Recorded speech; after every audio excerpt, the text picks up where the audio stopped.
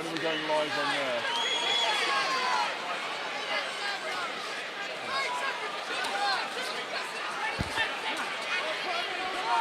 That better.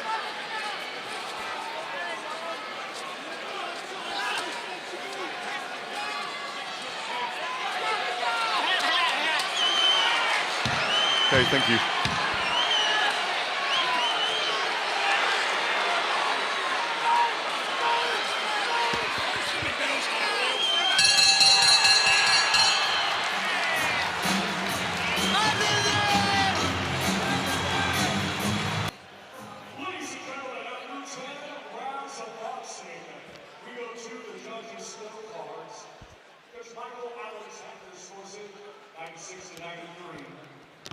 Judges, Patrick Wardley and Fabio are in agreement. They both scored the same, 98 to 91. All delivered by unanimous decision. And now the WBO European Lightweight Champion, King Smith.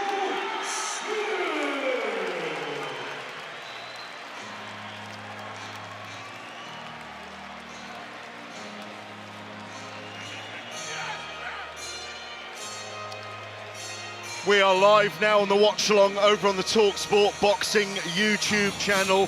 We are live in the arena. We are waiting for an anticipated, brilliant fight between two amazing heavyweights, Joseph Parker and Fabio Wardley. About 10 o'clock, when in radio terms we cross over to talkSPORT 1. It's going to be a great night, and it's going to be a great night because I've got three brilliant men sitting to my right. First of all, the one and only Paul Smith, the former British super middleweight champion and three-time world title challenger, who's got a bruised left shoulder that I'm going to be careful not to bang tonight. How much are you looking forward to this tonight? How much does Parker have to gain and to lose? And could this be Wardley's night, Paul? It's a very difficult night for Parker because he's in a sort of it's a very tricky situation. He is interim champion, he's mandatory challenger for Usyk, and he's taken, in my opinion, what could be a potential banana skin fight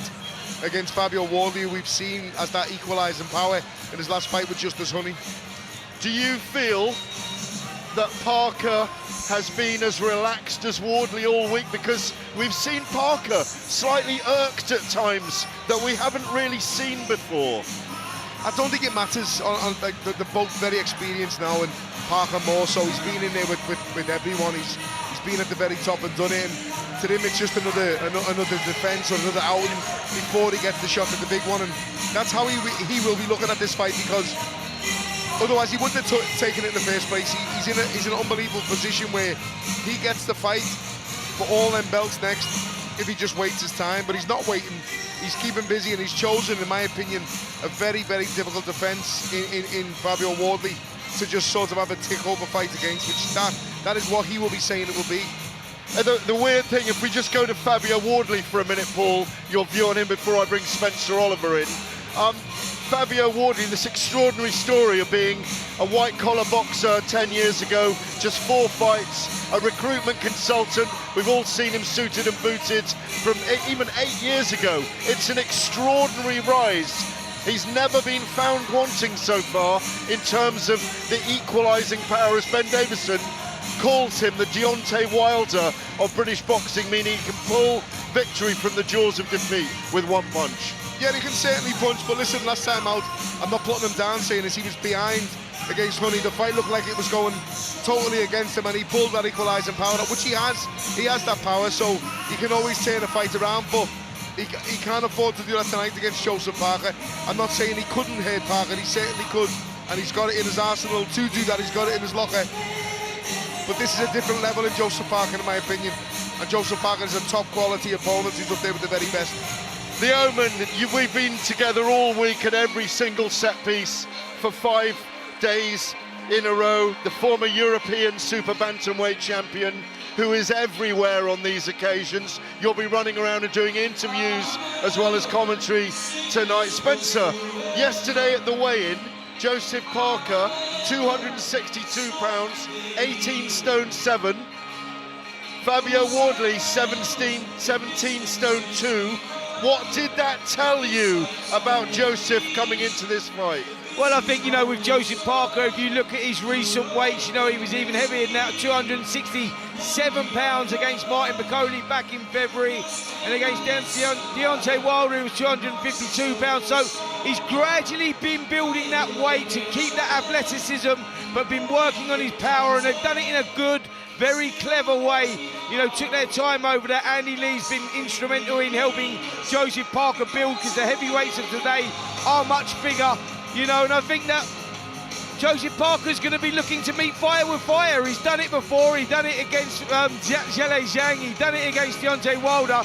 And he'll feel that Fabio Wardley isn't proven at this level. You know, we're talking about a guy here who's a young veteran. I love that expression you've been using all week. A young veteran, yeah, you know, we rarely get that. He is, yeah. Absolutely, we rarely get that in our sport. It was 9.5 years ago he won the world title against Andy Ruiz Jr. and he was only a pup then. He was 24 years of age, you know, and he's had his setbacks since then. But they've sort of moulded him into the fighter that he is today, and he is one of the most dangerous fighters in the world.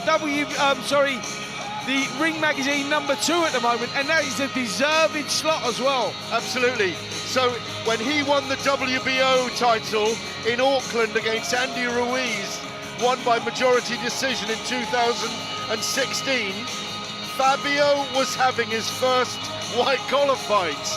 So is there mileage on the clock, as Fabio's been trying to indicate, on Joseph Parker? No, I think that he's in the prime of his career right now, Joseph Parker. Like I say, those setbacks, you look at the loss he had to Anthony Joshua back in 2018, and then the back-to-back loss he had with Dillian White as well. He lost that fight, and you're wondering where his career is going. You fast forward a few years, and he gets knocked out in 11 rounds by Joe Joyce, and you think perhaps he's not that top-tier heavyweight anymore. You know, teamed up with Andy Lee, and I think, you know, he's been working on him physically, mentally, building his size, and he's been on a surge, he's been on a run of late. You know, the last 6 fights have been particularly impressive, and like, you know, the victories that I've mentioned put him right up there. For me, Joseph Parker right now is in the prime of his career. We've seen him here against Dillian White, of course, where he lost. We've seen Dillian White against Anthony Joshua, where he lost here. It's an amazing arena. We haven't been here broadcasting since Fraser Clark and Fabio Wardley fought that extraordinary draw about 19 months ago. Paul, on paper, it ought to be a late stoppage or points victory for Joseph Parker, but because strange things happen in the heavyweight division, and one change can be calamitous for any fighter, we might see something extraordinary tonight. Listen, this is heavyweight boxing. It does happen. Usually the script is written, and usually the script is ripped up with heavyweight boxing, and any shot on the chin you could go, especially nowadays. These fellas 17.5, 18.5 stone, they're big lads, you know what I mean? And if any of them hit you on the chin, you're going. But I think it should stick to plan tonight, but I wouldn't be surprised at all if Wardley pulls this off because of the power he carries. Yeah, it's an interesting one, isn't it? Because, you know, if you look at their careers and how their careers have panned out, you go in the first 21 fights, you know, the fight before actually Joseph Parker won the world title, you look at that and you go, 21 fights, 21 wins, 18 of those by KO. He was considered a big puncher then, but he was mixing in the class of Fabio Wardley, and Fabio Wardley, who's got an impressive record of 19 wins, 1 draw with 18 knockouts, is considered the puncher in this. But don't write off Joseph Parker's power. Absolutely right. And that's the thing. And now, look, we know where Joseph Parker's at. He's a world-class heavyweight. He's a proven world-class heavyweight. We don't know where the ceiling is for Fabio Wardley. Okay, the 2 wins over Fraser Clark, yeah, they were impressive. David Adelaide, that was impressive. But we're talking British level here, guys. This is a massive step up into world class, you know, and we're going to find out exactly if Fabio Wardley can do that.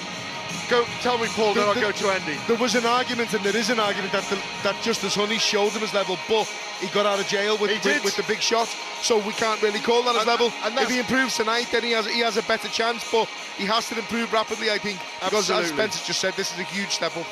Andy Clark, our lead commentator tonight. We've been on some big occasions, all four of us. Have you been seeing something in the water this week that we're going to see something special tonight? I certainly hope so, because I make this a difficult fight to call. If you're going to be logical about it, then really you do have to pick Joseph Parker, because he's the one with the experience, he's the one with the greater resume, and he is on a good run of form, and he does seem to be physically in the best shape of his career. But there's something about Fabio Wardley. There is always something about an undefeated fighter, and he understands the mentality, Wardley. He is a knockout merchant. That's what he's looking to do, whether it comes early, whether it comes late. He trusts that power, and he keeps the faith that he will find it. He knows it's me or you. He knows that, and he's probably aware of the fact that on one night during his career, it will be him, but it doesn't scare him, not yet anyway. Yeah, and he's exuded that confidence all week. Thank you, Andy, Spencer, and Paul. Well, on our menu tonight on talkSPORT 2, coming up shortly, Danny Quartermain versus Royston Barney Smith, the IBF and WBO European Super Featherweight Championship, 10 3-minute rounds. Then we've got Ezra Taylor against Steve Woodall, the WBA Continental Gold Light Heavyweight Championship, again 10 threes. Then Jürgen Uljai, an Albanian under Don Charles, against Roly Lambert Fugum for the vacant IBO World Cruiserweight Championship, 12 3-minute rounds. And then we're cross to talkSPORT 1 for Joseph Parker versus Fabio Wardley for the interim WBO and WBA World Heavyweight Championship, 12 3-minute rounds, of course. Well, right now, as Thomas Treiber announces Danny Quartermain's walk to the ring against Royston Barney Smith, who's already in there, I will hand you over. Tyson Fury's here, by the way, which is good news, taking his seat in the VIP seats at ringside with his brother Shane. I'll hand you over to Andy Clark and Spencer Oliver for Quartermain versus the very exciting Royston Barney Smith. Good evening, everybody. It is absolutely tremendous to be back ringside at the O2. The scene of so many great nights down the years. Not quite as many in the last few years as we had pre-COVID, but as Gareth mentioned, Fraser Clark, Fabio Wardley was an all-out war. Danny Quartermain just making his way to his corner, the blue corner, the far side of the ring.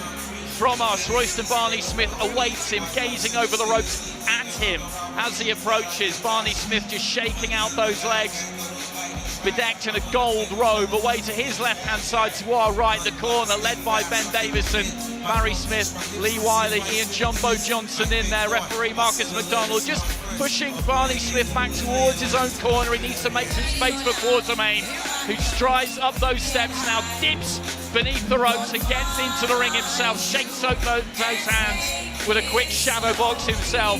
These two are ready. 10 rounds for the IBF and WBO European Super Featherweight titles, currently held by Quartermain. And it's a very enticing matchup, this. Quartermain undefeated, one draw in his record, that due to a clash of heads early in the fight against Jack Mason. Royston Barney Smith is undefeated. Marcus McDonald again just saying to the Barney Smith corner, they need to retreat. Here comes Thomas. Ladies and gentlemen, this bout is scheduled for 10 rounds, and it will be for the IBF and WBO European Super Featherweight Championships. Brought to you by Frank Warren for Queensberry, in association with Platform Sports and Gold Star Promotions, along with their great sponsors. 32 Red, Unibet, Riyadh Season, The Ring, That Prize Guy, Global Next Trade, Vow Nutrition, and Flex Mize. It is sanctioned by the British Boxing Board of Control, Steward in Charge Guy Williamson, along with the International Boxing Federation, President Daryl Peoples, Supervisor Guy Williamson, and the World Boxing Organization, President Gustavo Olivieri, Supervisor Dennis Gilmartin. Our 3 judges assigned will be Phil Edwards of England, Matteo Montella of Italy, and Alexander Plumins of Germany. Our referee in charge will be Marcus McDonnell of England.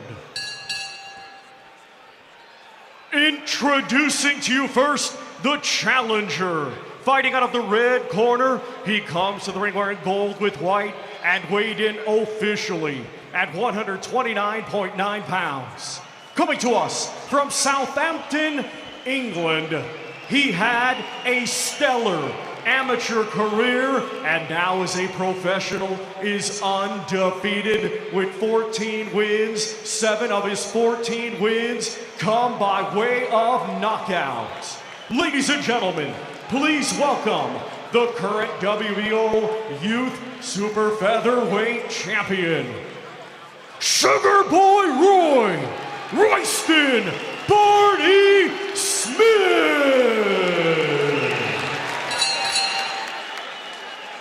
And his opponent across the ring in this championship contest, he is the defending champion. Fighting out of the blue corner, he comes to the ring wearing white with red and blue and weighed in officially at 129.3 pounds. Hailing from Leamington Spa, England, he is undefeated with 13 wins, 1 draw, 4 wins come by way of knockout. Ladies and gentlemen, here is the reigning and defending IBF and WBO European Super Featherweight Champion, Danny Quartermain.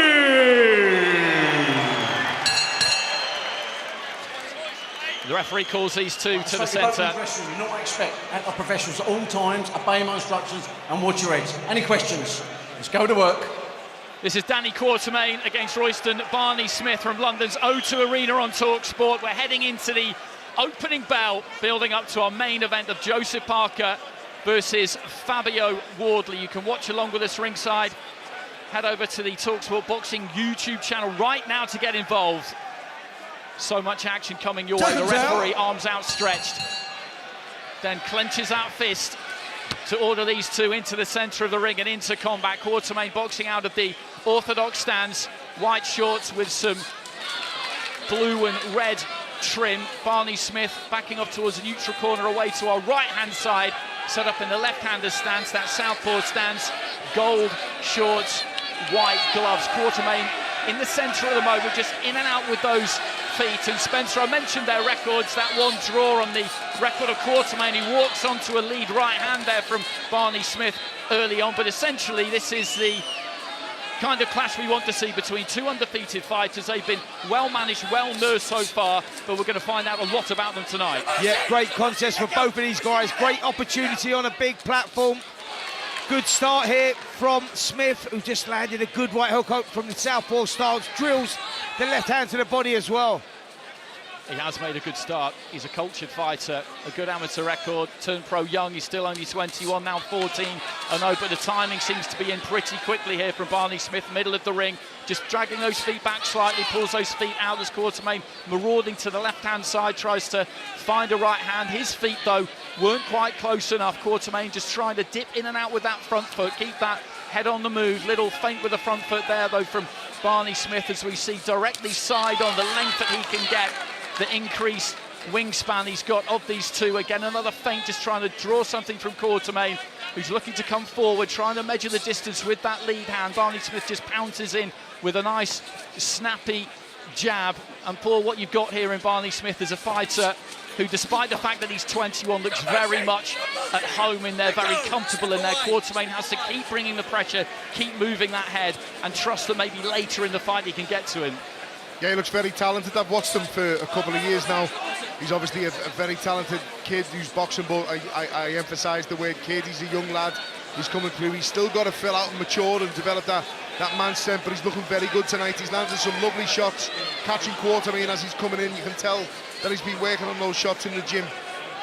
Into the final minutes of round 1, and Barney Smith with a lean, lithe kind of physique to him. You'd imagine he's going to go up through the weights from super featherweight at some point. Quartermain just a little bit shorter, stockier, you would say, more compact again towards the right-hand side of the ring. He looks to come forward. Barney Smith just rocked back and then came back with a long, nice, loose left hand, which fell just short, and again just spins around that front foot to find some space around the centre of the ring. Quartermain trying to apply that pressure with the front foot, but the jab is coming from Royston Barney Smith along with a couple of feints. He's just occupying Quartermain. He's had a good first round here. I know that trainer Ben Davison has always been keen on him. Long left hand there from Barney Smith. Finds the target. Quartermain though just pulling his weight back there, Spencer. Made sure he didn't get caught flush with that. Yeah, Quartermain was the one that was trying to pressure, trying to stomp forward, trying to close the space actually, but Royston Barney Smith was boxing well around the perimeter of the ring. The timing was very good. He found a range with the jab, the southpaw jab, and then he was drilling those left hands through the middle, and they was really forcing the head back there of Quartermain. And I think, Paul, that was a great start there from Royston Barney Smith. Yeah, very good start. He looks the sharper of the two. He looks obviously the more youthful of the two, and he looks like he's more alert tonight, and he started a little bit better. Now Quartermain will ease into the fight, I'm sure, but at the moment he just can't deal with the sharpness and the accuracy of Smith, who's landed some really eye-catching both right hands and left hands. Quick up off his stall there, Quartermain. Trainer Edwin Cleary with some final advice, and we've got two father and son combinations on the far side of the ring.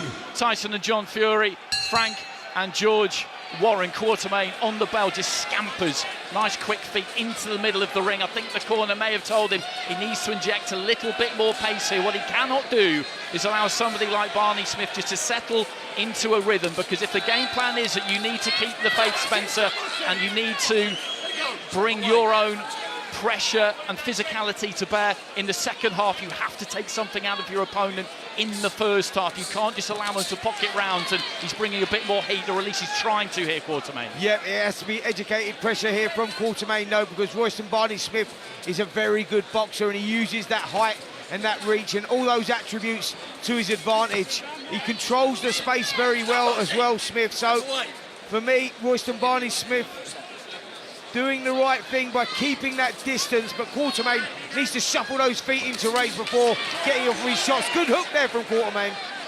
Nice rapid combination from Barney Smith just before that, and he's doing the right thing here, Quartermain. He's boxing with some urgency. He's committing himself, which is what he has to do. He's going to get caught when he makes that kind of commitment at times. There's no way around that.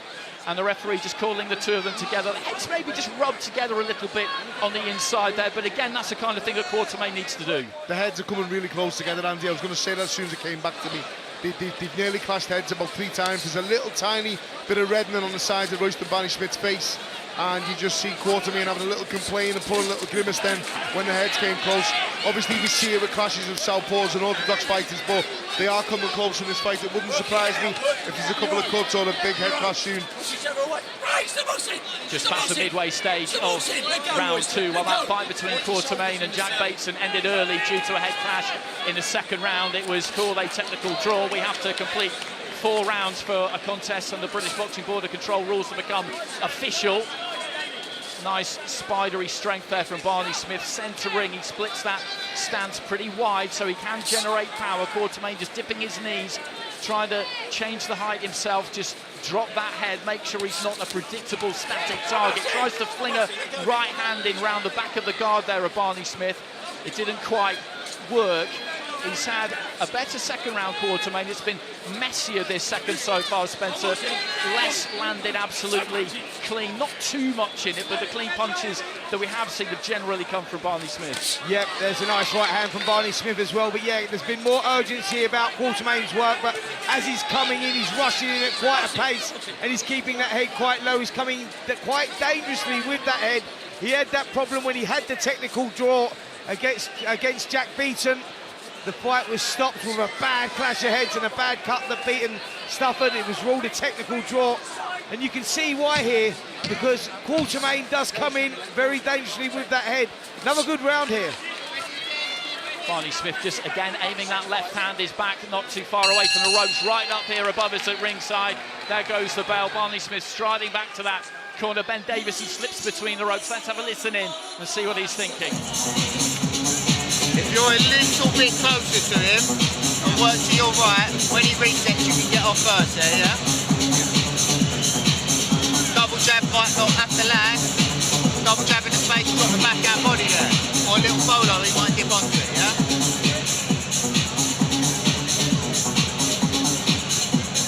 Okay, you still doing all right on bench there. But this motion when he's bouncing. Short bait trigger. He's starting to go. Little short bait trigger. When you're on the straight line, yeah? We're not waiting for that.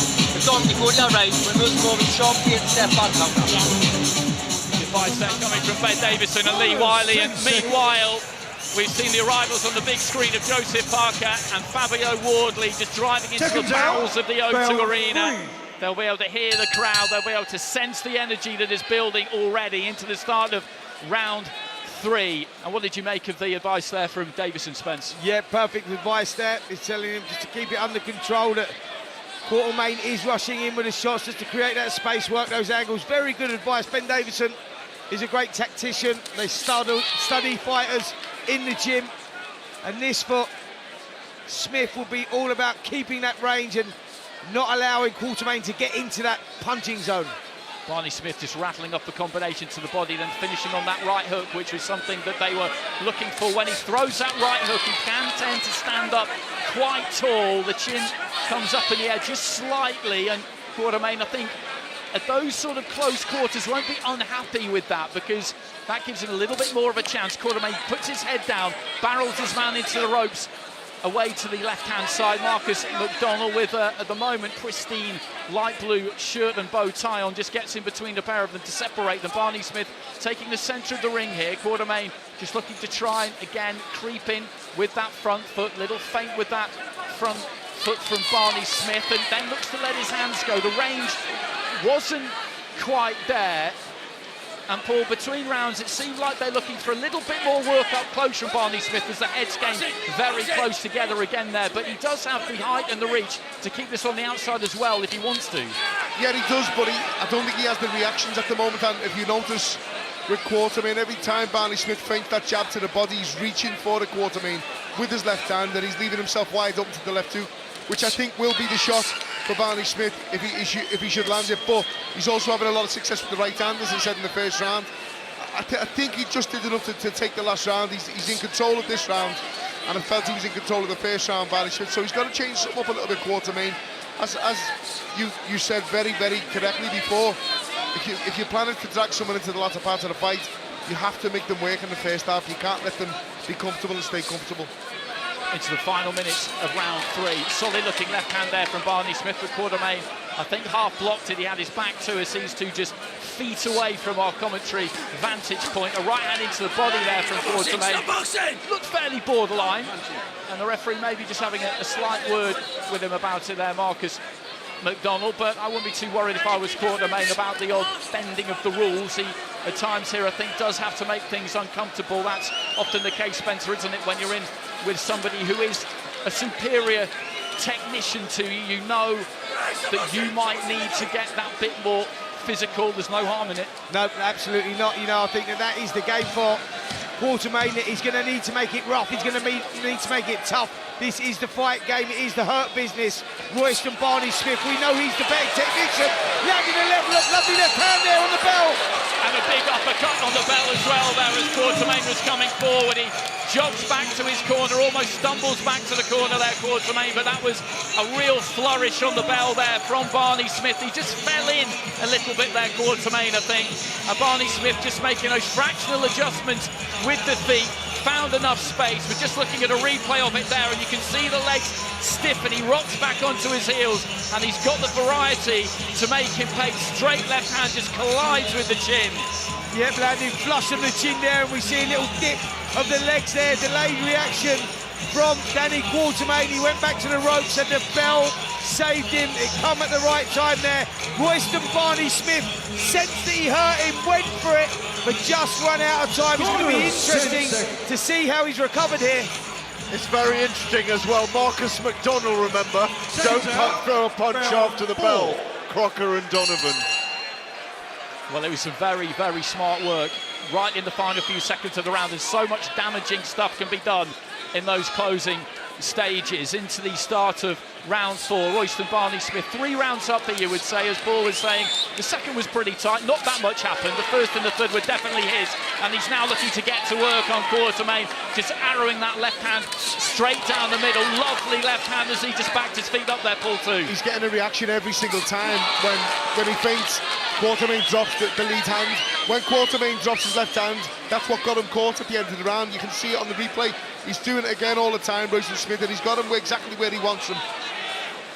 Quartermain just a little bit hesitant now. His front foot slips slightly as he comes forward. He's got to try and keep that conviction, but as he stepped in there against centre ring, he walked straight onto a little curving left hook and another one there as he came forward. And he's got a real problem here, Spencer, because he's trying to bring the heat as much as he can, but every time he does come forward, he cannot close that gap quick enough. Barney Smith seems to know exactly what he's going to do, and he's good enough to give himself a little bit of space and make him pay. Quartermain really bringing the physicality there, just trying to get hold of his man and manhandle him, but he's getting picked off in that kind of threshing zone as he comes forward at the moment. Yeah, Barney Smith's dominating the space at the moment, and he's worked him out. He's just taking half a step back as Quartermain's falling in with his shots. He's leaving his feet too far behind, and Smith's making him pay with those big left hooks straight through the middle. And I tell you something, Quartermain, when he's getting hit with those shots, the legs are stiffening.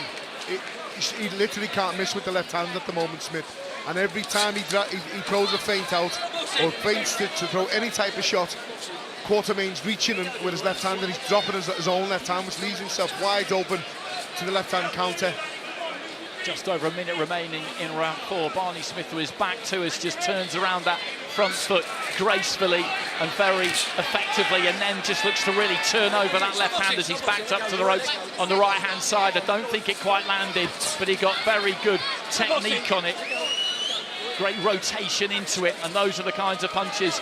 If he wears a few more of them, Quartermain, as he's coming forward with that doubling of the impact, then he could be in trouble. But he's sticking to the task here, Quartermain. We have to give him credit for that. There's not been too much that has happened so far to encourage him, but right above us, he's just trying to keep those shoulders rolling, keep that head on the move. But before too long, Spencer, he needs to land something solid just to make him believe, basically, that he can get into this fight, because heading towards the end of the 4th, he's 4 rounds down. He's been hurt, he's been semi-buzzed a couple of times. You would say, there's that straight left hand again from Royston Barney Smith. Yeah, lovely shot straight down the middle there, and Danny Quartermain is trying to figure it out. He's trying to set the traps, but Royston Barney Smith is not taking the bait, and he's controlling things here. He's boxing his fight at the moment, Smith. And that was another good round there, round number 4. A dominant round from Barney Smith, who was controlling the space and was finding the range with that left hand. Danny Quartermain the frustration started to kick in. He was getting a little bit reckless, making fundamental mistakes as he was coming in, reaching with his shots, and he was getting nailed by the southpaw left hand through the middle. Another good round there from Smith. Paul, this is a difficult place that he's sitting in, Quartermain, in that corner, because he'll have had an idea that maybe the fight would go like this, as in he would be struggling in the early rounds. He might drop some of the early rounds, but on that stool now, he's got to be telling himself, I can do this, I've got to stick to this, stay compact, I will get to him, I will make inroads, but it's a little bit bleak at the moment. It's difficult at the moment because he's hitting fresh air. He's not hitting target, gloves and elbows, and being able to come back with a second and third shot. He's throwing one, missing it, and he's falling in because Barney Smith is so good on his feet and his distance. But he just can't miss at the moment with the left hand, Barney Smith, and everything he's doing, he's getting a reaction from Quartermain, who's been leading with the head a little bit as well. It's a little bit on the dirty side. I understand why he's doing it, but he's got to get close. So into the 5th round here, left hand again there from Royston Barney Smith. It landed, and then Quartermain just came steaming forward anyway, low head, just put it up under the chin of Barney Smith, rolled him back into the ropes, and that kind of bulldozery approach, I think, is one that he's going to have to employ, because he is having to do this the hard way, Quartermain. There is a big differential between these two. Skill-wise, that is just the reality. Barney Smith is making that count at the moment. Again, nice wide stance, middle of the ring as we look at it. Quartermain, a hive of activity, arms, shoulders, head, moving, twitching, trying to make sure that he's not presenting too easy a target. And when you look at them there, Spencer, And you get this sometimes in fights where there is a bit of a difference between the two in terms of class. A left hand landed again there from Barney Smith. Barney Smith looks like he's got all the time in the world. Quartermain looks like he's fighting on fast forward. Yeah, that's because Barney Smith's totally in control of this contest. He's controlling the space, he's throwing the shots when he wants to throw the shots, and he's not in the pocket when Quartermain throws his shots. Quartermain, who's shuffling around, trying to set traps, lifting the left hand up, carrying it down, trying to be a little bit unpredictable because he can't work it out at the moment. Quartermain, everything he's doing, Smith's got an answer for. 1 minute 23 remaining in round 5. This scheduled for 10. The IBF and WBO European super featherweight titles on the line. Quartermain holds them both. He's got a 15 ranking with the WBO, 13 with the IBF, so this will be a major move for Barney Smith. Quartermain comes forward again there, just bulls in. The head was down. Royston Barney Smith is a little bit wary of that, and you can understand it. What you don't want at this point is a cut, but were that to happen due to a head clash, and were the fight to be stopped as a result of it, we would go to the scorecards at this point, and Royston Barney Smith is comfortably ahead. You would have to say that. Quartermain looking for a right hand there, but I see through his, a left hand came back from Royston Barney Smith. Quartermain isn't necessarily landing all that much in this round, but he is making a little bit of an impact there, I would argue. I would say this might be his best round of the fight so far. I'm not sure it's enough for him to I'm not a fucking idiot. win You it. lose points. You don't need to lose points. You understand me? You can tidy it up. Tidy it up. Well, some crude Anglo-Saxon there from Marcus McDonald, but he made the point that he needed to make. And I don't blame Quartermain for taking that approach. It's kind of what he has to do, but he is walking a tightrope with the ref. Absolutely, he is walking a tightrope, and to say what Marcus McDonald was saying there, it was like, he was saying, I'm not an idiot. Tidy it up. I know what you're trying to do, because Quartermain recognises that he can't outbox him here. Everything he's trying is not working, so he's got to try and rough him up, but he's got to be very careful about the way he does that. The approach has got to be right, because he's coming in reckless, his feet are crossing, he's coming in with his head, and Barney Smith is just catching him as he comes in. Left hand through the middle, followed up by the right hooks as well.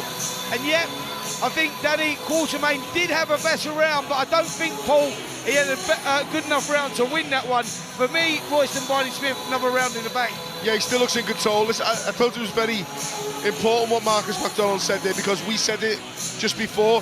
He knows what he's doing. I understand why he's fighting dirty and rough. I understand why he's leaving the head in or nudging him off at the shoulder, because a young kid is in charge here, and you need to do something to offset him and to get him off his rhythm, because he's in a nice rhythm and he's in control now. I think that's 5 rounds in the bank, although the second there was a little bit of an argument, but he's got to change things up, Quartermain. I said that before. So into the second half of the fight, and I think you're absolutely right. Best case for Quartermain here is he is 4-1 down. He's been 10 rounds on one occasion. Barney Smith has never done it.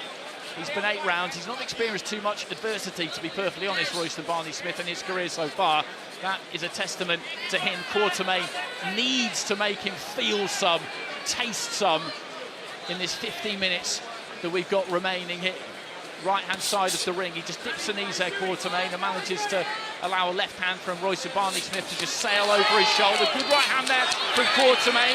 A left hand landed from Royston Barney Smith, but he just walked through it, got into range, and then found the target with his own right hand, and that is exactly what he has to do, Spencer. It's the hard way. You have to bite down. You're going to have to walk into the fight through some punches, but he did it there. Yep, you've got to show character, Andy, and that's exactly what he done there.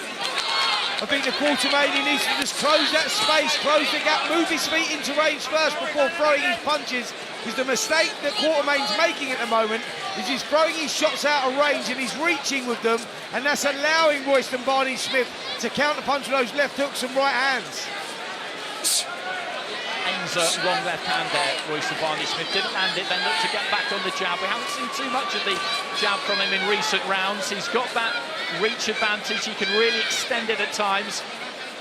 Just crouching slightly, dipping off to his left-hand side, Royston Barney Smith, then exploding up into that long left hand, right-hand side of the ring. It landed, but Quartermain again was just bringing those feet back to took the sting out of it. He caught the right hand on the way in there, Quartermain, right up above us as he approached the ropes, but this is what he does need to do. Marcus McDonald talking to Barney Smith this time about a little bit of holding when they get up close. The referee has spoken to the pair of them now as we head into the final minute of the round. I think the referee's being a bit harsh and strict to break them. As soon as they get close, he shouts stop boxing straight away. And it's going to favour Smith. It's not going to favour Quartermain.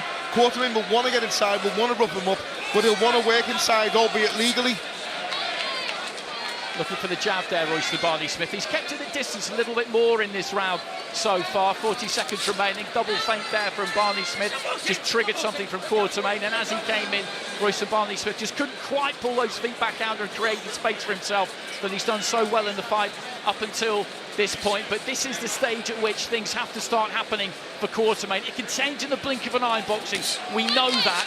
Chopping left hand there from Royston Barney Smith, but he's got to start trying to land with regularity. It's not through any kind of lack of effort, but he needs Royston Barney Smith to slow down here, Quartermain. He needs that tank to start to empty. Yep, he certainly does. It's been roughhouse tactics from Quartermain from the first belt.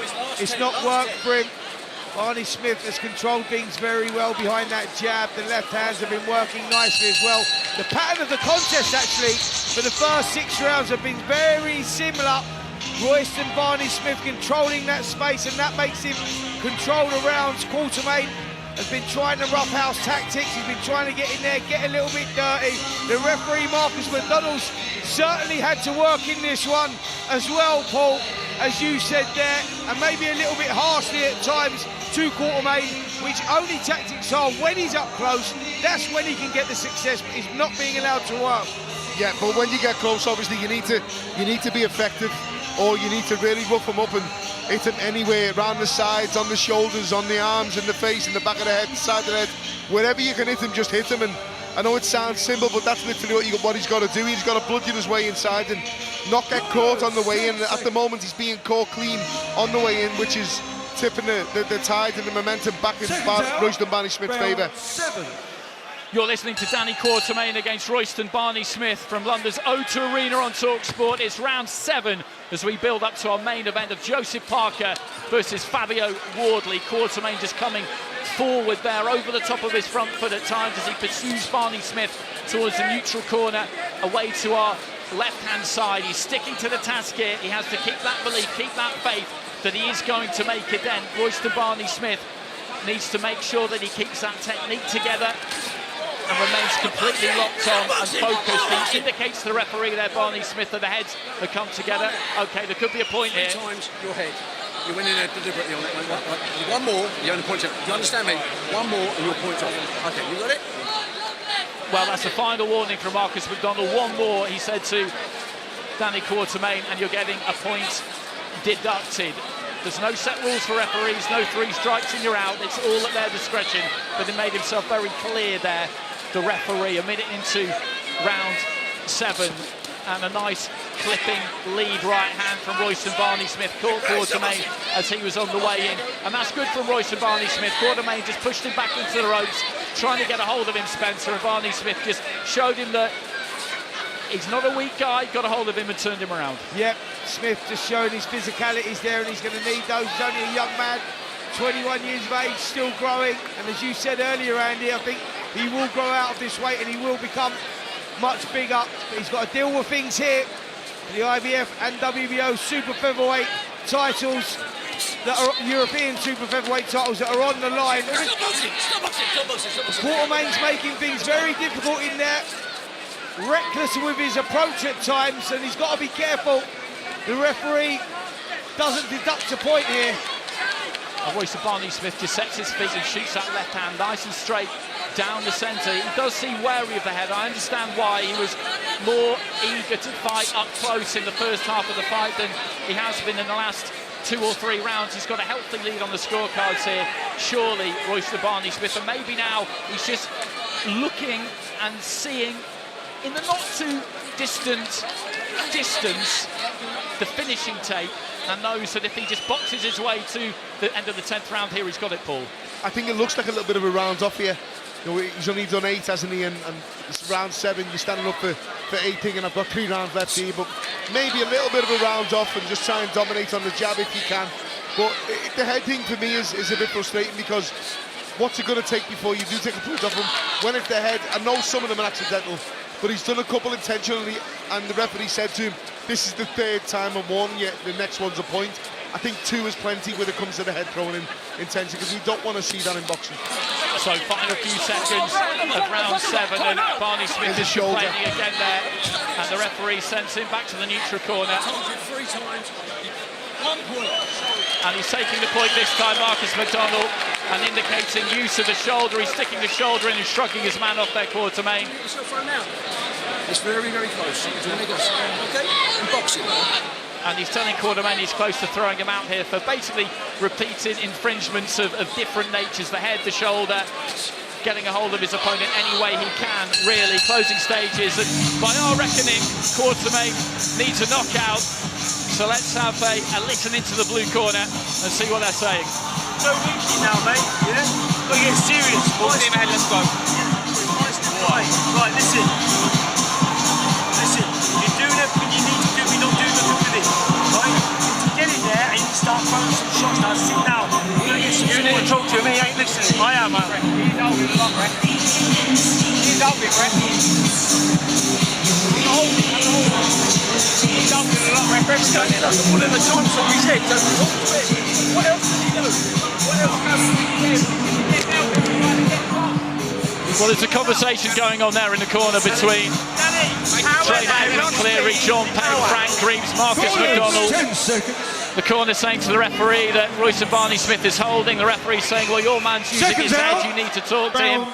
A few voices in there, which at times isn't ideal for a fighter. It was difficult to pick up too much of that, but with 3 rounds remaining in the 10, Royce and Barney Smith has got a sizable lead here. And Danny Quartermain has got to do something serious. Yeah, Quartermain is a mile behind here, and he's going to need the knockout to win this one for sure. And let's hope he doesn't do anything stupid here, Quartermain, because he has been reckless in his approach. Marcus McDonald, the referee, has really had to work in this one to keep this one under control, but we don't. And we're hoping that Quartermain doesn't go and do something stupid here, because he's been using the shoulder, blatantly using the head as well.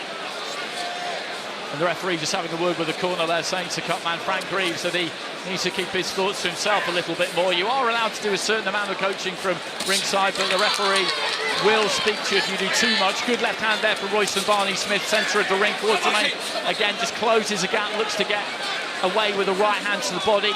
Couldn't quite do it. A minute down in round 8. We just saw Carl Frampton's scorecard flash up on the screen in front of us. Carl working for our colleagues DAZN tonight. He's got every round in favour of Barney Smith plus a point deduction, which is exactly how we've got it, Paul. And if you're Barney Smith at this point, you don't want to be negative or go into your shell, but you also don't want to get a horrible cut before the end of this fight either. So do you expect to see him here just try and box the rest of this fight, get through, take the decision and move on his merry way? I think he'd be a fool to take too many chances now when he's obviously, you know, he's 8 rounds up plus the deduction.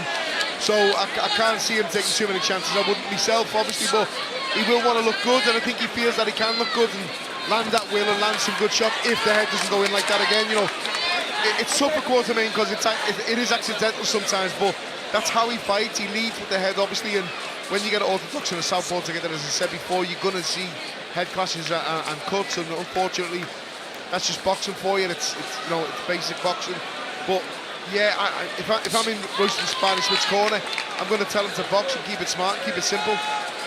Just under a minute remaining in round 8, and that's exactly what he's doing in this round, just maintaining the distance, using that jab, using that long left hand, just backed up there and then shot down with the left hand as Quartermain came in. He couldn't miss him with him in the first half of the fight, hasn't quite been able to find it in the last couple of rounds, but that kind of is the choice for him here, Spencer. You can never lose focus or assume anything in there, because one punch you don't see coming and all of a sudden the world is a very, very different place. But this is a big stage and you want to impress, and in these last couple of rounds he will want to finish with a flourish. Absolutely, it's a huge stage, and I think that Royce and Barney Smith will want to impress. He won't want to just cruise and just jog over the line. He's going to want to show real finish, that is for sure, because that's the kid that he is, you know, and he's going to be looking for that shot. But he has to be careful here, because Danny Quartermain is very reckless with his approaches. He's coming in with a head low again there as they both get tied up over the ropes on the bell. Marcus McDonald pushes Quartermain back to the corner. And Royston Barney Smith getting the instructions here from Ben Davison. It's going to be interesting to see what Davison has to say and how he would approach the last couple of rounds. Well, he's just 21 years old, Royston Barney Smith, but that belies his boxing age, really, because the background he's from, the culture he's from, he started very, very young, and that's why he looks so at home in there. He's completely calm in the corner as the advice is coming in, and he's been calm in the face of the storm during the course of this fight, because Quartermain has tried to rattle him, he's tried to get inside his head, he's tried to give him other things to think about other than just the fists that are coming his way.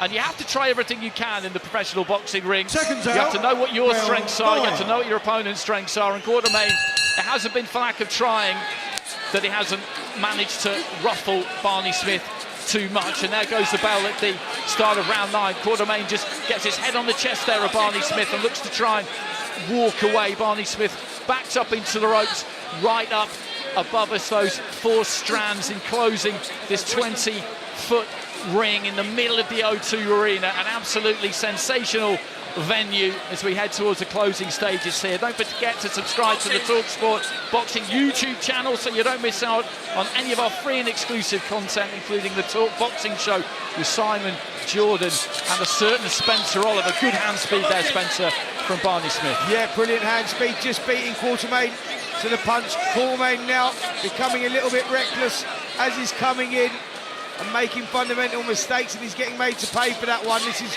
good focus here from young Barney Smith, who's landed a lovely straight left down the middle again. That's been a successful shot for him from the opening bell. Quartermain tries to tie him up, making things rough in there as he comes in again with a head there. Quartermain, Marcus McDonald's having another word. He came right up underneath the chin there. He does carry that head in quite low, and as he came in, he just lifted that head up, and Barney Smith backs up to the ropes. Does tend to stand a little bit tall in that circumstance. He can maybe do with getting slightly lower himself there and just tucking that chin down slightly, because you've got to think about anything that's coming your way, and he just left the door open slightly there for what he got, which was kind of an upward headbutt, if that makes any sense at all. 1 minute 20 remaining in the round, and again the two of them come together. The referee, I think, could disqualify him here. Don't you call me sir. You're doing that. Like, next time I'm going to throw you out. Do you understand me? Do you understand me? And Marcus McDonald again just speaking to Danny Quartermain, and I think, Paul, the next time that we see something like that, we may see the DQ. He's just said if you do it one more time you're going, so when you've lost this many rounds, it's also an easy way out, if you know what I mean, and I wouldn't like to see that happen. So I hope he tidies it up, I hope he doesn't do it, but I just don't think he can fight any other way. It's not always intentional, but it's always dangerous. Beautiful lead right hand there from Barney Smith, just punished Quartermain as he came in, and to give Quartermain his credit, he's never ever stopped trying here, but sometimes you run into somebody who is just too good for you. That is elite level sport, and that is what we are watching here at the O2 tonight. Big winging lead right hook there. For the first time he threw something, Barney Smith, centre of the ring, that just looked a little bit tired, slightly laboured, but he's been sharp, he's been on point. A 1-2 down the pipe there, followed by the uppercut with the right, and there's that short right hand on the inside, and then he turns his man as the referee looks to get in between the pair of them. Closing stages of round 9, and whichever way you slice this, it's been untidy at times due to the handiwork, the head work of Quartermain, Spencer, but this has been a very impressive performance from a fighter who we always knew has got a lot of talent. Absolutely, yeah. Only 21 years of age, Royston Barney Smith. You know, he come through those amateur ranks. I remember him as an amateur. He was a top kid coming through, and he's been delivering and developing on the professional stage. He's not really boxed many English kids. He's had a lot of international experience, and he gets his opportunity for 2 titles here against Danny Quartermain, who is the current the IBF European Super Featherweight champion, and that looks to be sliding away from him here. Quartermain has been trying, been reckless with the head at times, and this, for me, Paul Smith, I'll bring you in here. For me, I think this has been a good developing fight for Royston Barney Smith, because these are the type of guys and type of opponents that you like to be in against? Yeah, I think it's very good matching, and I think obviously if it was a fight too soon with Barney Smith, we'd have known earlier on in this fight he's been relatively comfortable all night, and it's one of those after the fight wasn't that great matchmaking at the right time for Barney Smith, but a tough night for Quartermain. So into the 10th and final round, and it's a test that Barney Smith so far has passed with flying colours, and this has been a test, make no mistake about that. He's the Canada fighter who's brought a lot of physical strength, a lot of physical presence to the fight, who's been on him every second of every round, but he's been able to cope with that. He's been able to deal with that as they just do a little pirouette, these two, in the neutral corner, far side of the ring on our right-hand side, and then Barney Smith is quickly out of that corner, looks to shoot that left hand straight down the middle, and Quartermain again just comes forward, sweeps him back to the ropes. He's worked around that front foot effectively, Spencer, hasn't he, Barney Smith? If I was just picking out one slight criticism, it might be that at times tonight he's gone back a bit too much in straight lines. Quartermain hasn't been able to really take advantage of that, but I'm picking at hairs. Yeah, I think that, you know, overall it's been a really good, solid performance from Royston Barney Smith. As I say, these are the sort of fights that you need to develop you to go on to the bigger and better stage. He's going to pick up a couple of titles here that he can defend before moving on to better titles, and yet this is the perfect fight for him at this stage of his career, because Quartermain is that tough kid, and he is that rough kid, and he'll use his shoulder, he'll use his head, and he'll use his elbows until the referee tells him not to. So I like this fight for Royston Barney Smith at this stage of his career. It's been an entertaining fight. The scorecards wouldn't tell you that, by the way, because the scorecards is a complete whitewash. But it's been a tough fight that Smith has had to stay focused on 3 minutes of every round. And there's 1 minute, 5 seconds left in his 10th and final round. Another round, Royston Barney Smith's dominating. Stop boxing. And the engines look good from Royston Barney Smith tonight as well. He's been put under pressure, as we've been saying, but at no point has he really looked like he's going to wilt. Right hand there, puts down Quartermain. He's not happy with the knockdown, but it was definitely a legitimate shot that landed right-hand side of the ring. He was rushing him forward. Barney Smith just threw that right hand, moved off to his right as he threw it, and down his opponent went. And I think that will be the flourish that he would really have wanted to finish the fight all round. This has been a good performance. You've got to be careful with young fighters. No matter how good you think they are, you have to set them the right tests at the right time. If you rush it, you can ruin a fighter. We're living in an age now of everybody wanting 50-50 fights all the time, and once you get to a certain level, that's fine, but in the early stages, you have to build your man, Spencer, don't you? And he's been well built. Absolutely, and this is great matchmaking here for Smith, who I said does have potential to go a long way in this sport. And as I say that, Smith piling on the shots, big right hand, left hand winning there, landed right on the bell. What a shot there from Smith. Great way to finish the contest. And yet, Andy, as I was saying, these are the sort of fights you need to develop you to go on to bigger and better things. I think this kid has star quality for sure. Only 21 years of age. We're going to hear the name a lot more, but I believe tonight is his night. And a whitewash of the scorecards, Paul Smith, for me. Yeah, and it doesn't really look fair to Quartermain, because probably 6 of them rounds were competitive, maybe 7, but a few of them were very one-sided, and the one-sided one then included the knockdown and included him getting hurt at the end of the round. He was obviously hurt earlier on the fight in the 3rd round on the bell, then the point deduction, and I just think it's one of the most frustrating nights Quartermain will have had in his career, but probably a coming-of-age fight tonight for Royston Barney Smith. And as you say, these kids can all too often be overmatched early on, and I thought that matchmaking was perfect there, so credit to them. We talk about levels in this sport, don't we? And there was quite simply a difference between the two in terms of their skill level. And there's no shame in it if you're Quartermain. There's none at all, because he will watch Barney Smith now and he'll be rooting for him. He will want him to go on and achieve everything you possibly can achieve, because it makes your effort in going to 10 rounds with him look better.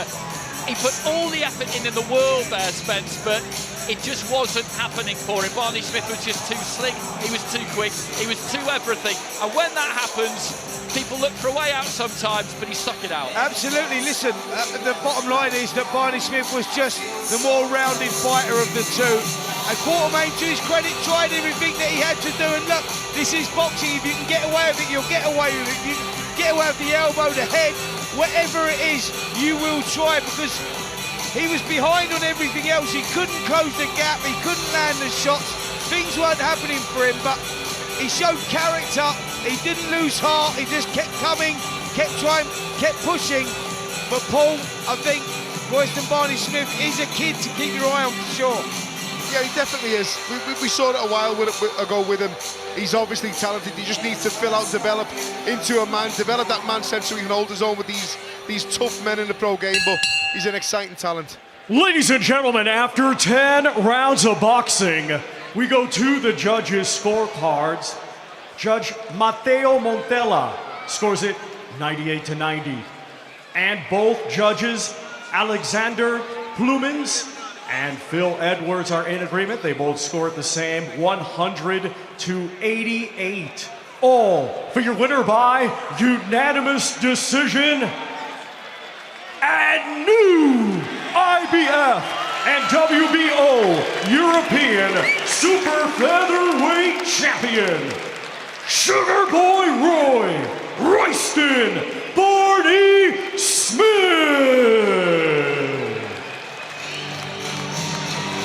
Well, a shot-out decision there for Royston Barney-Smith, as our brilliant commentary team elucidated and articulated through that very one-sided bout. Still 3 fights to come tonight. Ezra Taylor against Steve Woodall, the WBA Continental Light Heavyweight Championship. Jürgen Uljai against Rolly Lambert Logan for the vacant IBO World Cruiserweight Championship. And around 10 o'clock, or just after 10, Joseph Parker against Fabio Wardley for that position potentially to fight Alexander Usyk next. Tonight, the former heavyweight champion and the current WBO interim champion, Joseph Parker, takes on the WBA interim heavyweight champion, Fabio Wardley, live here at the O2. The winner, as I say, will all but guarantee themselves a shot at one of undisputed champion Alexander Usyk's belts. Watch it live tonight, only on DAZN.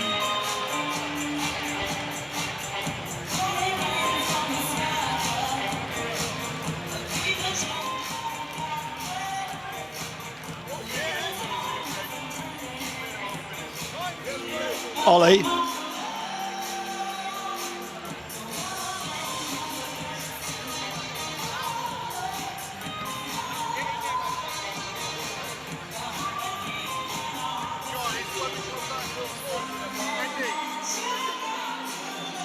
When we come back, we'll just have a quick comment on Royston. On the heavyweight division.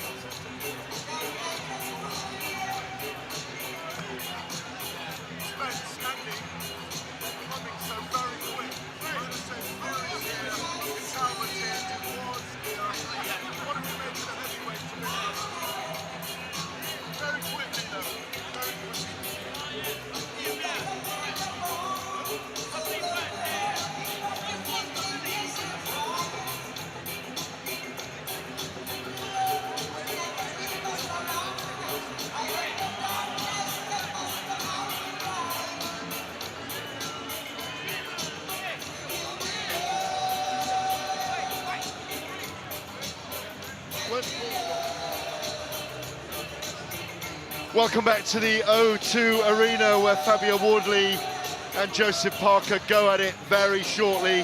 In about an hour and a half, we will be bringing you that live on talkSPORT 1.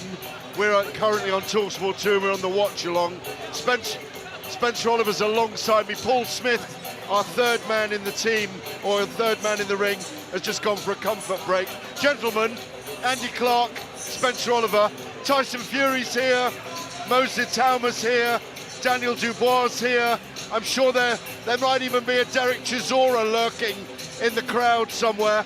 But it's a big night for the heavyweight division tonight, Spencer. Yeah, it certainly is a big night for the heavyweight division. We got the WBO interim champion in Joseph Parker putting it on the line against the WBA interim champion Fabio Wardley. So there's a lot of interest, a lot of intrigue, and we may hear news today, Andy, breaking news about other heavyweight fights that are going to happen sometime in the near future. Will the picture become clearer on what's going on with the heavyweights, and will we get some of those fights before the end of the year? There's just so much horse trading going on at the minute, isn't there? You hear something rumoured one day, then something rumoured the next day. We know Itama needs an opponent. We know Derek Chisora needs an opponent. We know AJ wants an opponent. I saw Agit Caballo round the corner at the Intercontinental just before I came over. He's got a fight at the end of January. I was even chatting to Derek last night on a call, and he's thinking, do I fight Dillian White? Should I be fighting Jarrell Miller? There's stories that Spencer's going to try and clear up for us a little bit later with Frank Warren on the other side of the ring, that Moses Tauma's fight may be delayed because of this situation, and the WBA regular title with Kubrat Pulev and Murat Gassiev that they're challenging at the moment. He's due to defend that belt against Gassiev on October the 12th, I think, in Dubai at the moment. We'll see, 12th or 13th. But I just wish Alexander Usyk was here tonight, and then we'd have a full house, wouldn't we? We absolutely would, and Ringside is always a better place for having the gap-toothed Ukrainian wizard present, because Fury's here, and it's just always an entertaining tableau when you've got those two in the same place. I'd love to see Anthony Joshua turn up at some point in the next few minutes as well. That would be fantastic as we watch Steve Woodall make his way to the ring. Indeed, we're going to switch over now, because a very, very promising light heavyweight from the Warren stable is up against Steve Woodall. 6 days he's been given to have this fight, with Louis Edmondson having a hip injury. That's a fight we were really looking forward to, but Woodall says he is going to give it his all tonight on late notice. He's really a super middleweight rather than a light heavyweight, but Ezra Taylor, they call him the Cannon for a reason. He's got very, very powerful hands as he enjoys his moment up on the dais. Let's just have a little listen.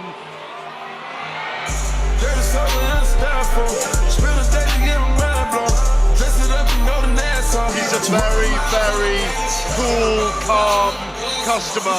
Obviously living in West Hollywood now, in Los Angeles, California, and being trained by Malik Scott, the husband of Kate Abdo that works on DAZN, of course, and other stations on Premier League football, Champions League football. But Ezra says over in Los Angeles, he's away from the noise. He's with Malik Scott, who knows the nuts and bolts of the industry, who's been with Deontay Wilder, who's been with world champions before, who knows his way around the game. Gentlemen, let me get your views on how good this guy could be in a division that contains Joshua Buatsi, Anthony Yard, David Benavidez, Mr. Callum Smith, Paul Smith, and Artur Beterbiev and Dimitri Bivol. Could he fit into the mix, Paul? Listen, it's a huge division. He's got a long, long way to go to get up to those type of names, as you mentioned. It's a stacked division. Obviously, it's known for its depth, and there's some elite fighters in there, especially the top four. Spencer, Andy, do we rate this kid? Do we really rate him highly? I think from what we've seen so far, there's reason there to believe that he can go on and achieve something, but he needs a really big fight, and he was supposed to have one tonight against Louis Edmondson, so it'll be very, very disappointing that that fell out. But he's got to respond in the right way here and take care of a good fighter in Steve Woodall. He's not really a light heavyweight, like you said, Gareth. He was a little bit unfortunate against Callum Simpson at the start of the year. I agree. I think he was going to go on and lose that fight, but it was stopped before he really had a chance to do too much. But he's got good pedigree, a good backing, and Ezra Taylor's got to be right on it tonight. Yeah, I agree with that. Ezra Taylor is highly touted as one of the light heavyweight prospects coming through in a stacked division, not just here but globally as well. But he has got talent. Speaking to Malik Scott yesterday, he truly believes in this kid. Ezra's now gone over to stateside. He's been training with Malik, who's a good trainer, and we're going to find out very, very shortly. I think in the next 12 months we really will find out. Well, guys, Andy Clark, Spencer Oliver, Paul Smith, Ezra Taylor, the WBA Continental Gold Light Heavyweight Championship, 10 3-minute rounds against Steve Woodall, and I will leave it in the voice of Thomas Driver until you guys take over. Knockout.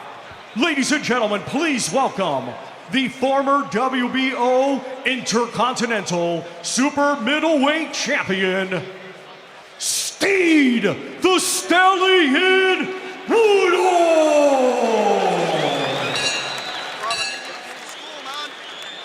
And his opponent across the ring in this championship contest, he is the defending champion, fighting out of the blue corner. He comes to the ring wearing black with gold and weighed in officially at 173.10 pounds. Hailing from Nottingham, England, he is undefeated with 12 wins. 8 of his 12 wins come by way of knockout. Ladies and gentlemen, here is the reigning and defending WBA Continental Gold Light Heavyweight Champion, Ezra the Cannon Taylor!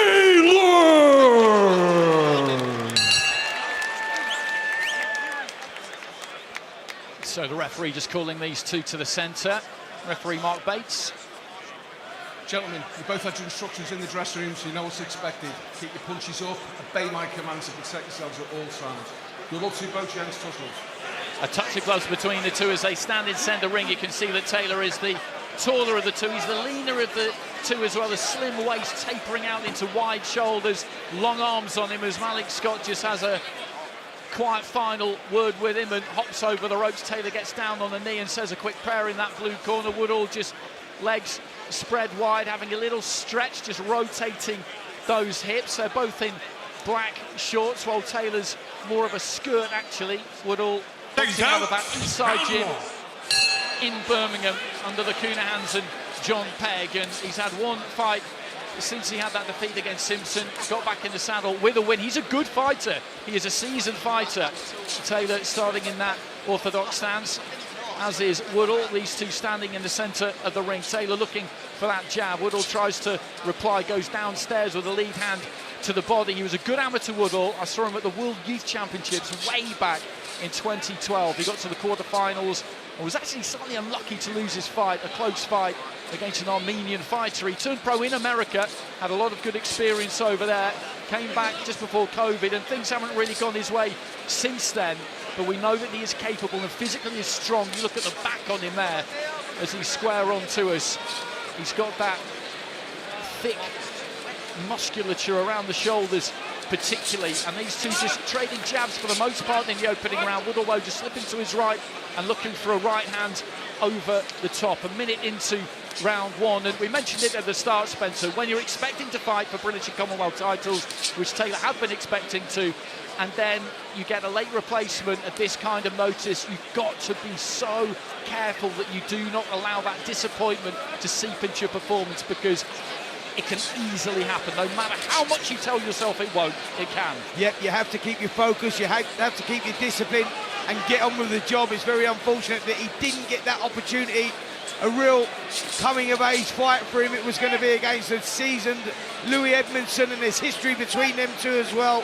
But thankfully, Steve Woodall stepped up to the plate. He's stepped in, he's stepped up in weight, but looks in fantastic shape as Ezra Taylor takes centre of the ring, hands held high, working well behind the jab, Good start from Taylor, but Woodall doesn't seem phased.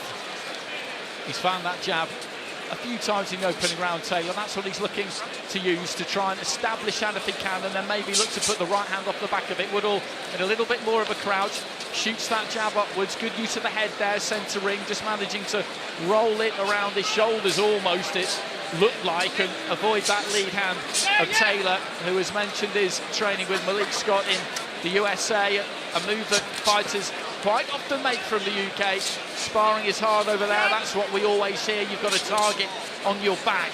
A left hand into the body there from Woodall. It's been a good opening round to watch this, Paul, because we've got two fighters here who are at a really good level technically.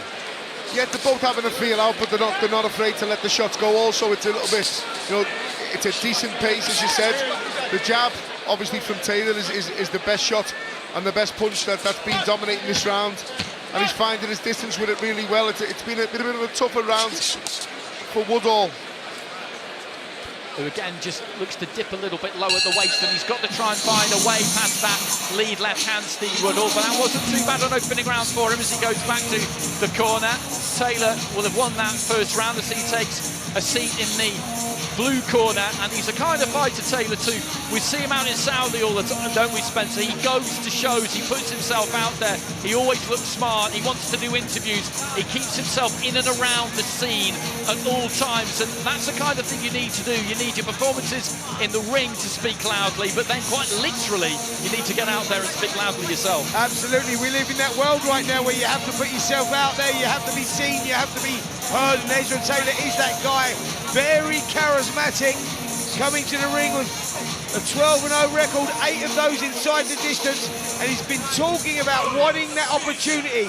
He nearly got it against Edmondson. Thankfully, he's still on the show here, and he still gets to showcase his skills. Good start to round one. And he comes into this fight, Taylor, off the back of a win against a 12-0 opponent himself in Troy Jones, and these two just tangling centre ring as soon as the bell goes. He's looking for that right hand over the top at the start of the round here, Taylor, a couple of times, and you can understand why, because Woodall does like to get low underneath his own jab. He gets really underneath the shoulder with it, if that makes sense, and dips off to his right hand side a little bit, so coming up over that jab, chopping down with the right hand onto the side of the head, the top of the head, that could be a worthwhile and effective punch for Taylor. Woodall, though, is always busy. He's not necessarily going to win that battle of the jabs. Well, not from range, he's not anyway. He's got to get that little bit closer to get his own punches home for the 7 seconds or so into round two. Doubles up, triples up on the jab there, Woodall. That was good stuff. Yeah, nice stuff there from Woodall. That's what he needs to do. Build off that, work behind the jab. When he finds that range, let the hands go, because Taylor has great shot selection as he just tees up and just misses, falls a little short there with the right hand. But like I say, that's where Woodall needs to take Taylor out of his rhythm, take the fight away from him at the moment. But Taylor doing a good job, looking solid up there at the moment. Good work with the jab again there from Taylor. Just before that, he threw a right hand straight down the middle. He's holding the centre of the ring for the most part and just managing to manoeuvre Woodall around to an extent. Left hand to the body there from Taylor, far side of the ring. Woodall came back looking for his own body work again there. The first one caught the elbow. The second one, I think, just crept in round the back of the arm. These two never too far away from each other. There's that kind of chopping right hand there from Taylor, and is that a danger for Woodall, do you think, Paul? Because he does tend to just crouch a bit and dip off to his right. Yeah, it is, but he's also fallen short with his shots, Woodall, because he's not fully extending his arms. He's throwing them, but he's sort of pulling his shots, if you know what I mean. Whereas obviously Taylor is really extended with the jab and looks like his reach is actually further than it is. You can tell that he's been doing a lot of work in the States, Taylor, by how he's jabbing. He's jabbing the old school American gym type way, where you just pop it out, just keep popping it out. It doesn't matter about the power, just pop it out at any time, and he's throwing it regularly and he's finding a home for it regularly.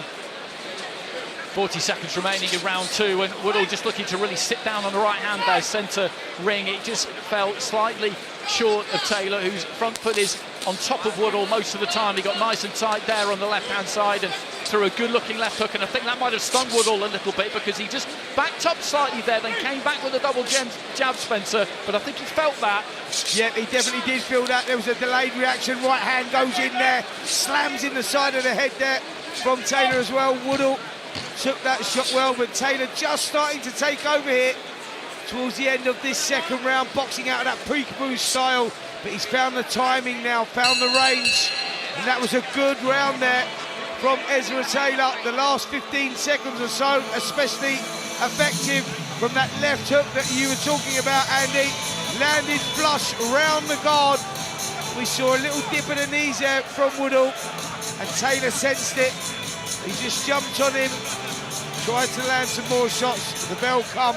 Going to be interesting to see how round 3 goes here. But for me, Paul, I think Ezra Taylor come out, he had a look, kept nice and composed.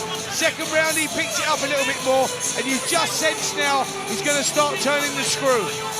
Yeah, and I think he has to. I think he's warmed up, as you said. He's found the target early on with the jab.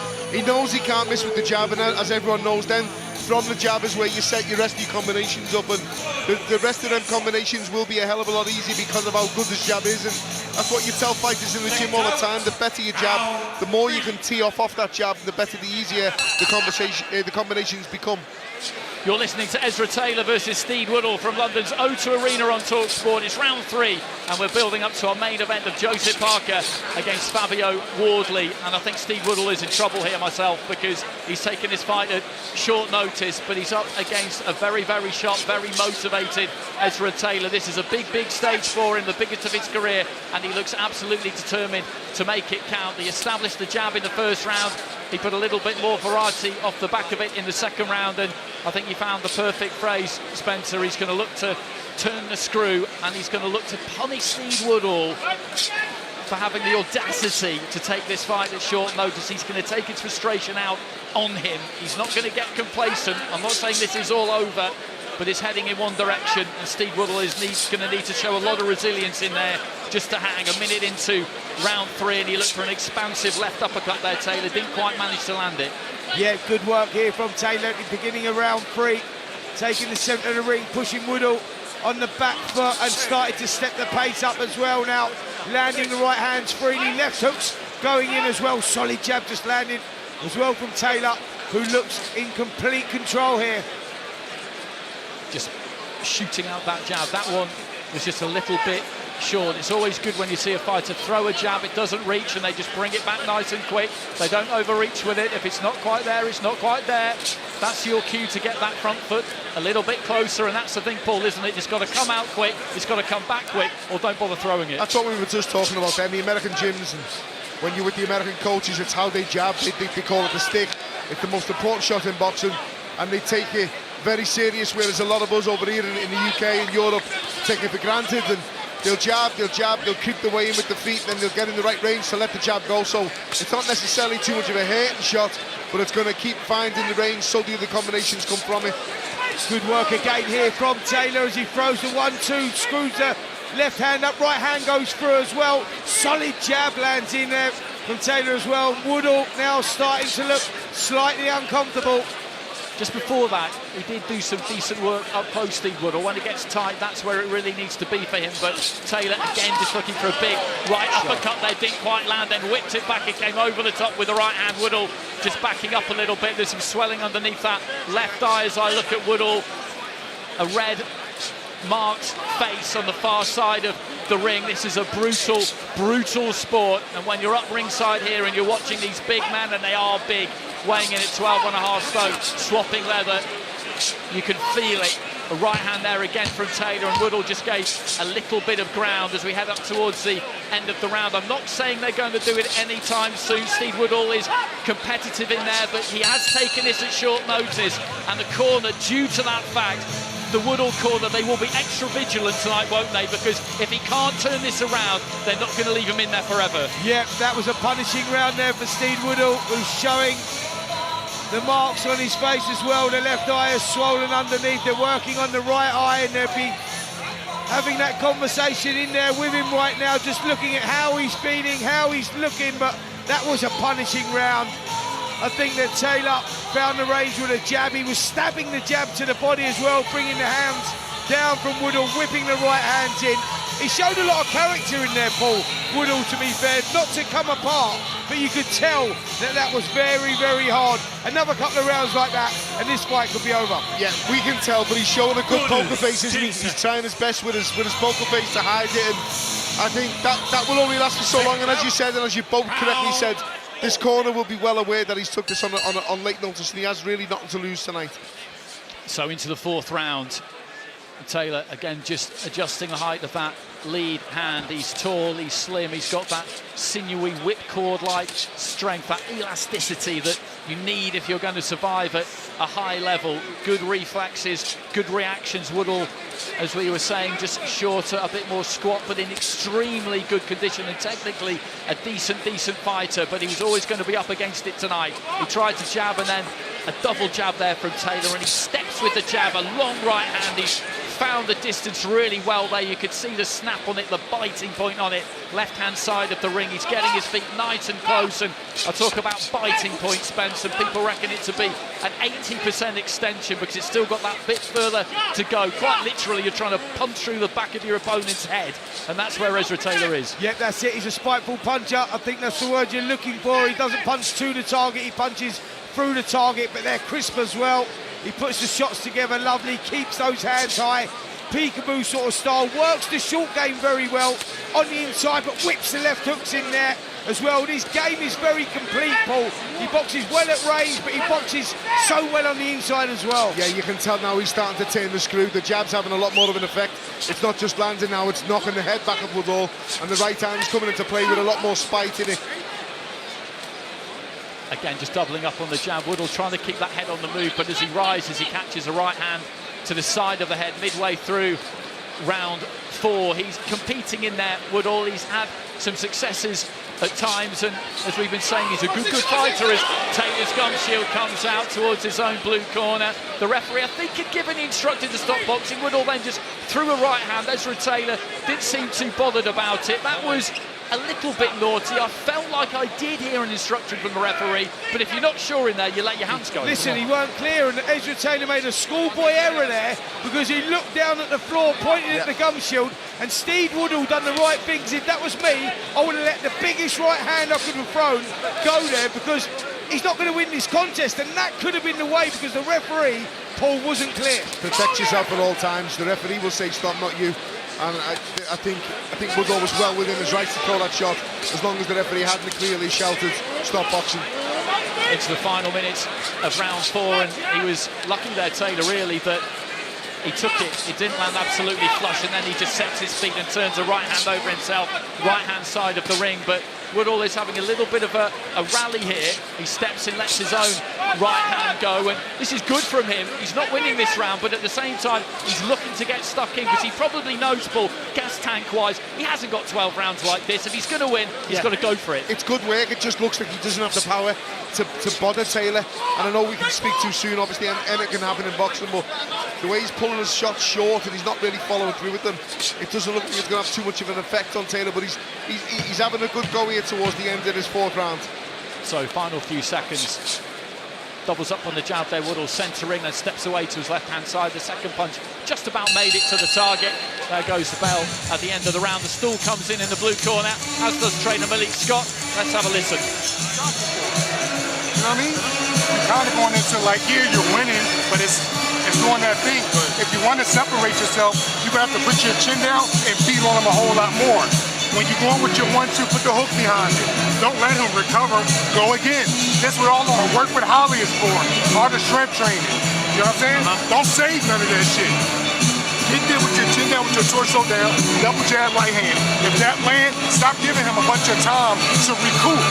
At minimum, get back to a jab. You kind of giving him some work, then you're going back to kind of lethargic a little bit. You know what I mean? Go with the offense, back to the jab, then go with some more work to the body or to the head or whatever. You understand? Stay switched on. And And Spencer, that is American style advice in the corner too, isn't it? Because he's winning every round here, but he's pushing me once more. He wants to finish. To translate that, basically what he's saying is you're going phase one, brilliant. You're landing the shots and then you're allowing him to recover. Where's phase two? Where's phase three? Let's go through the gears a little bit here. And that's exactly what's missing from Ezra Taylor at the moment.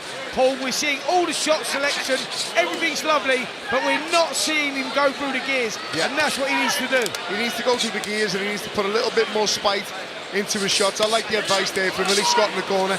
It's also like, it's nice to see him go full John Terry with the boxing boots on in the corner. Taylor going to the body with the left hand for the second time in a few seconds as these two just look at each other right in the middle of the ring. Sweat glistening off the pair of them. They're in majestic physical condition. There's that jab from Taylor, this time just popped up from the waist, bursting into the eye line of Steve Woodall. He then looked for the right uppercut, trying to whip it up the middle, and Woodall is getting himself into the fight here in that last round, and also in this round he's more competitive or more successful, I think, than he's been in previous rounds. It's not enough to win these rounds, I wouldn't say, but there's that uppercut again from Taylor. But maybe after a bit of an uncertain start, he's just settled slightly.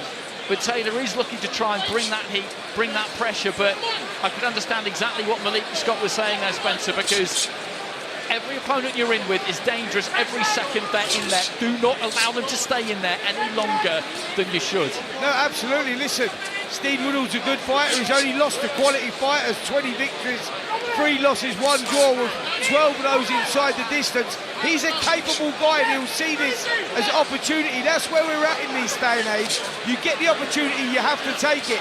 This is Woodall's opportunity, but for Ezra Taylor, it's his time to shine. We need to see something right now. We do need to see something. I think we need to see a little bit more. And if we're talking when he's getting in about him gate crashing that top 10 heavyweight scene, you look at the top 6 heavyweights in the world: Batebiev, Bivol, Benavidez, Smith, Boazzi, Yard, whoever else might be around that mix, and you put any of them in tonight with Woodall, and it's going to be a bit more of a gap between the two fighters. And that's no disrespect to Woodall whatsoever.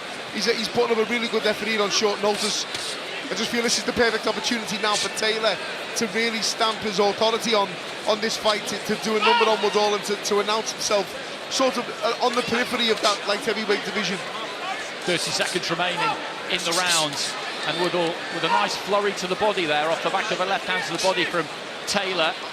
And Woodall again just doubling up on the jab. He looks for the right uppercut this time, middle of the ring towards the ropes on the far side. Taylor again just sits down on that nice 1-2, left hand followed by the right. It just crashed through and disturbed the features there of Steve Woodall as the clapper goes.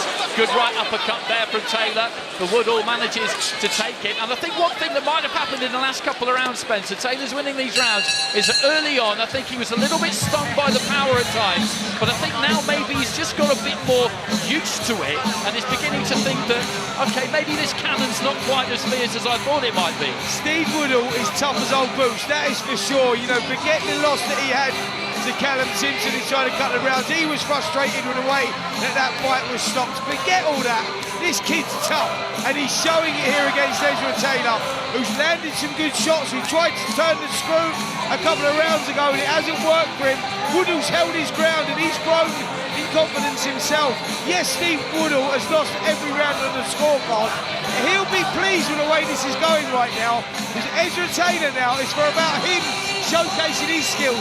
Can he do it? Like a victory here on points is just not good enough. He needs to get a showreel finish here for people to step up. Paul Smith has talked about some of the names that are out there. And if you're talking about names that are maybe around his sort of level, you know, like you're talking Ben Whittaker's, Dan Aziz, you've got your Joshua Boazzi, he'll be chasing that pack right now. And on this performance, it might not be good enough. Into the second half of the fight, this scheduled for 10, the WBA Continental Gold on the line. Ezra Taylor in the black skirt-like design, centering, just throws that long right hand 2-3 times in a row. Woodall pulling his weight onto the back foot, had that left glove up, protecting himself as he needed it to be, so there wasn't too much left on that lever from Taylor by the time that it landed, but he's looking to just sit down on his punches now, Taylor, and really give it to Woodall. But I think Woodall has become a little bit anaesthetised to the power. He's got used to it, and that's made him just a little bit bolder And I wonder whether this could get interesting in the second half. Woodall throws the right hand, got caught. The legs did a little bit of a dance, but I think it was more a loss of balance than anything else. He managed to get them back underneath him, nice and solid. And I'm just getting the feeling, Spencer, that we're going to have a very entertaining 2-3 rounds on our hands here, maybe. Well, Ezra Taylor, I think you may have heard me here, because he has come out and he's picked it up. He's putting the shots together, and he knows Malik Scott's a sensible guy. He would have said, look, kid, we need to see a little bit more here, because you're just another light heavyweight on this sort of performance. In a stacked division, there's huge opportunity, and you've got to deliver. 1 minute 35 remaining in round 6, and we've been extolling the toughness of Woodall. There's a lot of ability there too, and on short notice, coming in at a few days' notice, you can see that he's a very dedicated pro, because he was able to make the weight. Okay, he is normally super middle, but staying that close that you can make light heavy and come in this kind of condition is impressive. It's a good lesson to any pro out there. You need opportunities, particularly with the way the landscape is these days, and when the phone rings you have to be able to answer, and that's exactly what he's been able to do. Looking to double up on that jab again there as we enter the final minutes of round 6, and if a stoppage is to come here for Taylor, it is going to be very, very hard earned. Right hand into the body there from Taylor, followed by the jab, and the noise just building up at ringside as we tick closer to the main event. A good right hand there from Taylor, but Woodall comes back with an uppercut. Taylor again with another right, but Woodall just doesn't seem too worried about the power these days. I tell you what, Woodall's showing great resilience in there right now as he picks up a bad cut there over the left eye, is it? Yeah, it doesn't look good. Oh, sorry, under the left eye there, Paul. But that was from a barrage of punches there from Taylor, who's been picking up in this round, but Woodall hasn't cracked. That's impressive. Yeah, I think you were right the first time. I think he might be actually on the top, right in the corner of the eye. But this round will do Taylor the world of good. He's turned the screw. He's really gone up a gear or two. There's a cut for Taylor as well on his left eye. He's gone up a gear or two, and it will do him a world of good, because it will ask questions of Woodall and how much he really wants to still be in this fight and dig it out, because it's tough for him in there. Okay, let's have a listen into that Woodall corner. Really? Listen to me, Steve. Hey, Brent. Right. Listen to me, right? What? What? Those cuts and punches. Yeah, what? Steve. Okay, listen to me, Steve. His cut's worse than yours, Steve. Right, his cut's worse. Both your punches. Now, listen to me, Steve. Left eye. Listen to me, Steve. You have to fucking punch with power. Do you understand? Do you understand? Okay, when he comes in, Steve, there's loads of times there, he's open, you're not going. So, okay, both cuts are causing punches. If we land heavy on that, we win. Look for the right hand, left eye. Okay. Look for the right hand, he's cut on that. If we land heavy and it worsens, you're going to win on that, yeah? Okay. Okay. Okay. Stay there, stay there, stay there. Gamble. Let's go, Steve, let's go. Bit of blue mist in the red corner there, but you can understand it. Apologies for the language, but this is the sharp end, and they know that their man has hung in there. He's done a lot of hard work to hang in there, and I think they're seeing what we've seen, which is a fighter who has got used to the power of his opponent, who looks like he can see this out, and they believe that on the inside, when he gets up close, Spencer, he has got the punching power, and Taylor is maybe giving the openings and the opportunities, and that he can do what earlier in the fight would have seemed impossible and turn this around. They're trying to inject that belief into him. Taylor, though, started the round sharp. Yeah, Joe, great corner work there from Steve Woodall's corner. They keep trying to G him up, trying to get that confidence into him, saying, ask him some questions. But a big uppercut goes in there from Taylor. From the right hand as well. Woodall looks in trouble here. And Taylor on the inside, just slipping, sliding, looking to try and find another gap. That was good, educated stuff. A good right hand again there, then a left into the body. He didn't go gung-ho there, Taylor. He stepped up his man, thought, okay, maybe he's not quite ready. It's disciplined stuff. And Woodall, again, just drops that elbow on the left hand of Taylor to stop it slamming into that rib cage. And we talked about his toughness, Woodall. We praised him for the way that he stepped up to the mark here at short notice. And I have to say, we're not going to stop praising him anytime soon, because this really is impressive. Yeah, it certainly is, but he's coming apart here. The body shots have done it. There was 2 left hooks that landed to the body about 15 seconds ago that pinned Woodall to the floor. He couldn't move. He was in desperate trouble. Taylor never sensed it. Woodall's just recovered now, but the body shots have absolutely nailed him to the canvas. He's slowed right down now, Woodall. You can see the body shots have absolutely sucked all the oxygen from him. He's just slowed down, the punch output and stuff. He's coming back with a couple of counters now and then, but he needs to throw at the same time as Taylor, in my opinion, to have any effect at all, Andy. A minute remaining in the round, and we mentioned the corner work, and what corners are there for is to try and get the absolute most out of their fighter. It could well be that they're trying to get one final hurrah from him there. Just throw it all in, give it every effort. And if it doesn't quite work, then that might be when they step in. Andy, that's what I was thinking in the previous round. It could be his last hurrah, but then he sat down and he got that talk to off his corner, and the corner made absolutely no sign whatsoever that they're going to pull him out. And I'm not saying that's right or wrong, by the way. That's probably, it was really good advice in the corner to G the man up, but I think he's come out this round, he's feeling the pace. Yeah, this has been the most punishing round for sure for Steve Woodall. 25 seconds left in round 7, and he's feeling it here to the body and head. Massive round for Ezra Taylor. It's been a good fight to watch this right from the off. They've been on top of each other. Good right hand got through there from Woodall, centre of the ring, just fractionally nearer us than the far side, as he snakes the right hand up round the back of the guard. Long probing right hand there from Taylor, and then he steps into a kind of stamping jab as the bell goes. He makes his way back to the blue corner. Let's have another listen in. We're on the second half of the fight, right? He's not in the kind of shape you in. I want you going here a lot this round. Not a little bit, not 2 or 3 shots. I want your chin down and your knees bent, and behind your jabs, I want you to dedicate your offense to the body. And then, once you see what you want to see down here, then go with your big shots up top. Yeah. You're doing good body work. I want you to stay down there a little bit more. If y'all going to be here, Ed, don't just be content. Look at this. You understand what I'm saying? Get to his body off. Like this is the invite, remember? Off of the invite, we go here. We go here. Right? I don't mind you being close, but you got to shoot off of that stuff. Great instructions there in the corner from Malik Scott, saying go short upstairs, bring your hands up and switch your attacks to the body. He sensed that Ezra Taylor nailed Steve Woodall to the body, and will that be the attacks as he starts again? Lovely right hand through the middle.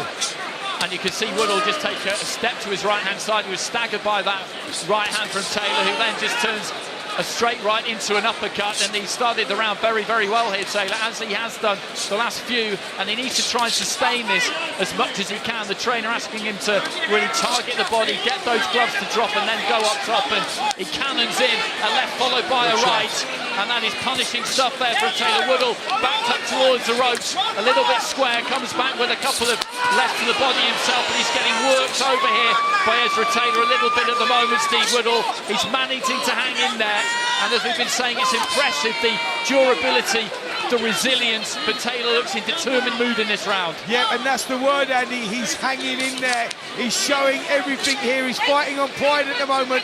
Woodall, as he goes back, hands low, he sucks up a gasp of air as well. I'm not sure exactly what he's got there. Big right hand goes through again. How did Steve Woodall take that?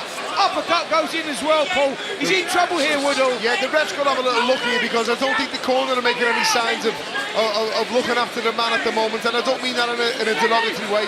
He's tough, he's game, and he's taking the shots pretty well, relatively well, but the landing clean and the landing flush and the landing often. What you've got to think about in this situation, I always believe, is that you have to look at what's actually happening, Rob, what you might be wanting to happen. He's well behind here, Woodall. He needs a knockout to win this fight. Has anything happened in this fight up until this point to make you believe that he can do that? And the answer, I'm afraid, is no. And Taylor is just teeing up on him now. The referee is having a close look. The corner should be throwing a towel in, Andy. Woodall just steps out of the ropes away to his left-hand side. I do agree with you. A minute remaining in round 8. I think he's shown us enough here, Steve Woodall, now. He's been very brave. He's shown us plenty of quality, and he's still throwing back. They still believe in that corner, that he's got it in him to turn these rounds in his favour, courtesy of that most elusive of things at times, the knockout. This moment in sport, this moment in boxing that we have, that is just so unique. A left hand there from Taylor, just rising up and goes down to the body Again, there, 30 seconds remaining. Yeah, massive shots to the body and the head here. Steve Woodall goes back. Taylor shakes his arms out. He's been loading up with the punches.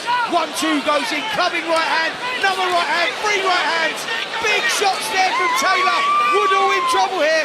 Closing seconds of round 8, and he's taken an awful lot of stick in this 8th round here. Steve Woodall, he really has. And the corner looking to get up in the ring. And they shouldn't be putting that stool in. They should not be coming back out for the 9th round. That's a torrid round for him, and I think the corner should do him a favour here. Well, Woodall caught Taylor with a left hand just as the round was ending there, and just looking up to our right-hand side. Let's have a listen. You hear me? How'd you feel? How'd you feel? Okay, has it hurt you?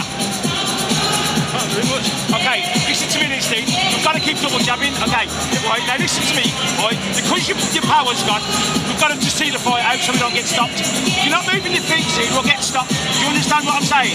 But I want you doubling in your jab. Do you understand what I'm saying? Every time you jab, and tie him up, okay? You understand? Otherwise you're going to get stopped, Steve. Otherwise you're going to get stopped. You understand? Steve, positive now. Positive. Steve, you've got two rounds, 180 seconds, get through this. One more round. Right, listen to me. Get through this. One more round. Get one more round. Just move your feet, use your boxing skills. Do you understand? Stop putting yourself down. Yeah, well, it sounds like the corner there think it's a moral victory to go 10 rounds, take 2 more rounds of punishment, because the first half, 8 rounds, have been grueling, but the last 2 especially have been punishing for Steve Woodall. And sometimes a fighter needs saving from himself. Asking the fighter a question, are you okay? Fighters are gladiators, Paul. Yeah. Of course I'm okay, when they're not okay. He can't say he's not all right, because that's admitting the defeat. That's admitting that you're not a warrior, you're not tough, you're not the fighter that you are. No fighter will ever admit that they haven't got it left no more. These are big, clean shots that are landing at the moment, Andy, and I think the fighter needs saving. I agree, a big right hand landed there from Taylor, and they want him to get through to the final bell, but he's taking some horrible abuse in here. Steve Woodall, he really is. Another clubbing, sandbag at the right hand, another right hand comes in there from Taylor, and the trainer is leaning into the ring with the towel in his hand. He's up on the apron for Cunahan, and he's stopped the fight, and it was the right point to do it. They should probably have pulled him out at the end of that previous round and saved him that 30 seconds we saw there. But when it got hot, they didn't waste any time. They got in there, they stopped the fight. That is a titanic effort from Steve Woodall, taking the fight on short notice. He's a good fighter, technically a good level, very professional, very tough. Ezra Taylor got over the disappointment of not facing Louis Edmondson as he's just hoisted up onto the shoulders of his trainer, Malik Scott. He was sharp, he was focused, he did the job well, maybe had a little bit of a lull towards the middle of the fight, but then when he was told, listen, we need to finish this in style, look where you are, you need to give these people something to talk about, he did it. Absolutely. Listen, Steve Woodall, take a bow. You showed a lot of heart, gut, grit, determination to stick in there. I'm glad the corner stopped it when they did, because they would have got an absolute roasting from me had that round continued. Woodall was in taking so much punishment in that 9th round. The corner done the right thing by stopping it, but let's talk about Ezra Taylor and that performance. When he had to turn it up, he turned it up, and they turned what was looking like an average performance into a good performance with that finish, Paul. It was a really good performance. I said before the end of that round that he should not come out for this round. It was absolutely pointless. If the rounds are close and competitive, I can understand it. If you think you might be 3 rounds down or 2 rounds down, maybe, then it's a risk. But your power's gone, he said, in between the rounds, so try and just see the fight out. Wrong decision, in my opinion. I'm glad he looks okay at the moment. Okay, so we're just waiting for Thomas Triber to give us the final announcement. Ezra Taylor continues on his way. Steve Woodall, well, his stock will not have dropped at all from that effort. He took it at short notice. It was a big ask. He acquitted himself well. He showed us plenty in there. But it's Taylor who has got the win. He should have been fighting for that British title. It didn't happen. It's one of those sports boxing. It can be incredibly frustrating.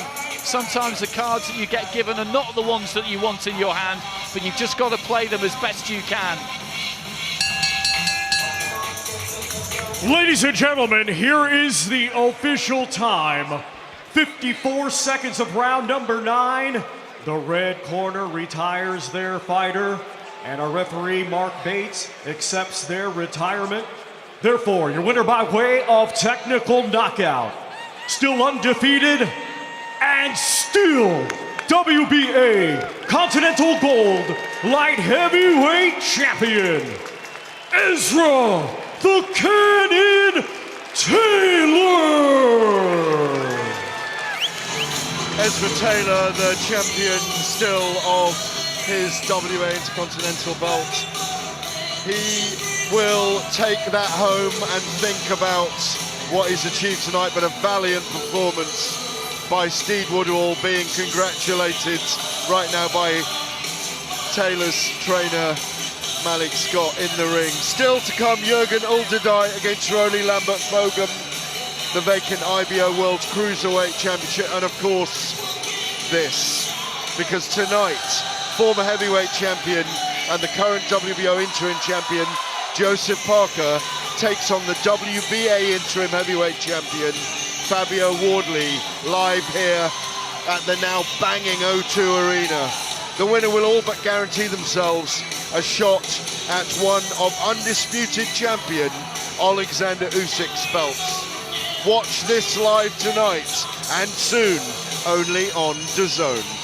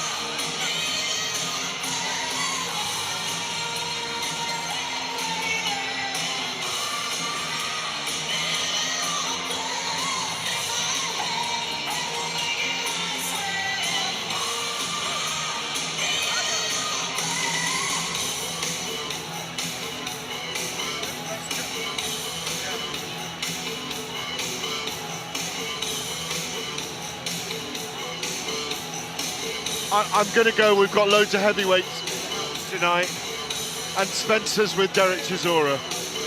Just get him to confirm he's going to do it. Yeah.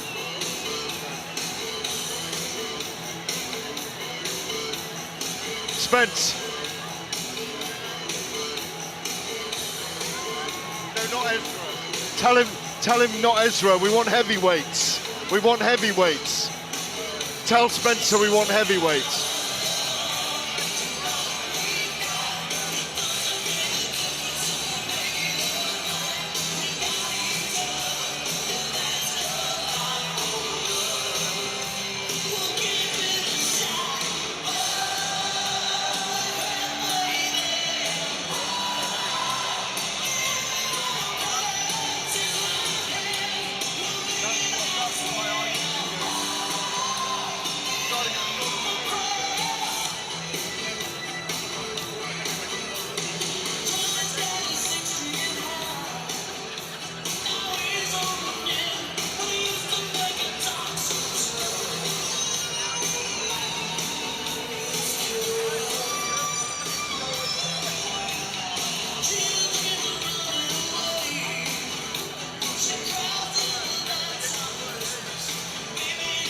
Heavyweights, Andy, yeah?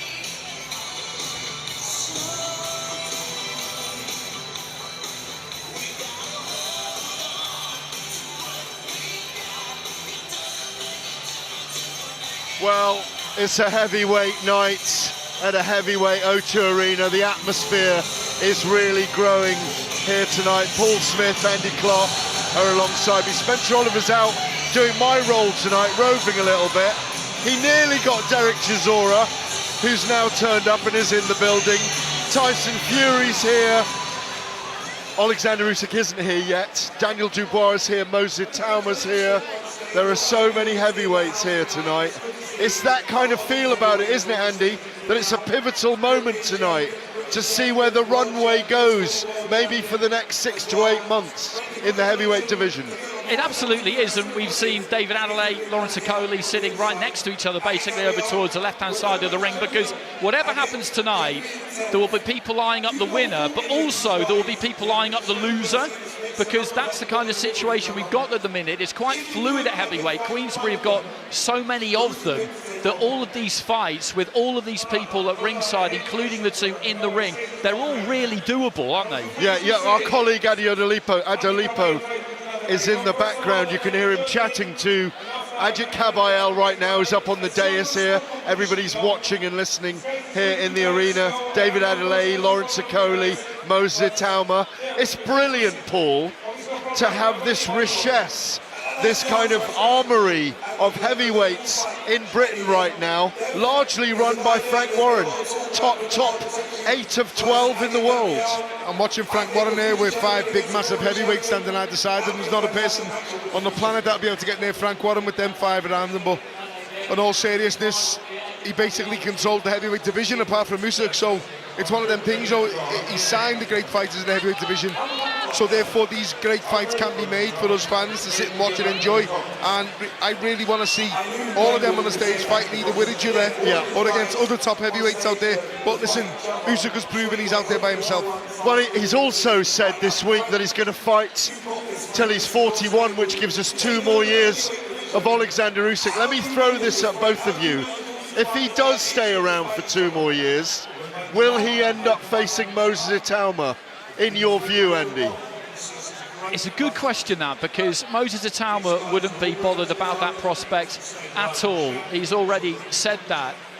I'm not so sure whether his handlers would agree towards the end of that 2 years as Usyk's final professional fight, feeling like they've stretched him out as long as they can to give Moses the best possible chance and maybe make Usyk hang on a little bit longer than maybe he wants to. I think that would be the scenario they'd entertain that in.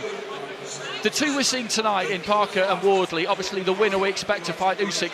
It's the guy on the far left of the screen we're looking at now, Agit Kabayel, who I feel might be the biggest danger to Usyk myself, because you look at the way he won that fight against Zhang, you look at the way he said about Makhmudov, you look at the style he boxes with, and I know it's been a bit overblown, this idea that Usyk is weak to the body, but I just think Kabayel could be the one I agree completely. Who could cause him the most problems. I really do think he is the guy that could cause him most problems. If Joseph Parker wins tonight, I think Usyk beats Joseph Parker. I'm not sure Usyk would even step in the ring with Fabio Wardley if he wins, because of the lack of resonance he's so far had in the heavyweight division. This is his big resonant moment in his career so far. For me, if there's enough money on the table for Usyk to have one more fight, say 3 fights time, 4 fights time, and it is Moses Tauma, and he is in that position, and the Saudis are back involved, and there's $200 million on the line, money will speak in his final fight.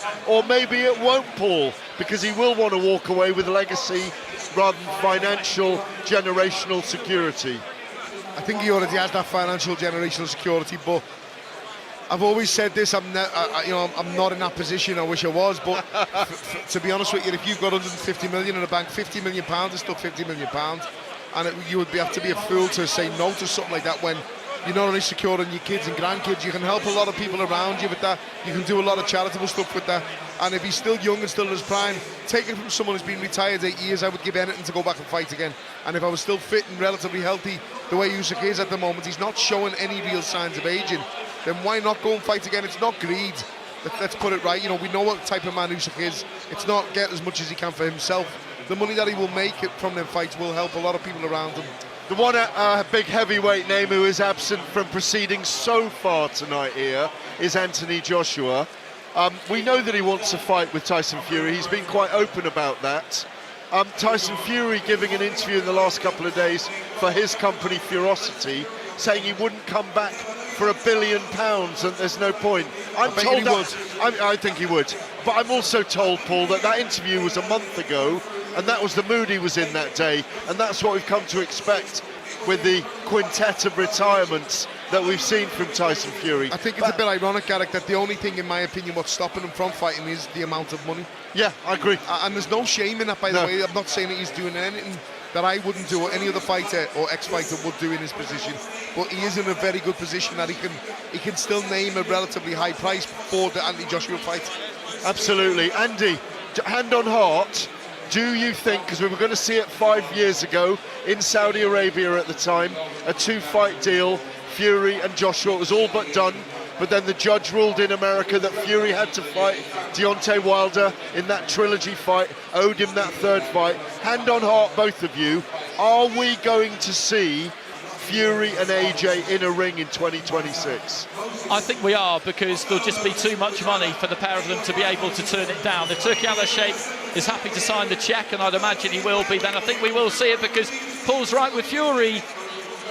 You're going to have to come back for something that you haven't done before. It might, and that'll be a price tag that you haven't had before. I just don't really want to see Joshua fight again before that, or Fury necessarily. I agree with that completely. Because it could all go sideways. I would like to just see them both fight each other, because they're both at the very end, with no disrespect intended to both of them.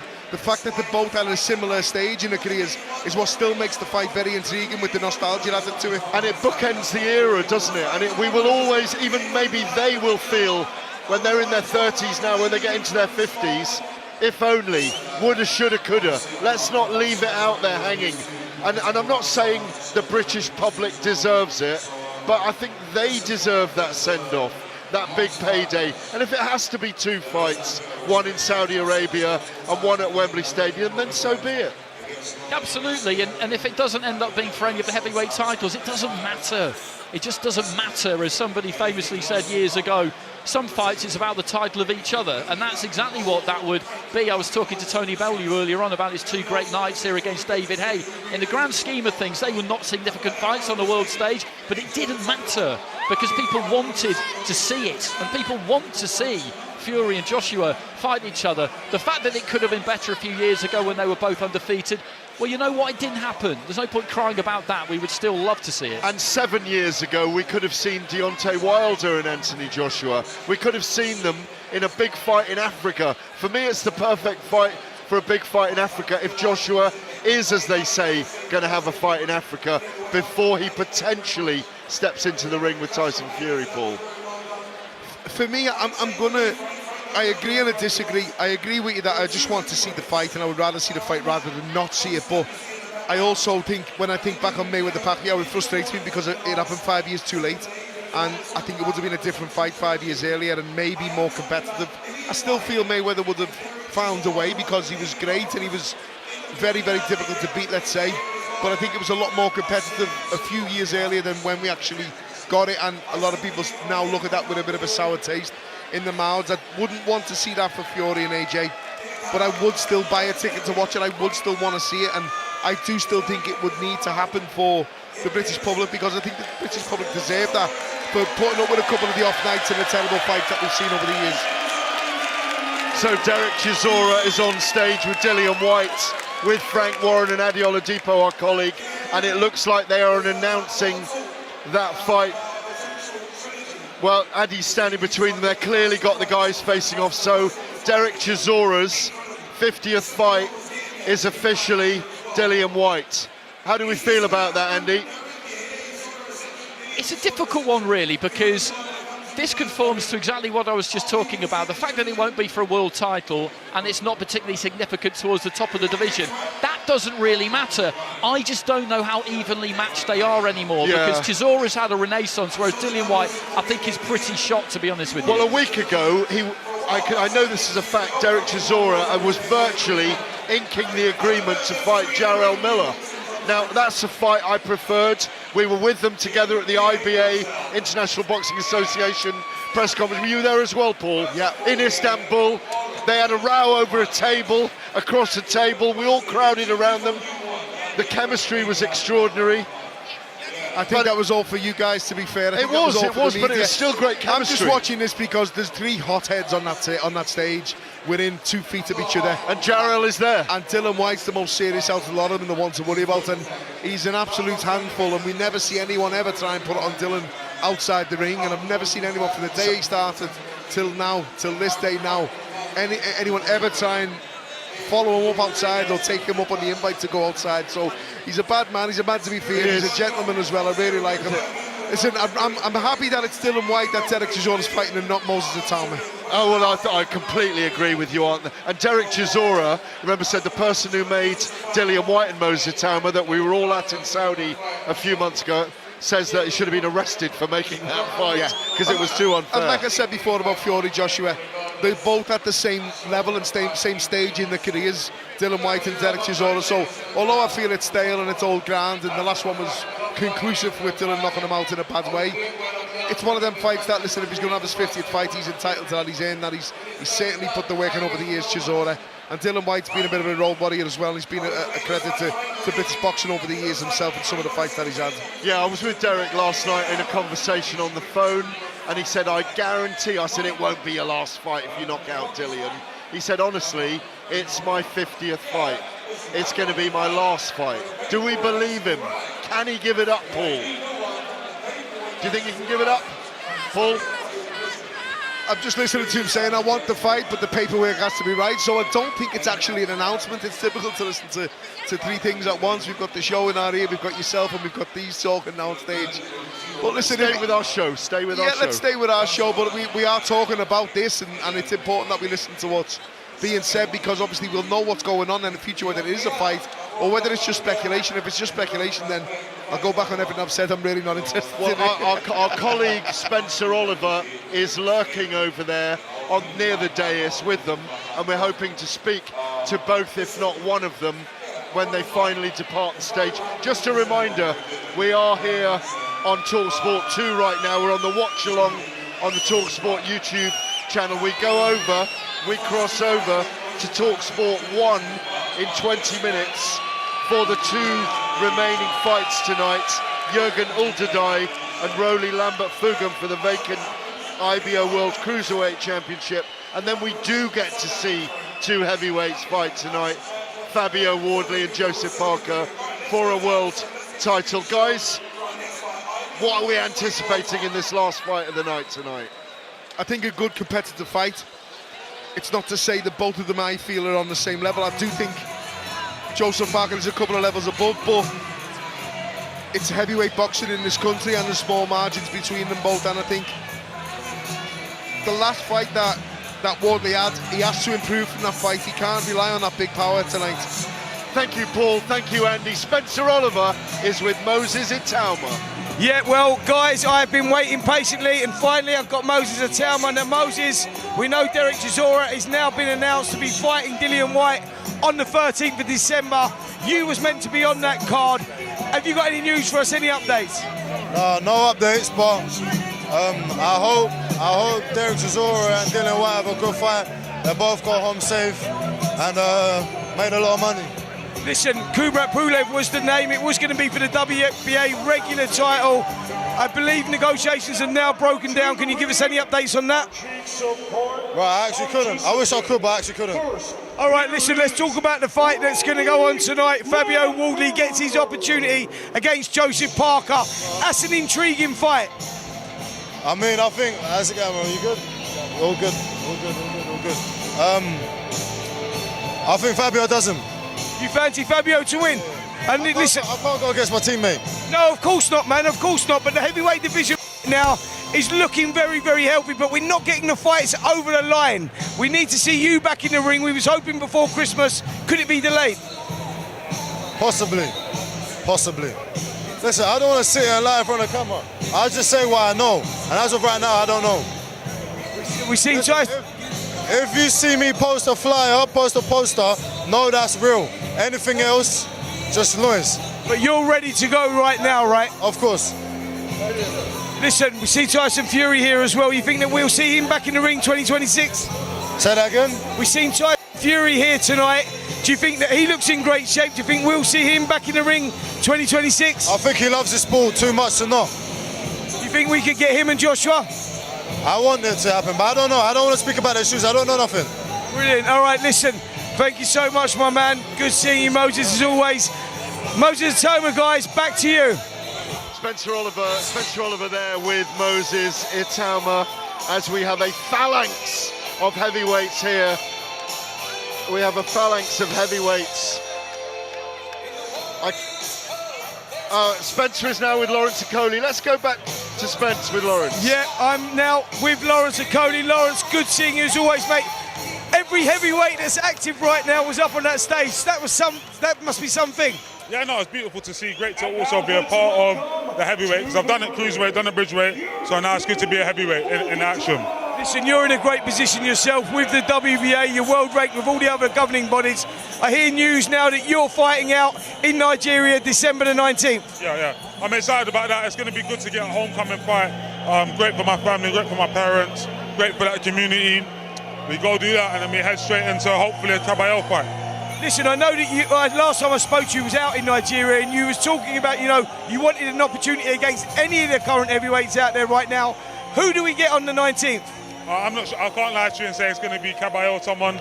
We'll see what the promoters are able to deliver, but it's my guarantee in 2026. As long as I do my job in December, I'm having all the big fights. Listen, we thought that we may get Moses Itoma boxing on December the 13th. That now doesn't look likely. Could it be someone, even Moses Itoma, somewhere in the near future? 100%. I feel like every person on that stage is a possible fight I could have. They can call me anytime for any of those fights. I've been at world level for a long time now, so there's no fight that I'm going to say no to. Big opportunity for Fabio Wardley against Joseph Parker tonight. Could it be a little too much for him, or do you fancy his chances? I think it's a 50-50 fight. I actually favour Fabio's speed and explosiveness to sort of be able to land good shots against Parker when we get into the middle rounds. So I'm actually going for Fabio. However, I can easily see how Parker just outboxes him. Listen, how much of a motivation for both of these guys, because the winner should likely box Alexander Usyk. Do you think that's likely to happen? 100%. I feel like Usyk will probably believe he has the style to beat both of these guys quite comfortably. So for him, it's a good opportunity. They'll be the biggest names out there, because when two big names fight each other, the winner becomes a bigger name. Brilliant. Lawrence, we're looking forward to seeing you back in the ring. Nigeria, December the 19th, opponent to be named. Back to you guys. Thank you, Spence. Thank you, Spencer. Thank you, Lawrence Okoli. Fascinating stuff there, and I can confirm, speaking to Adi Oladipo, Paul was trying to use his supersonic ears, see what Chisora and White were saying, and Jarrell Miller up there on the stage. The fight isn't quite signed yet, so maybe it's a tic-tac-toe scenario. Will it be Jarrell Miller and Derek? Will it be Dillian White and Derek? We don't quite know yet. But in the ring right now, our last fight before we go to the big heavyweight Parker Wardley fight, Jürgen Uljai against Roly Lambert Fugum for the vacant IBO World Cruiserweight Championship. Thomas Tribe is announcing them, but very quickly, Spencer, you're with Agit Kabayel. A couple of questions. I am with Agit Kabayel now. Agit Kabayel, WBC interim world champion, waiting for your shot at possibly Alexander Usyk. I mean, tell us your plans. January the 10th, homecoming? Yeah. January 10th, I come first about I come fighting home. We come back home, but after we will see, I say I can fight everyone, but first about I make a homecoming fight in Germany, and after we watch what's the situation. The homecoming, will that be defense of your WBC interim title, and who will that be against? My last fight, all fans see maybe. I fight with Zhang, I don't know. No, we have not opponent in Germany, but we will fix it in the last, I think the next 1-2 weeks, but I think it's big. You've very much become the bogeyman of the division. You've been upsetting people in recent times. Who's the target for you? Who would you most likely like to box next? In Germany, first about I make my homecoming fight, and after, he says this, why? I can fight with Daniel, why not? In UK or in Germany, I think this is a good fight for the fans, I hate trash talk, brother, I will not make trash talk, but I think for the fans, this is a sport competition, you know. I think he fight 2 times with Usyk, he fight 1 time with AJ. Why not? He fight with Caballero. Absolutely. Listen, we would love to see that fight. Germany on January the 10th, yourself against Daniel Dubois. That would be fantastic. I think so. We will see. All right, brilliant. Listen, Agit Gabriel, thank you so much for your time. Thank you, sir. Back to you guys. Well, I love that. Caballero versus Daniel Dubois early in 2026. Paul Smith is beside me. Andy Clark is beside me. Uljai and Fogum are being brought together by the referee for the vacant IBO World Cruiserweight Championship. 12 3-minute rounds, guys. Take it away, it's all yours. So, final instructions from referee Michael Alexander.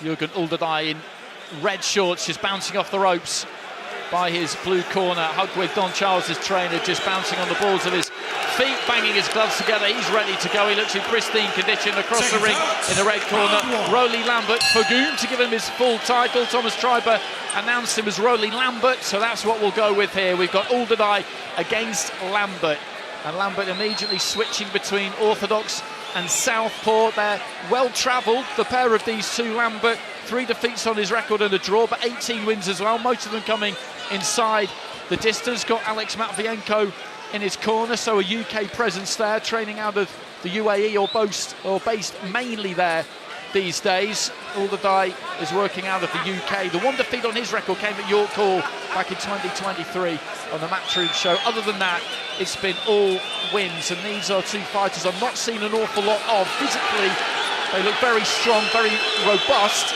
In terms of the shape that they're in, they're quite similar. Look at the size of the back there of Lambert, as again he just switches between stances on the right-hand side of the ring, just out of that red corner. There's some serious power attached to both of these two, Spencer, by the look at it a bit, but for that power to count, you have to be able to land. Absolutely. Jürgen Uljai, I do know quite well, actually. He trains in the gym with Don Charles. Don Charles has been developing him over the last few years now, and he's been coming along slowly, and this is a big opportunity for him against Roly Lambert, who carries a whack, does switch from orthodox to southpaw, but Uljai, you would think, would start favourite in this contest. And let me just tell you, if Uljai wins the world title here tonight, he'll be the first Albanian ever to win a world boxing title. Interesting stats there, and he said the homecoming will be insane. We want to be a part of that, Andy. We absolutely do. I went to Tirana for a Florian Marku fight a few years ago. It was pretty extraordinary, and they've got an amazing pull around London as well, as Lambert just backs up towards that red corner, away to our right-hand side, just creeps forward with that front foot. Uljai just having a look at him, dips his knees, drops his height. He's in that southpaw stance. He's looking for an opening. Marku sold out York Hall numerous times, and back in the day, a fella called Krasnik Kato, who some people may remember, again attracted huge crowds of expat Albanians. So there is some mystery in the capital of Albanian fighters, really appealing, and it appeals to promoters, of course, if you can do that. He switches back into orthodox. There's a new one coming through now as well, and young Adam Macker, who's signed for Matchroom. He's 3-0 as a pro. He's absolutely obliterating through the tests that are being put in front of him, albeit not too much tests, but he's certainly got a huge Albanian following also at the minute, Andy. Well, Jürgen Uljai has sold 1,800 tickets here himself, physically himself here. He's brought a huge crowd with him. They've come to see him pick up a victory against the tough Roly Lambert, and he started this one well.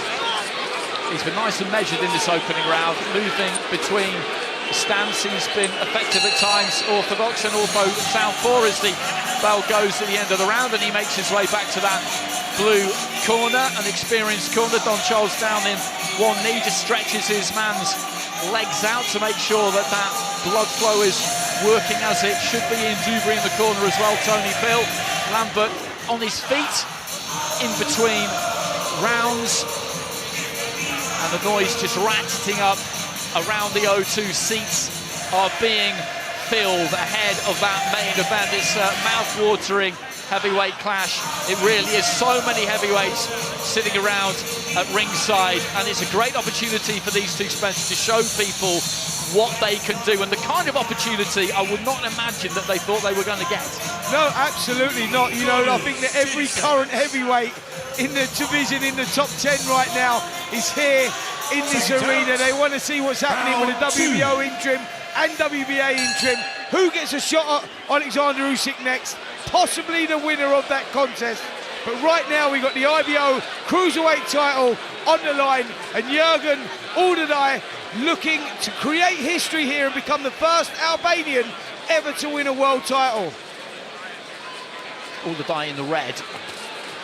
Started around in the southpaw stance. That's the left-handed stance. It's just pushing Lambert towards the ropes on the near side, and you can read on the back of his short Days of Grace the logo stenciled across that waistband, the flag of Cameroon on the right-hand side of those shorts. That is, of course, his homeland. He's an itinerant fighter, looking to try and flick that jab up from the waist there, Lambert, and keep Uljai occupied. You look at the legs on Lambert, the shape of them, they're extremely, extremely strong, so there's got to be plenty of power there if he can get those mechanics right. Uljai just tries to back him into that blue corner and then let that southpaw left go. He just pulled it a bit, didn't quite manage to find it, and then just to sign off that strength from Lambert, he kind of threw him across his thigh almost out of that corner to get back to the centre of the ring. He's quite circumspect, isn't he, Lambert? I'm just waiting for him to really let something go. Yeah, physically looks very strong, doesn't he? The power in his legs, he's short, he's squat, he's got a huge back on him,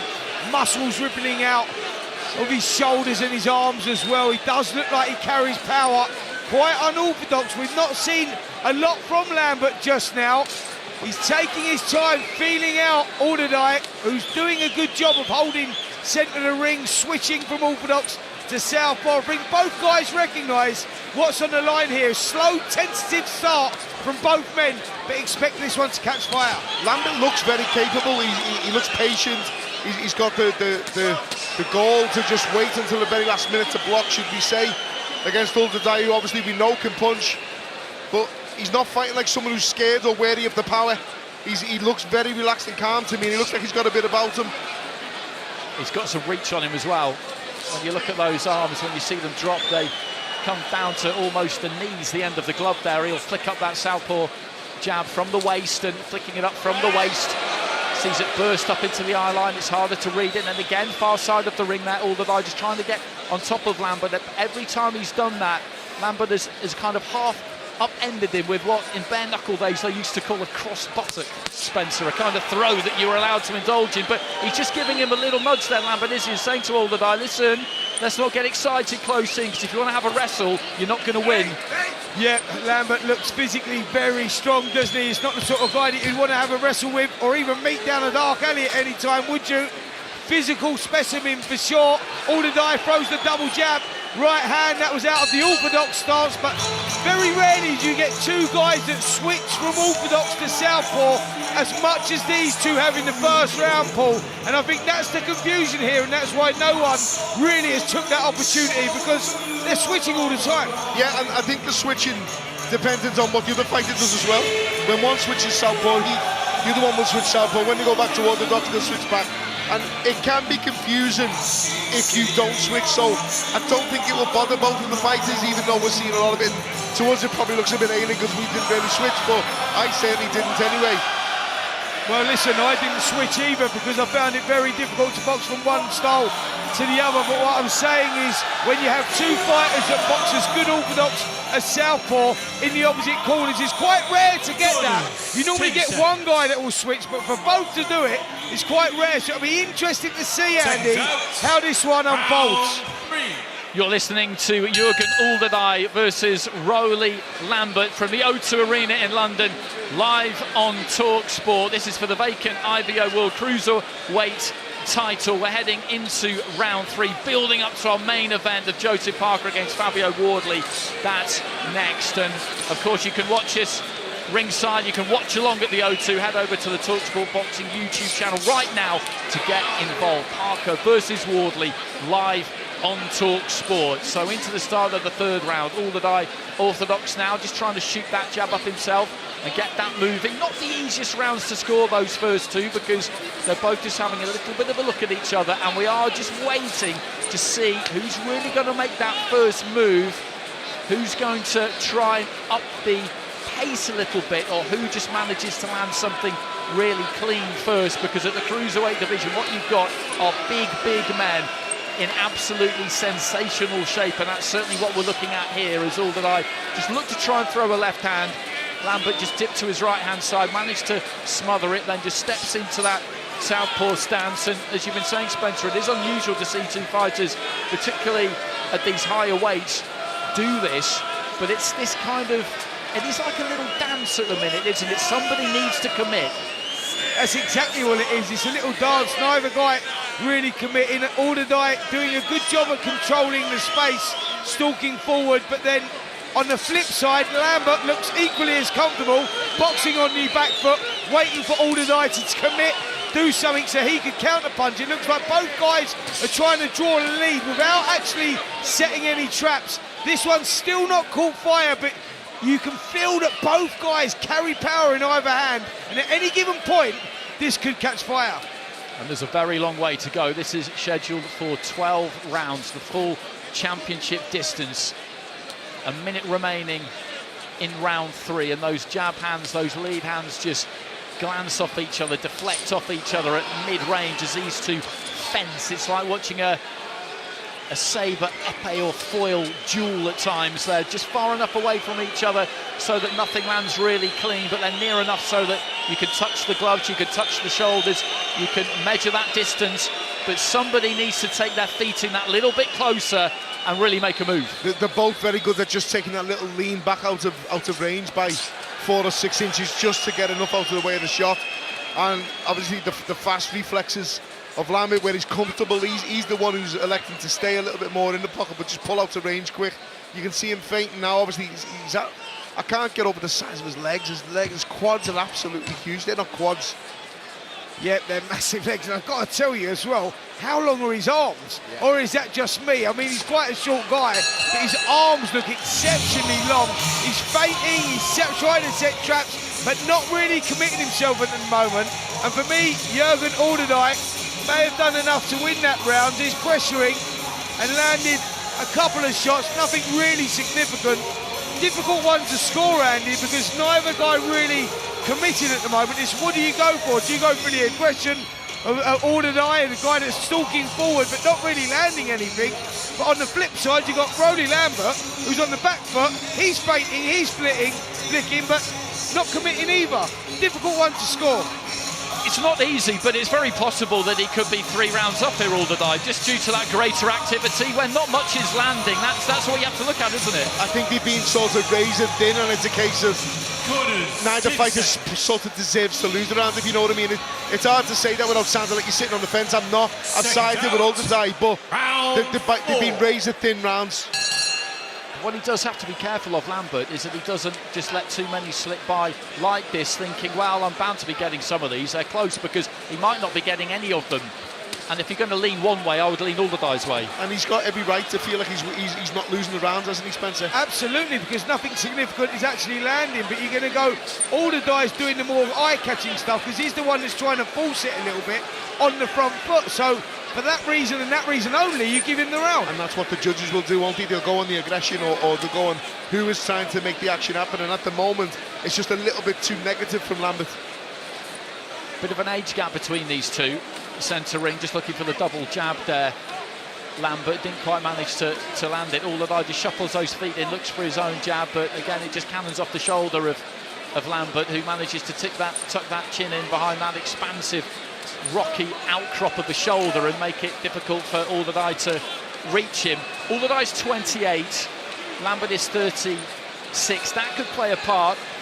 As you get older, you don't necessarily lose your fitness, because you look at Lambert, he's in sensational shape, but what you can lose are your gears and your ability to really accelerate, and he can't afford to be one-paced here, Lambert, because if he is, Uljai can just outwork him. Yeah, that's exactly right. You know, Lambert is boxing within his comfort zone here, and if I was Uljai now, I'd say, right, I'm controlling the space, I'm coming forward, I'm just trying to make this guy work a little bit more, try and force the pace, let's set some traps. Let's see a bit of feinting, Paul, a little bit of something different, you know. Yep, both guys are switching, but that's about it. I need to see a little commitment now.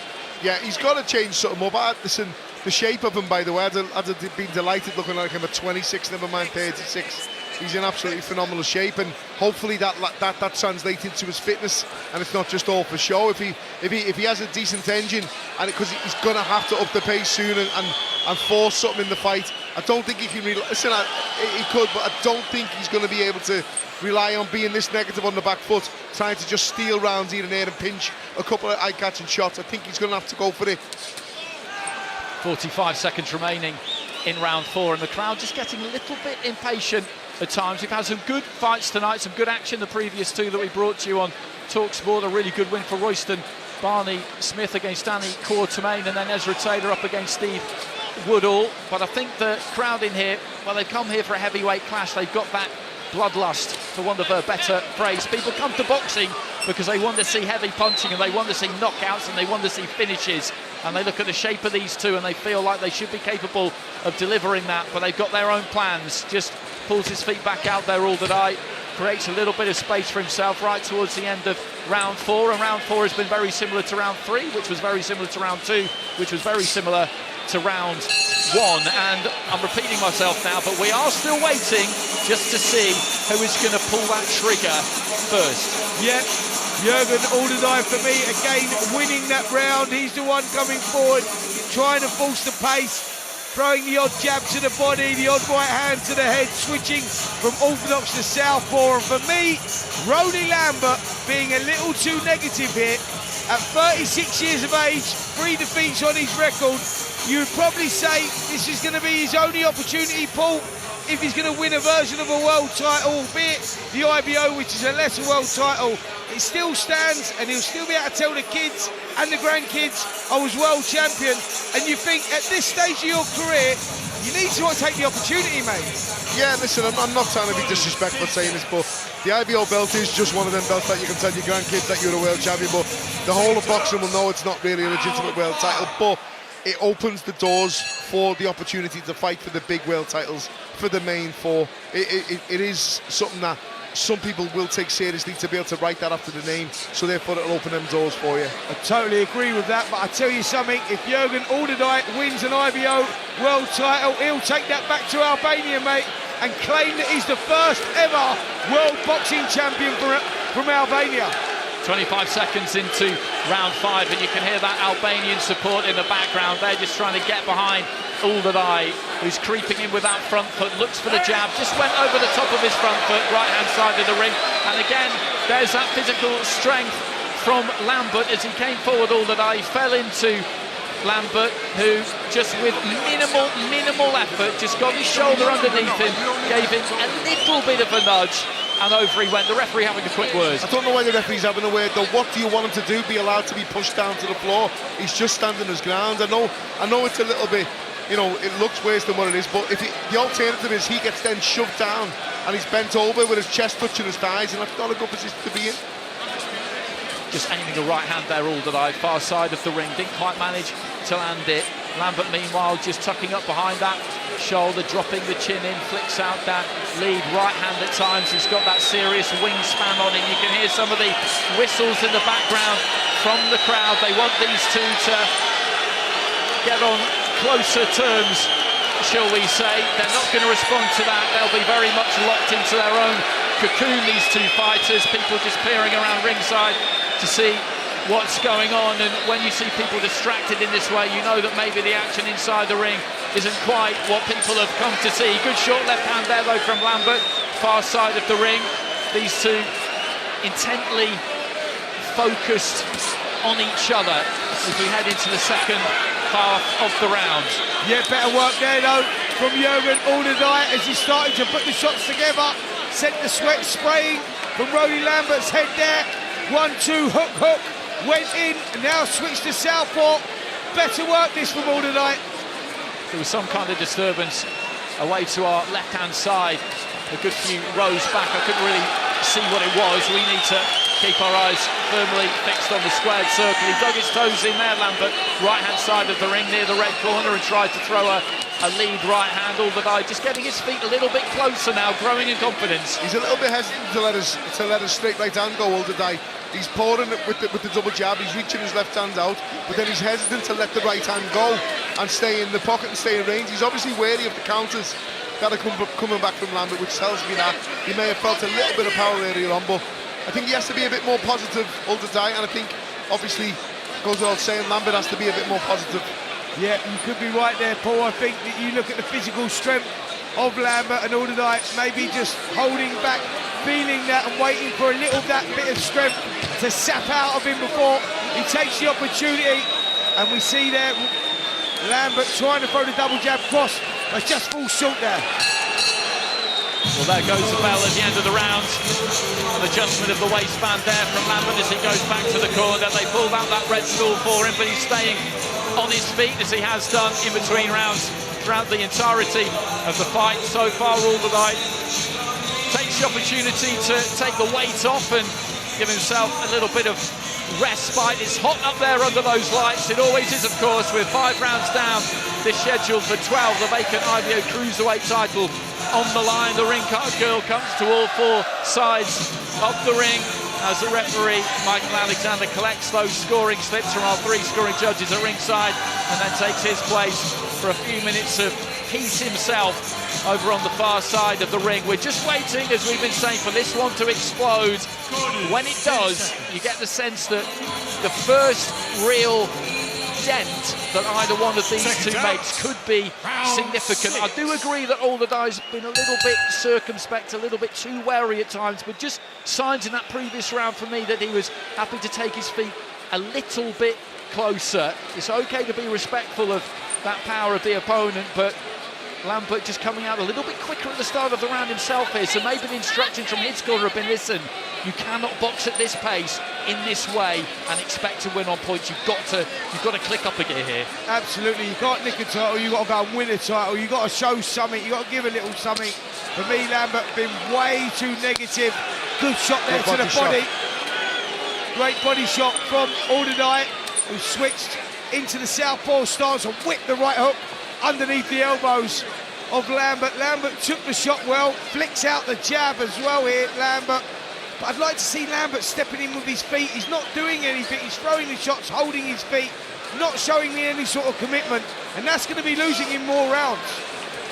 A minute gone in round 6. At the end of this round, we will be at the halfway stage. These are not experienced fighters when it comes to the championship distance. They've had a decent number of fights between them. As I mentioned, they've done some globe-trotting between the pair of them. This is a huge opportunity, and as the gents have been saying, whatever people think about the IBO title, it does open doors.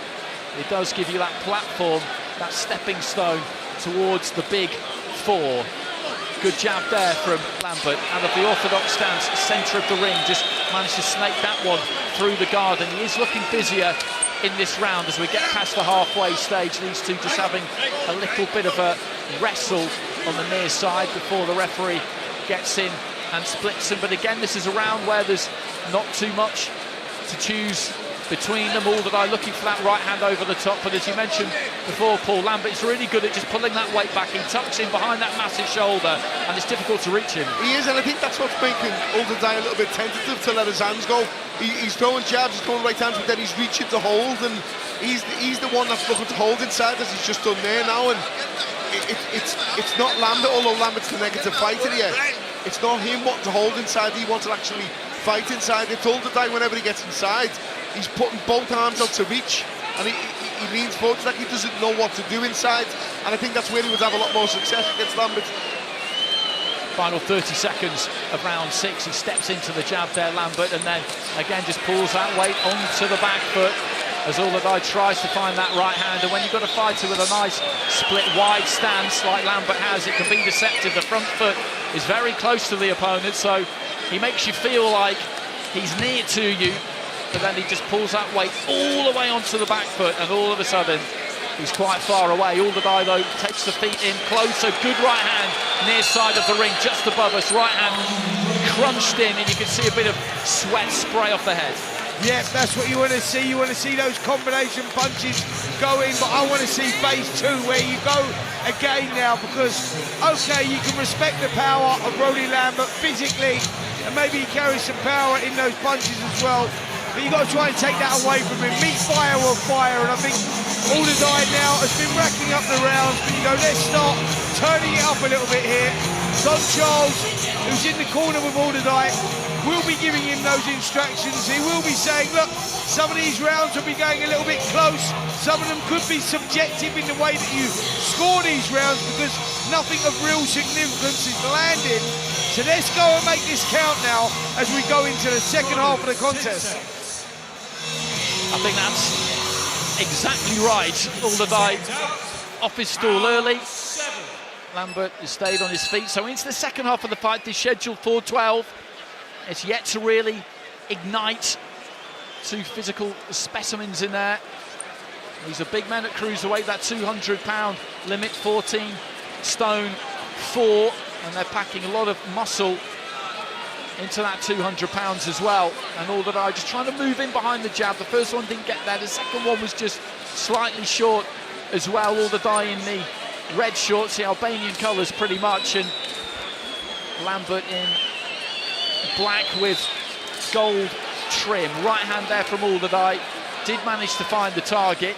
The jab to the body there from Lambert was a good punch. He went up and down with that lead hand. Good defensive work there from him too. Sent the ring. The left hook came in from Uljai, and he had that right hand up where it needed to be. He was a little bit busier in that previous round, but he needs to maintain at least that level of activity, you would say, Lambert, if not increase it as we head down the stretch here. Do you know what? Quite frustrating, because Paul Smith Jr. has pointed out here, he's very capable, Lambert. You know, he looks like he's got all the moves, he's got all the shuffles, he carries the power, but he's just not applying himself. So it's quite frustrating watching him, because you know, Paul, that there's more in the tank. After 2 or 3 rounds, it looked tactical. After 6 or 7 rounds, it's looking lazy. And I think he just needs to up the work rate a little bit. He realised that he's probably just been getting nicked and pipped to the line on close rounds, but there's not that much in the rounds. That was a good right hand there from Lambert. I just think I'd like to see him on the front foot like this, mixing it up, jabbing the head, jabbing the body, throwing the right hand over the top, because trust me, from watching what I'm seeing at the moment, Uljai is very tentative. He's reaching inside to hold all the time. He obviously has felt a little bit of the power, so have a little go and put it on him. Do you think you can put that down to desire, what lack of desire, if you like, from Lambert? Because you go, this is a big opportunity, mate. You're 36 years of age. You've got this, and this could catapult you, you know, springboard you to another level, and you don't seem to be taking it. I think if it was belief, then please believe now that you are in this fight. If you put your foot down, I think if you can grab the fight by the scruff of its neck here at the halfway stage. There's 5.5 rounds to go now, 5 1/3 of a round to go. You need to really make sure you get these and hope that you've just nicked a couple of the first ones, but there's nothing to say that he can't come out now and win the remaining 5 rounds of this fight. 30 seconds to go, and as you've both been saying, there's not been much in some of these rounds through 7 rounds. It could be 7-0 down, Lambert. It could be 4-3. It could be close, and then we get to the end and we get some scorecards back that maybe we're not expecting, because different vantage points from different sides of the ring can make a difference. There's not that much clean that has landed. Uljai again just takes those feet in, lets that left hand go. Good left hand came back from Lambert, and it's almost like at times Uljai is getting close enough to kind of beat up some gloves, which is shading in the rounds, I think, but you just never know. It's a cagey fight. It is now officially a disappointing fight. In the opening stages, you can cut them a little bit of slack and say that they're having a look, they're feeling each other out, but now it's a little bit too cautious. This is not what the crowd have come to see. Absolutely, and you know, we've got 1,800 strong Albanians in here tonight. You know, Andy, Paul Smith knows as well. I know they love their boxing and they make some noise when they come to boxing. They're not making the noise right now because their man is not committing enough, and I think that Rody Lambert is equally as disappointing. You go, because come on guys, all right, you might be feeling each other's strengths, but at some point you've got to roll the dice. This is boxing, you've got to take the opportunity, and they need to do it now. We're going into the 8th round, and we want to see some action. So there goes the bell. And Uljai straight into the centre of the ring, stepped into a right hand, but again, Lambert just pulled those feet out. He took it on the gloves. It was a good positive move there from Uljai, but well defended by Lambert, who in the southpaw stance just steps on the lead foot of Uljai. The referee has a quick word with him about that. It did look like it might have been relatively deliberate. It is an occupational hazard, though, those front feet colliding. I think it's a bit silly warning him for it. There's nothing he can do about it. Even if he can do something about it, it's not technically legally classed as a foul. A lot of fighters do it. It's how you deal with it. The ref will warn you if you're out put down, or you do put someone down while you're standing in the foot and rule there's a no knockdown. But that battle of the foot between orthodox and southpaw happens every single fight. Both just short with the jabs, centre of the ring. And again, as we've been saying, you just wonder what might happen if one of them really just throws caution to the wind a little bit. You don't want to be gung-ho, you don't want to be reckless. If you're all the night, you may well feel confident enough that you've got a lead here and you don't want to jeopardise anything, but you can't be absolutely sure. If you're in that Lambert corner, I think you would be of the opinion that the way the fight is, the dynamic of the fight, you could well be behind and you need to do a little bit more, but no one's really changed much. No one's really switched anything up right from the start, actually. Well, Lambert may have switched it up in this round, Andy, just as you said that, because there's more urgency around his work now, and for the first time in this contest, Lambert is firmly on the front foot, and Uljai, is he moving around the outside? Is he trying to take a breather, or is the pace starting to get to Uljai? We will find that out. And some whistles again from ringside. Uljai just trying to move in behind that southpaw jab. These two have never been too far away from each other. Decent looking jab there from Lambert. Throws 2, 3 in a row. Then Uljai goes down to the body with the left hand. That was a more decisive move from him. Just whip those feet in and then look to try and sling that left in to the rib cage there of Lambert, heading towards the final 30 seconds of round 8. 4 to go. After this, ringside seats are pretty much all taken. So many big-name fighters, promoters, managers, celebrities in attendance tonight. There's nothing like a big O2 night. Uljai just rattling the combination, finishing with the right hand into the body, and that's got the Albanian section going. And trying to just sustain a little bit of pressure here, Uljai, in the final stages of the round. Lambert throws him into the ropes, but doesn't quite manage to get his own left away. Yeah, you can see the physical strength of Lambert, can't you? So you can understand the cautious approaches from Uljai, because Lambert does look so physically strong when they get up close. But that was a good round there from Lambert. I think for the first time I saw him stamping his authority, taking the initiative, pushing forward on the front foot, flicking out with the jab, switching from orthodox to southpaw, landing the occasional backhand. And I think Jürgen Uljai, was he taking a breather? Is he starting to feel the pace? We're certainly going to find that out in the last quarter as we go into round 9. For me, Jürgen Uljai is in front on this one. He has got the rounds in the bank, but as you pointed out, Andy, there's a couple of them subjective rounds there. You go where neither guy done anything, and you don't know what way the judges have gone. So if I'm both of these guys, I don't want to leave it in the judges' hands now, going into the last 4 rounds, because dare I say it, this could be a 4-round fight. It could well be. So heading into round 9, I think we're going to try and get into that blue corner at the end of this round and see what Don Charles is making of it all, because it's the trainer's job as well. They have to try and watch the fight, analyse the fight, read the fight, score the... For the vacant IBO World Cruiserweight Championship, round 9 is in session in that one, and your fight host is Gareth A. Davies, and the talkSPORT commentary team is Spencer Oliver, Paul Smith and Andy Clark. Big job, 30 seconds into round 9. Lead hand there just kind of oscillating from Lambert. A little bit of a feint, a little bit of a twitch from the pair of them. Left hand to the body there from Uljai. Lambert looked to try and fire back with the right hand as these two just manoeuvre their way towards the neutral corner on the far right-hand side of the ring. It's been a pretty straightforward fight for referee Michael Alexander as he just circles to his right in front of us, calls break and gets in between these two. A minute gone in round 9, and we're still waiting for the pattern to change. A right hand over the top there from Uljai, got close, arced that one in over the top of the gloves, and caught his man on the top of the head, and he maybe felt that a little bit, Lambert, because he's just looking to tuck up here, and Uljai got a couple in round the back of the guard there as well. Yeah, good work here from Uljai. The first time we see him going through the gears, turning the screw, landing some solid hooks to the head and to the body. But this is a good response from Lambert himself, who's now pushing forward, landing a couple of right hands of his own. Finally, with the action, has started to pick it up here. Both guys sense that this could be close going into the last quarter. Landed some lovely shots there round the guard of Lambert. Lambert's got his hands both in front of his face, and he's whipped hooked around Uljai. Hooks right round the back of the guard, right and left side, and landed them both. I thought he should have went to the body a little bit more then when the hands were raised high from Lambert, but he'll learn from that. But Lambert is so dangerous on the counters as well. You can see him loading them up. He's very dangerous. Well, we welcome listeners on talkSPORT to the O2 Arena for Fight Night Live with myself, Gareth Davis, Paul Smith, Andy Clark and Spencer Oliver. We are in the 10th round, the 9th round of the vacant IBO World Cruiserweight Championship between Jürgen Uljai and Roly Lambert Fujum.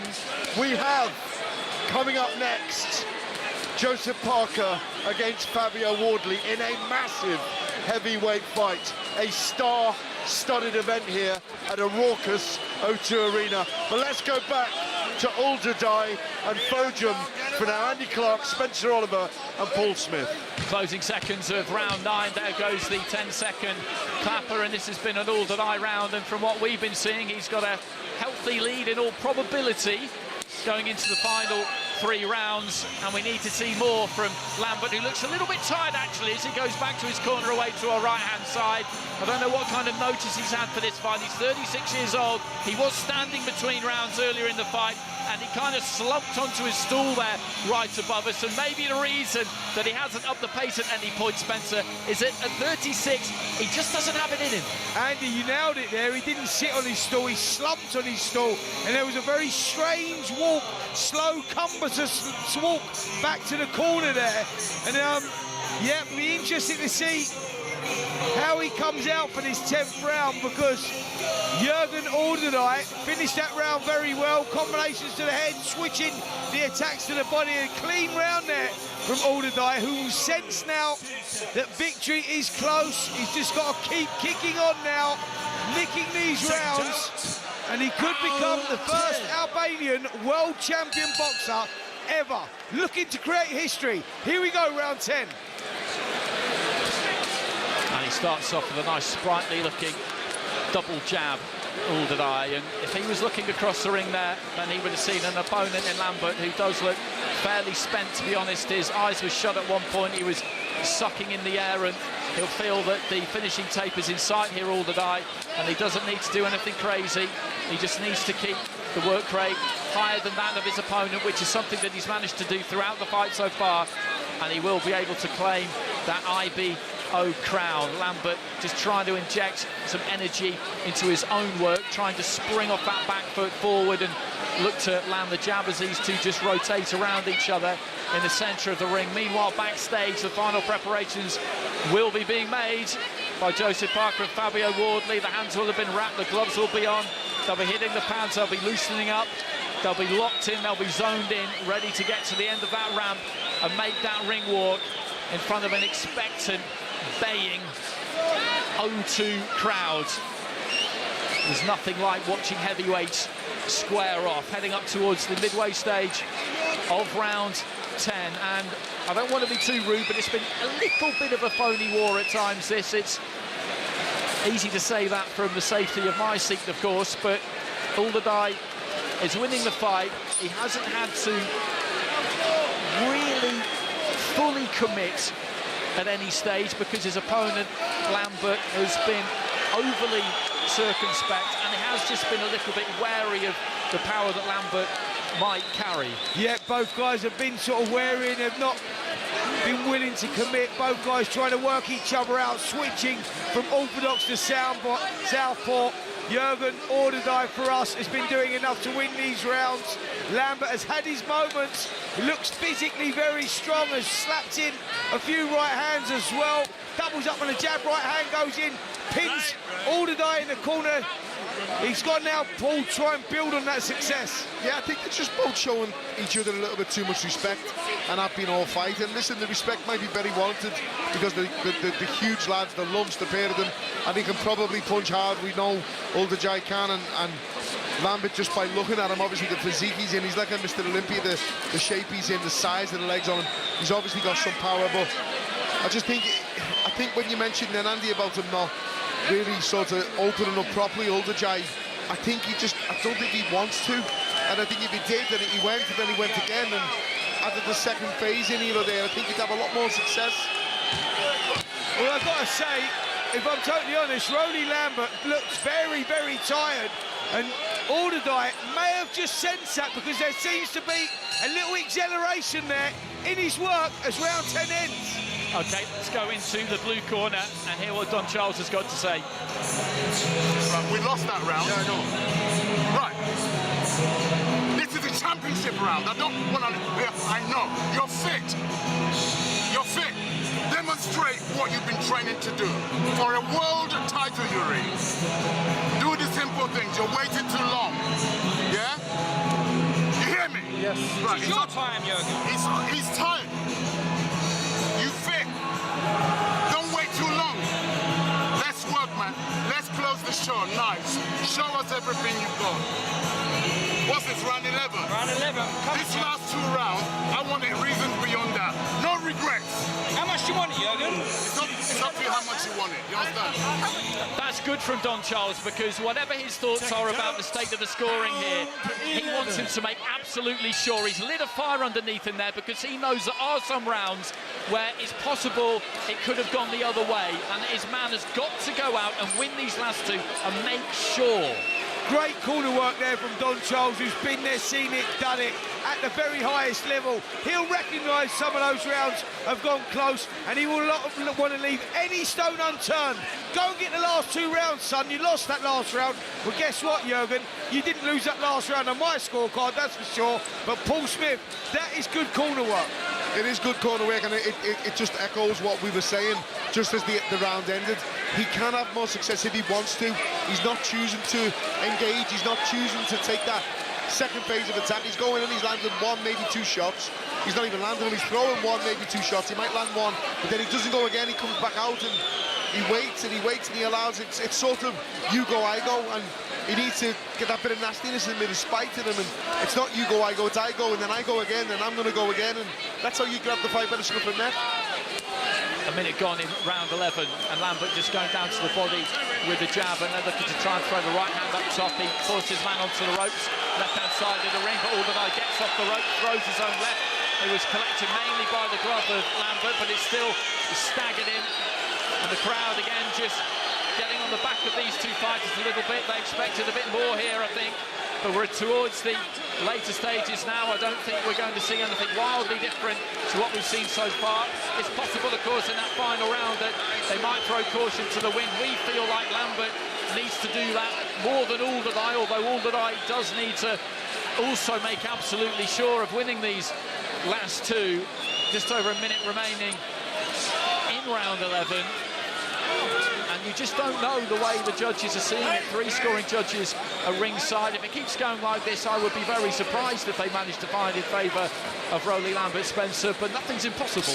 Yeah, Uljai for me doing enough in these rounds to win these rounds. You're right, Lambert has sort of played his part in this contest. He's been switching from orthodox to southpaw, landing a good occasional shot. Jürgen Uljai, look, I would like to see him land more like that shot there, big right hand, and that's the first time I've seen Roly Lambert shook to the sole of his boots. And what does he do? Uljai, he steps back and he lets Lambert come forward and attack. And that's what we've been saying. There's no real malice there of, I'm going to go, I'm going to get your head, and then I'm going to go again, and then I'm going to go again. I think it might be a fitness thing. It might be a being wary of the power of what's coming back thing, but he really needs to grab hold of this fight now in the 11th round. Final few seconds of the penultimate round. 1 to go after this. The vacant IBO Cruiserweight title. It was previously held by Ivan Garbu on the line here for these 2. There goes the bell, and it's 3 more minutes we've got, and then the main event will be upon us, and Lambert comes back to his corner away to my right-hand side. They take out the gum shield. He's staying on his feet for the moment. Uljai back on this stool, getting that face wiped down. Final instructions from Don Charles. Final instructions for both fighters. As we've been saying, there have been a lot of close rounds. We're not sitting on the fence here. We, the three of us, feel that Uljai has done enough in enough of those rounds to be maybe quite comfortably ahead here, but it has been a bit of a head scratcher at times. When you said before you might not find any card going to Lambert, I think you'll struggle to find 3 cards the same tonight, and I think you'll struggle to find all of our cards, any 2 that are the same. It's been such a difficult fight to score, I think. Yeah, totally agree with that, Paul. I think that, you know, some of the early rounds, both guys were being so cautious, so negative, not really committing, and that were very difficult to score because neither man really landing anything of any sort of significance. 12th and final round. Let's see now if these guys will go there and try and claim this round to claim this IBO Cruiserweight World title. So here we go. Uljai just teeing off with a straight left hand, followed by a lead right hook. They're both boxing out of the southpaw stance, and Lambert now putting a bit more into those punches, trying to see if he can find that opening in these final 3 minutes, uncork that one telling punch that could turn things around, as we know it can in this sport. It's incredible when you see it, you never forget it. There's a gasp around ringside when that single shot just flicks the switch and alters the course of a fight, but that's what he needs here, man. But that was a big smearing lead left hook from him.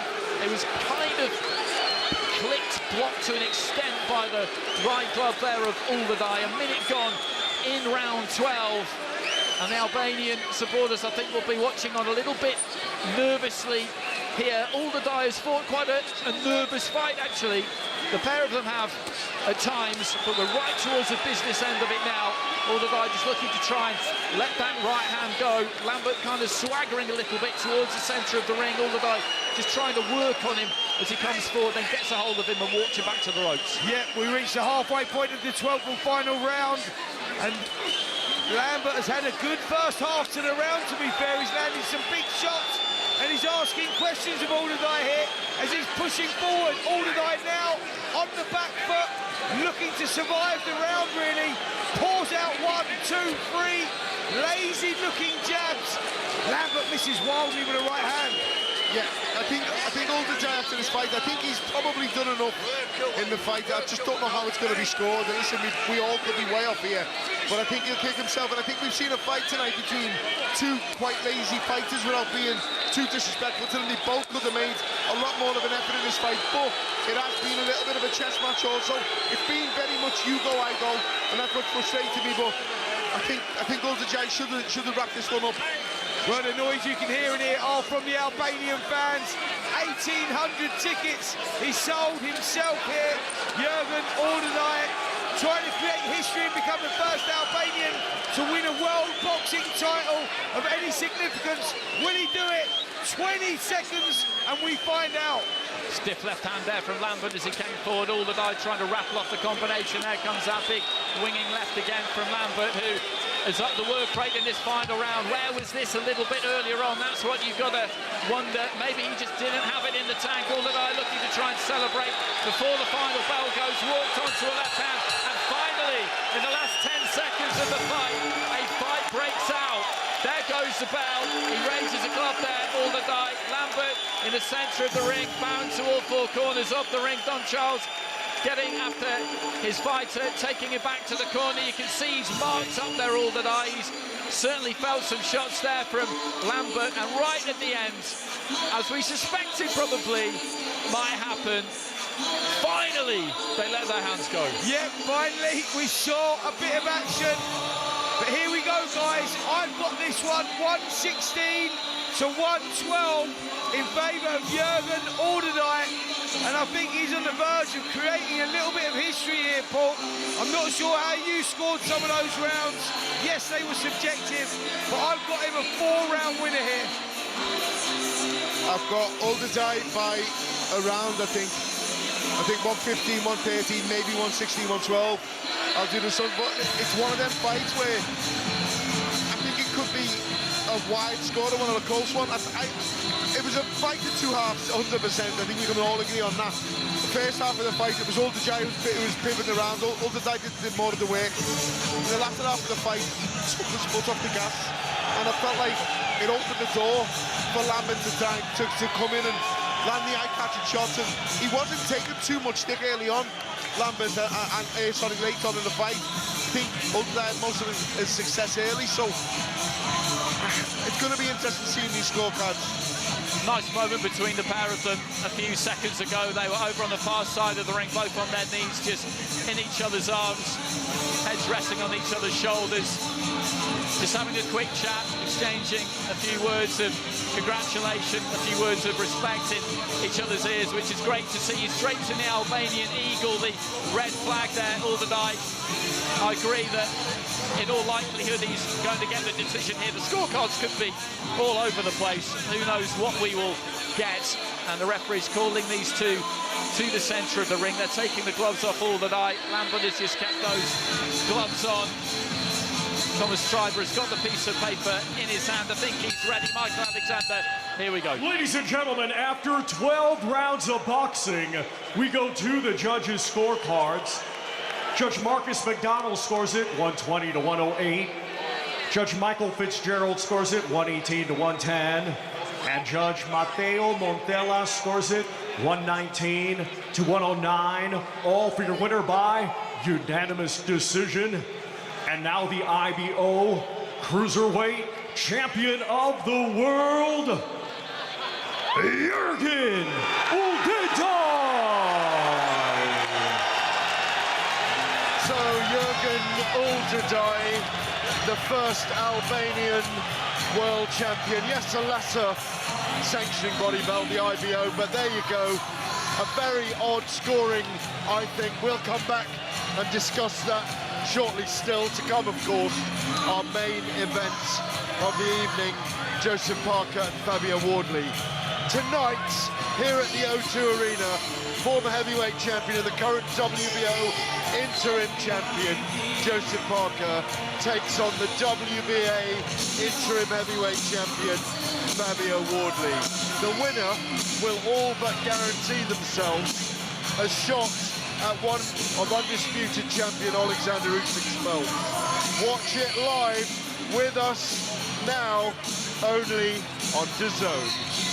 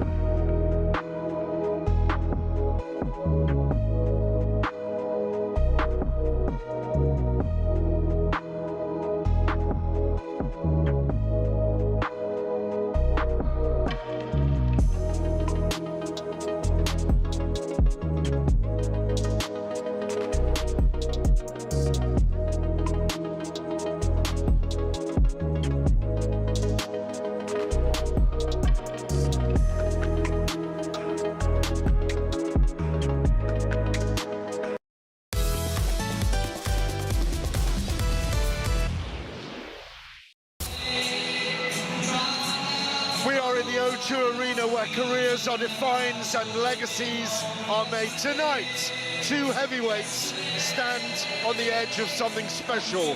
Joseph Parker has been there, done it, fought the very best. Now the former world champion finds himself back on the cusp.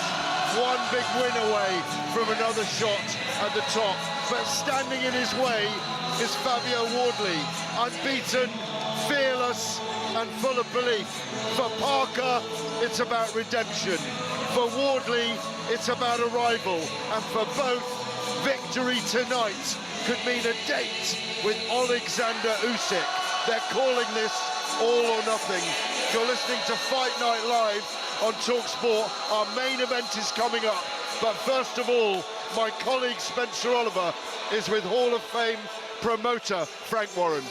Yep, I'm here at ringside with Frank Warren. Moments before we get the ring walks of Fabio Wardley versus Joseph Parker. Frank, how refreshing is this to have the WBA interim going in without the world title on the line? How good is this? It's brilliant, because you know what the end game is. The winner fights for the world title. Going to fight for the 4 belts. That's what will happen. The winner will get that. Is that what it is? Because the WBA is the next mandated position. So unless Usyk fights them, is that the way that it works, Frank? The next one is the WBO. And Joe Parker's the WBO champion. That's been ordered already. So the winner has to defend against... Usyk has to defend against the winner. If he doesn't do it, and he said that he will do it, but if he doesn't, they'll strip him. And I hope that's not the case. Huge appetite for this fight, by the way. The O2 Arena is absolutely packed. How good is it to have a packed O2 Arena? I mean, the last fight we had here, actually, was Fraser Clark, wasn't it, against Fabio Wardley? Yeah. Look, it's great atmosphere. Everybody's anticipating this fight. It's quite an intriguing fight. You know, they're both winning fighters, both on a roll, so much at stake, and we're minutes away from it happening. Frank, you've got just about every heavyweight in the world right now. I saw you up on the stage with all of them. And just as I look in front of me, I've got Agit Kabiel, the WBC interim champion there. I've got Lawrence Okoli, the WBO #1 challenger over there. You've got Moses Atauma, John Fury sitting in front of me, Tyson Fury's here. I mean, what's going on, mate? Well, we've worked hard. That's what we've been working towards. And all roads lead to Mr. Usyk. And Tyson's here, as you say, and he's going to make some decisions next year as to what he's doing. As I say, all roads lead to Alexandra. And all our guys are all in position. He has to fight them. Can I ask you about December the 13th? We saw Derek Chisora versus Dillian White has been announced, a trilogy. Great fight, by the way, for both guys. I think that there's an appetite for that fight right now. Chisora trying to right the wrongs of the first 2 fights. Love to see that, but Moses Atauma, I spoke to Moses. He said he doesn't know, possibly next year, doesn't know about December. Can you give us any light on that? Pulev has got to fight Moses. That's been ordered. That's for the interim title. So that, for their regular title. So that's brilliant, and that puts him in a good position. And we're in the process of hopefully getting that sorted out, or we go to purse bids. And as for the other fight, the first 2 fights were great fights. Derek never got the decisions. He got knocked out in one of them. It's his 50th fight. It's a long-lasting feud between the 2 of them. It's a great way for him to end his career. He wants to go out on a win, and he wants to beat Dillian. That's what he's saying. If he wins, do you think he retires? No. Listen, he should do. I'm telling you, he should do. And that's what we signed up for. But, listen, you know better than anybody. Fighters will always want one more fight. And there's times when you shouldn't have one more fight. Fighters are the first ones to know it, the last ones to admit it, that's for sure. But Frank, I just want to clear this up. So, we've heard rumours that Murat Gassiev could be fighting Pulev for the WBA title out in Dubai on December the 12th. Is that nonsense? No, they've announced it, but it's not been sanctioned by the WBA, and if he goes ahead with that, he will have a problem, because they've already called for the fight with Moses, and they have a problem with us. So we'll see. So just to be clear, Moses and Talma, December the 13th, still possibly could happen. We don't know where we are with that yet, so we're not announcing it. We've got to get it sorted out with Moolah to see where we are first of all. I get KBL Germany. Sorry? I get KBL out in Germany, homecoming. He said WBC interim title, and he's looking for his shot. It's great. He's a great fighter, and that'd be a great, getting boxing back into Germany will be brilliant. It's always been a fabulous country for boxing. You think that's where the Klitschko's made their name. All the great fighters over the years, we're taking it back to Germany, and we're doing it with a really good quality fighter who will wind up fighting one of our guys. I mean, he is one of our guys, but I mean, one of the Brits. Frank, you've absolutely cleaned up the heavyweight division. Most of them are in here tonight. Hopefully we get some clarification on who's fighting who and when. Great to see Chisora and Dillian White out on December the 13th. Brilliant stuff, mate. Back to you guys. Thank you, Frank Warren. Thank you, Spencer Oliver. As Joseph Parker begins his ring walk, he's virtually in the ring. Tyson Fury has come past us.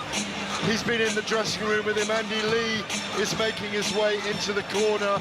We've had Sweet Caroline. The atmosphere in here is now electric.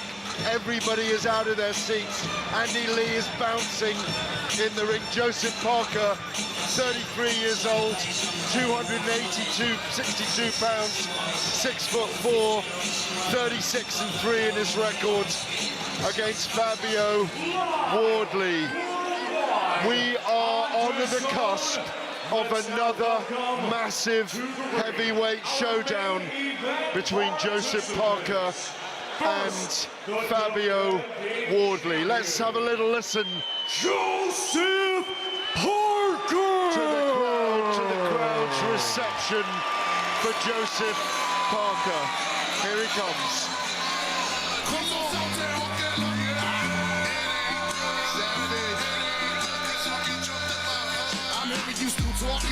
But none of your actions here is speaking to me. I'm talking and walking it. Must stop inside, will stop you moving. Hold up, who's this?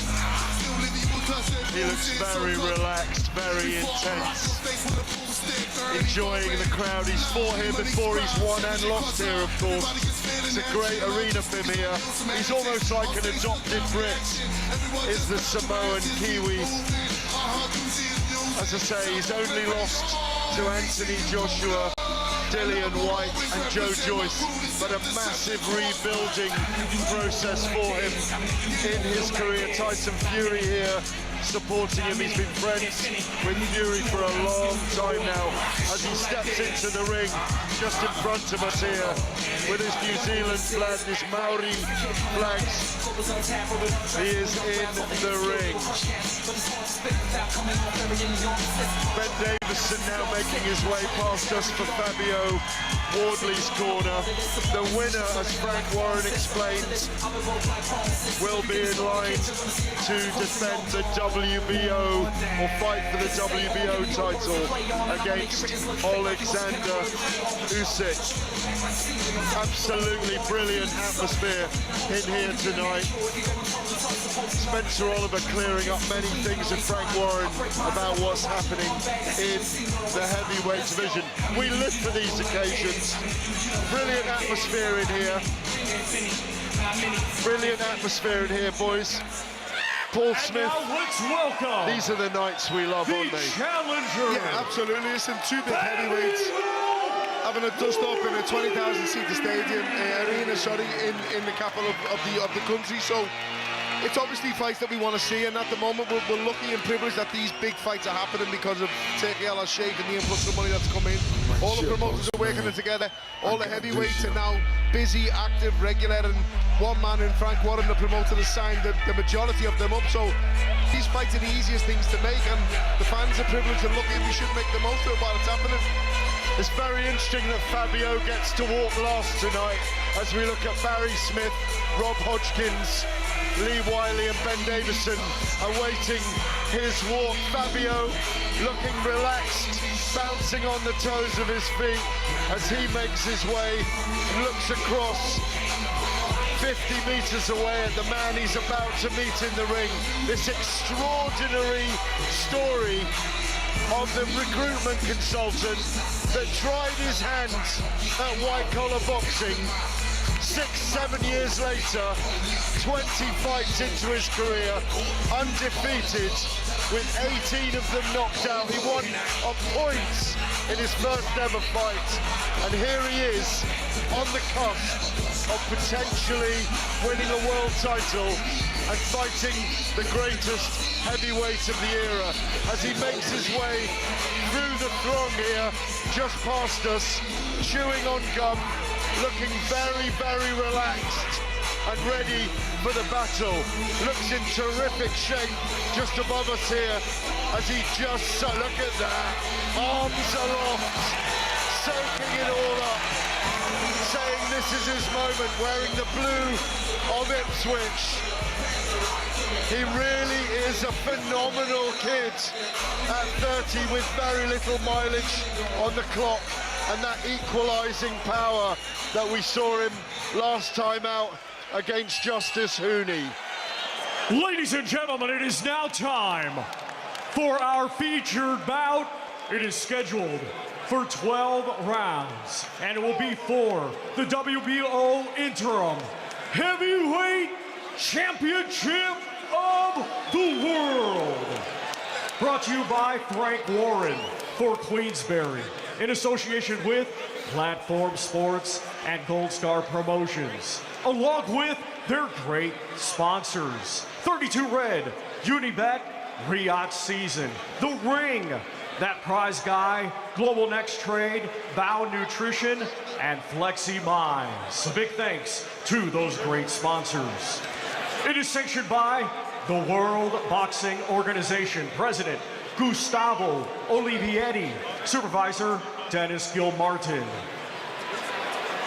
Our 3 judges assigned will be Phil Edwards of England, Matteo Montella of Italy, and Patrick Morley of the United States. Our referee in charge will be Howard Foster of England. And now, ladies and gentlemen, this is the main event.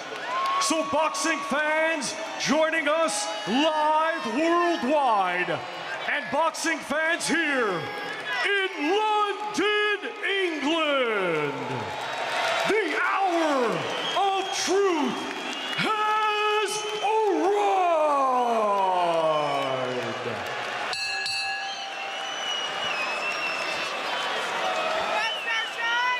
Introducing first the challenger. Fighting out of the red corner, he comes to the ring wearing blue with white and weighed in officially at 242.7 pounds. Hailing from Ipswich, England, he is undefeated with 19 wins, 1 draw, 18 of his 19 wins come by way of knockout. Ladies and gentlemen, ranked number 6 by Ring Magazine, here is the undefeated, hard-hitting challenger, Fabio Wardley!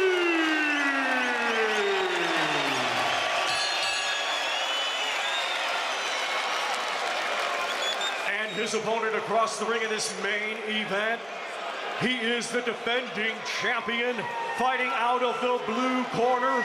He comes to the ring wearing white, yellow, and black, and weighed in officially at 262.4 pounds. Coming to us from South Auckland, New Zealand, he brings a professional record of 36 wins, 3 defeats, with 24 of his 36 wins coming by way of knockouts.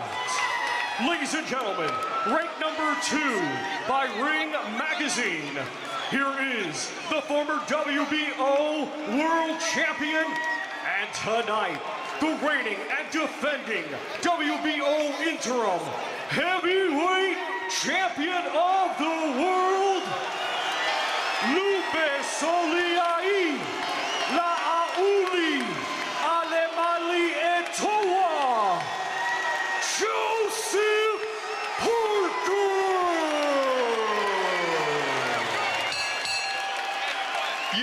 listening to Heavyweight Boxing Live on Fight Night Live on talkSPORT here with myself, Gareth A. Davis, and our commentary team, Andy Clark, Spencer Oliver and Paul Smith. Do not blink, do not put the kettle on. Here we go for some drama, heavyweight drama at the O2 Arena. Take it away, gentlemen. So final instructions from referee Howard Foster.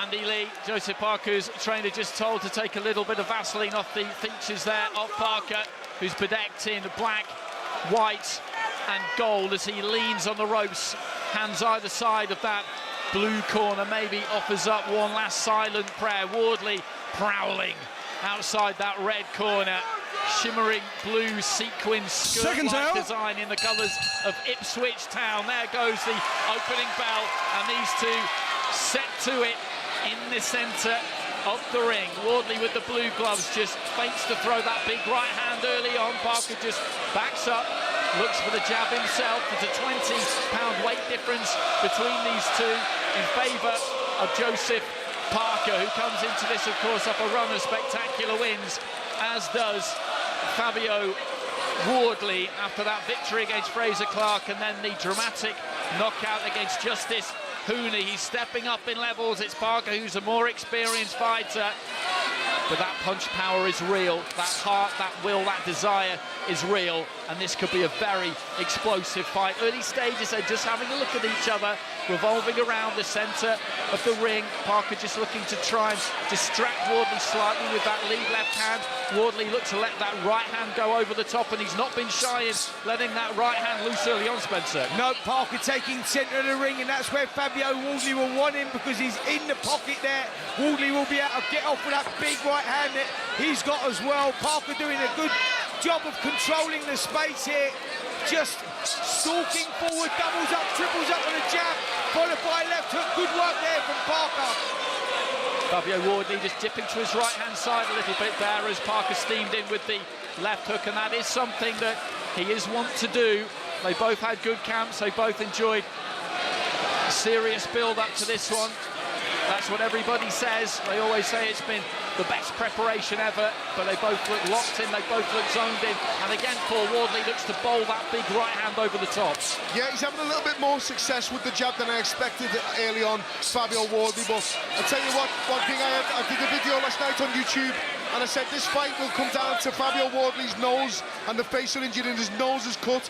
He has a big old injury where the bone meets the cartilage on his nose, which he did a few fights ago, and it opens up each time. It opens up straight away in the first round, which is probably from the good jab of Joseph Parker.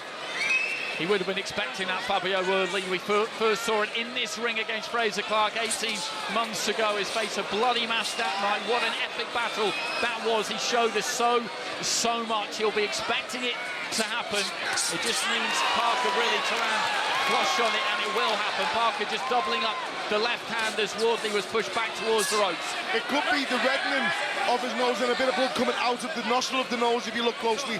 I can't quite put my finger on it yet, but there's definitely blood. Yeah, he's dabbed away at his nose there as Parker lands another good left hook. This is a good start, this, from Joseph Parker, but Wardley does look dangerous, lands a right hand.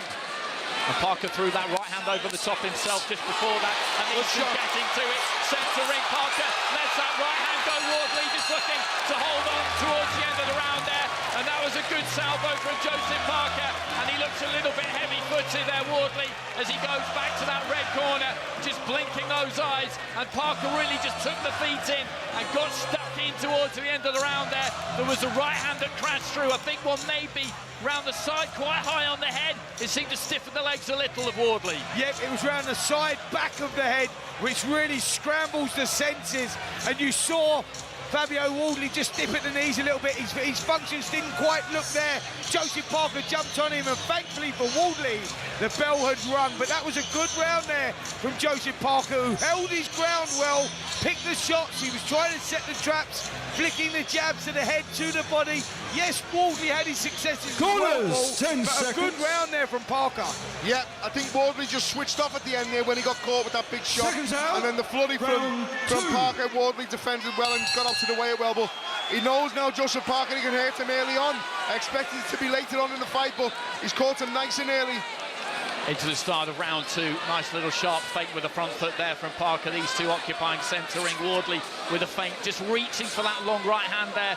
Wardley, a little bit of a rough passage towards the end of that first round. Everybody's been talking about Fabio Wardley's punch power, and correctly in the build up to this, but the reality is that Joseph Parker will be the heaviest puncher that Fabio Wardley has been in with in his career up until this point as well. It's not something that's really been discussed, but the way we look at it, that really is just a fact. Right hand into the body there from Wardley, followed by a left, just dipping those knees, dropping his height, centre ring, and stooping in with the jab. And Parker, though, just getting close enough and looking to flick up, or rather power up with the jab, and then smears that right hand over the top again, slightly similar to the one he threw against Martin Bakole, which collided with the top of the Congolese fighter's head and saw him dumped onto his back, and he looks dangerous here, Parker. Yeah, good work there from Parker, just setting the trap, drawing the lead there of Wardley, stepping on the outside and just narrowly missing with that right hand. He's got underestimated power, Joseph Parker, and he lands a big right hand.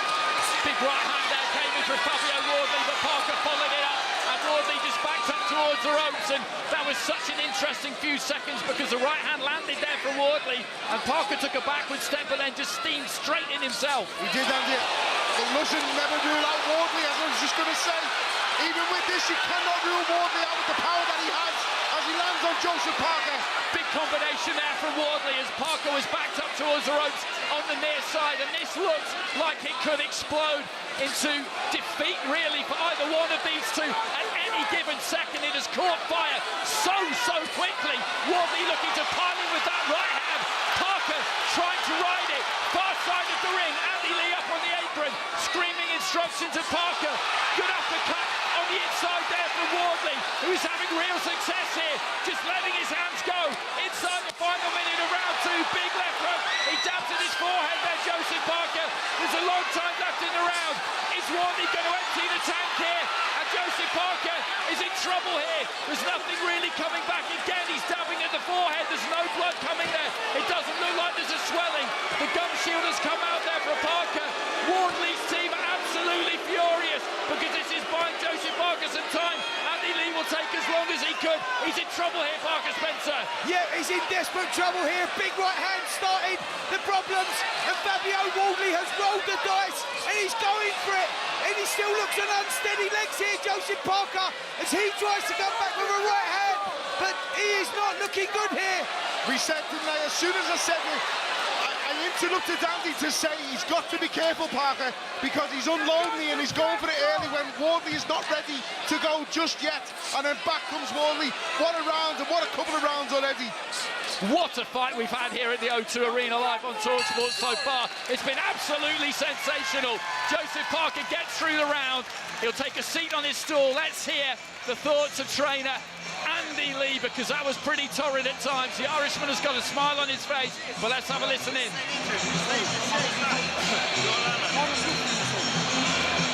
Hold yourself now, okay? Not shot the jab. He's there for the left hook this guy, yeah? All the moves he worked this down hook, angle shot, yeah, because he's going down. Jab, jab, down, angle shot. He'll burn himself out. That's his best work, his banjo. Take that, weather the storm, show why you're champion.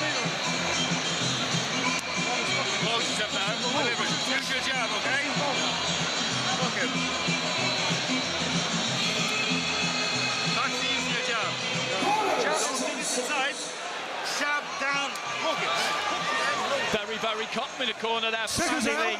And what they're telling Joseph Parker is, listen, he's thrown everything at you there. Yes, he might have hurt you a little bit, but you got through it. That's the best he can do. That's the worst you can experience. And you got through it. Shades of Virgil Hunter with Andre Ward against Sergey Kovalev a few years ago. It's kidology in the corner sometimes. They will be concerned. That's all that is kidology, because trust me, Fabio Wardley will bring that again, and he'll bring it again. He showed that he's got that character in him, and he starts to round off well. Double jab, narrowly misses with the right hand. He's got to be careful here, Parker. Oh, big right hand from Parker. Right hand from Parker lands as Wardley was just stepping out, throwing that front foot wide to throw that right hand himself. He chops down with another right hand and needs to. are just standing in front of each other like a pair of gunslingers squaring off, and somebody here is going to get shot, because this is heavyweight boxing, and that is what happens. Lead left hand there from Joseph Parker. Wardley in range, looking to land his own lead left, a stiff-looking jab, and these two are not looking to win on points here. They're looking to close this show and do it as early as they possibly can. It's been a sensational fight so far. Jab to the body there from Wardley. Crouches nice and low, but he's waiting for any opportunity, Paul, just to sling that loose, long, powerful right hand. He is. The feeling out process is long gone. We thought the fight might have been a battle of the jabs at first. The first round, the way it started, is how I expected it to go, with Parker being the boss. Parker sort of putting manners on him and letting him know that there's levels in this, and we did actually say that. Parker was showing the levels that was in it, but then Wardley has that equalising power, and as soon as he lands, the fight turns on its head. Well, I must say that it was a big question mark on whether Fabio Wardley could step up to world level, and the answer, guys, even if he wins or loses from now, is yes, because he is matching Parker in there, punch for punch at the moment. Just over a minute remaining in the round. Wardley with a nice right hand to the body a few seconds ago. Neutral corner, far side of the ring again there. Just jabs in the way, big right hand up top, and that was so clean. And Parker just ate it up. What a chin. What a chin. He showed us there, Parker. That was unbelievable. Wardley with the jab, perfect angle, perfect rotation, perfect everything for that right hand, and somehow Parker just deflected it with that big Spartan beard, and then comes back with a right hand of his own, right up above us on ringside. That was a hell of a right hand, Spencer, from Fabio Wardley, and he didn't even blink, the big Samoan. Yep, you felt the floor vibrate as that shot landed, and it didn't even do anything to him. Again, the 1-2 goes in. Big right hands from Fabio Wardley. Parker standing in front of him, left hand low, trying to draw him in for another shot. 10-second clacker goes. Drama here in the third round. Parker steams in and climbs into an agricultural looking overhand right that doesn't quite land. Wardley makes his way back to the red corner. Let's have a listen. Good.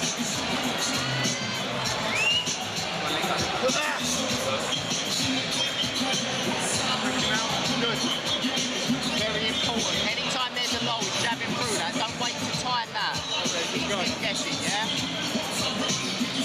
You made a good adjustment there before. You were fainting and then going. Now you can get some faint again. So turn off every time. Faints are so important, yeah?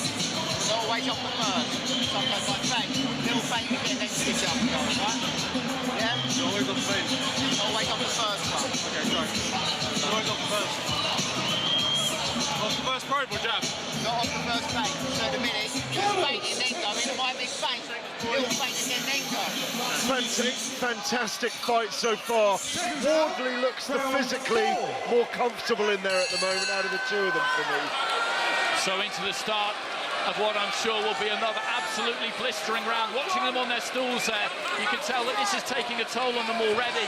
This fight has got hard, fast. 15 seconds into round 4, centre of the ring. Little stutter step there from Wardley. Parker tries to fire the jab, it doesn't reach. He whips that left hand back, drops those knees, tries to get nice and low. Wardley does exactly the same thing. They're just looking for angles, they're looking for openings, they're looking for that little bit of ignition to pull that trigger and see this fight spark into life. It's going to happen in the blink of an eye. It can happen at any second. Parker just looking to come in behind that double left hand again. Fabio Wardley with his back to us, that shimmering skirt design of the shorts right up above us. Ipswich Town FC emblazoned on the front, long right hand into the body there from Wardley. Then a good stabbing jab to the chest. Yeah, good work there from Fabio Wardley, who's feinting, trying to set traps, trying to create openings against Joseph Parker, who stalks forward, holding the centre of the ring. He's looking to get off. You can feel like this is a shootout. Who's looking to land the right hand first? And you sense this fight is going to be turned on its head with that one shot, Paul. Yeah, I think this round is as we expected the fight to say, as I keep saying now. And I think, as you say, Spencer, I think you're totally right. it all changes once one shot lands and the other one gets a reaction. But I think both fighters know the other one is not ready to go just yet, and they have to keep chipping away and trying to lock the door. Slightly more cautious in this round as a result of exactly that, I think. 75 seconds remaining in round 4. They're scheduled for 12. Nice jab there from Wardley, far side of the ring. Then maybe a little bit slow with another lead left hand, and Parker tried to come over the top of it. Wardley with a jab on the inside. Parker with a left hand. He's got Wardley backed up to the ropes now. Parker, a left hand landed there. A jab landed from Wardley, who I think was a little bit hurt, but he's just swinging from the hips here. Fabio Wardley, he's dangerous when he's hurt. Parker just trying to swat him with an overhand right, didn't quite manage to land in the uppercut.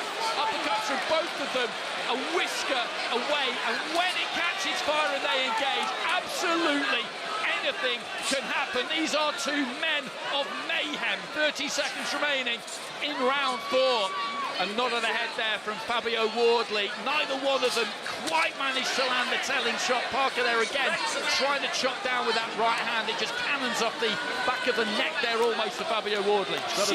So he's got to be careful, Wardley, Spencer. He keeps jabbing to the body of Parker, and he's leaving his left hand out there. And Parker's landing with the overhand right hand, isn't he?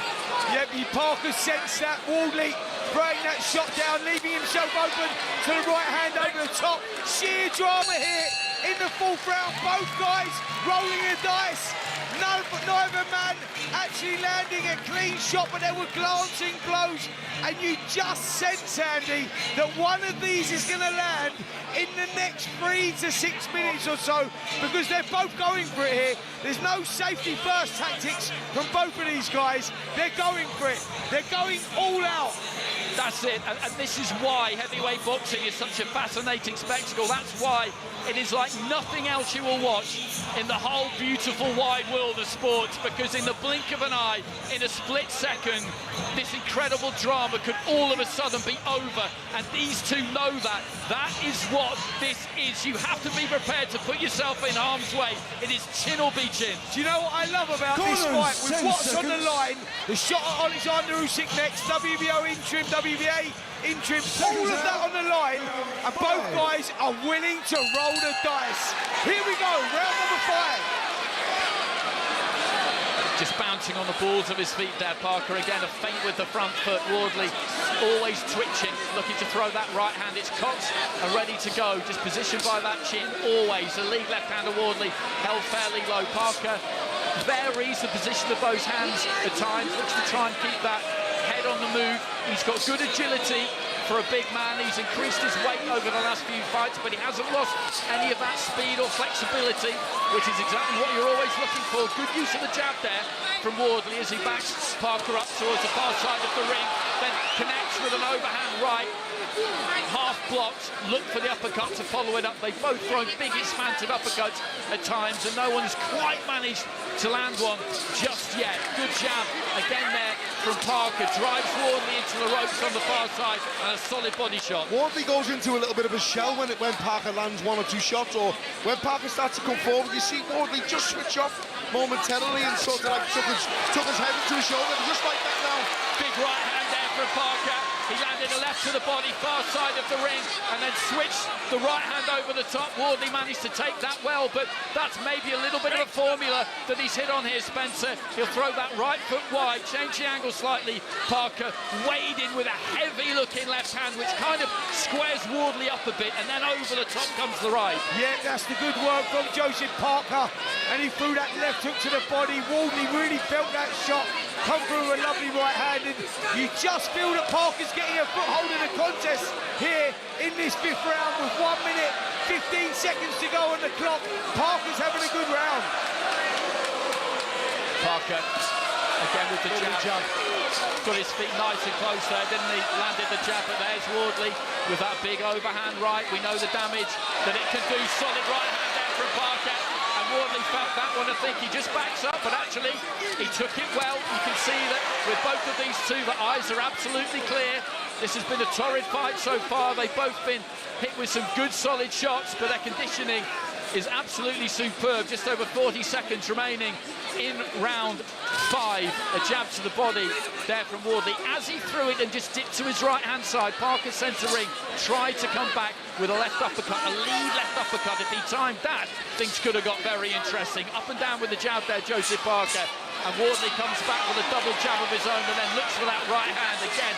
Doesn't quite manage to land it. Closing stages of round 5, and you just cannot take your eyes off this. It's fantastic. Yeah, brilliant work from both guys. Parker just misses narrowly with the right hand. Wardley just turning to the side and missing that shot. Good work there from Wardley. Yeah, he throws the jab to the body, Wardley, and he leans over his right foot, over to the right, and he gets caught with the right hand by Parker every time. And it's an effective shot, but it's a very dangerous shot to throw because he's putting himself in harm's way each time he throws it. Do you know what, Paul? It's that unpredictability, though, of Fabio Wardley, isn't it? Where he's more of a novice than Joseph Parker. You don't know where them shots are coming from. Sometimes I don't think he knows where they're coming from as well. But what he has got is that teak toughness, and he can bite down, and he can punch when Parker's punching.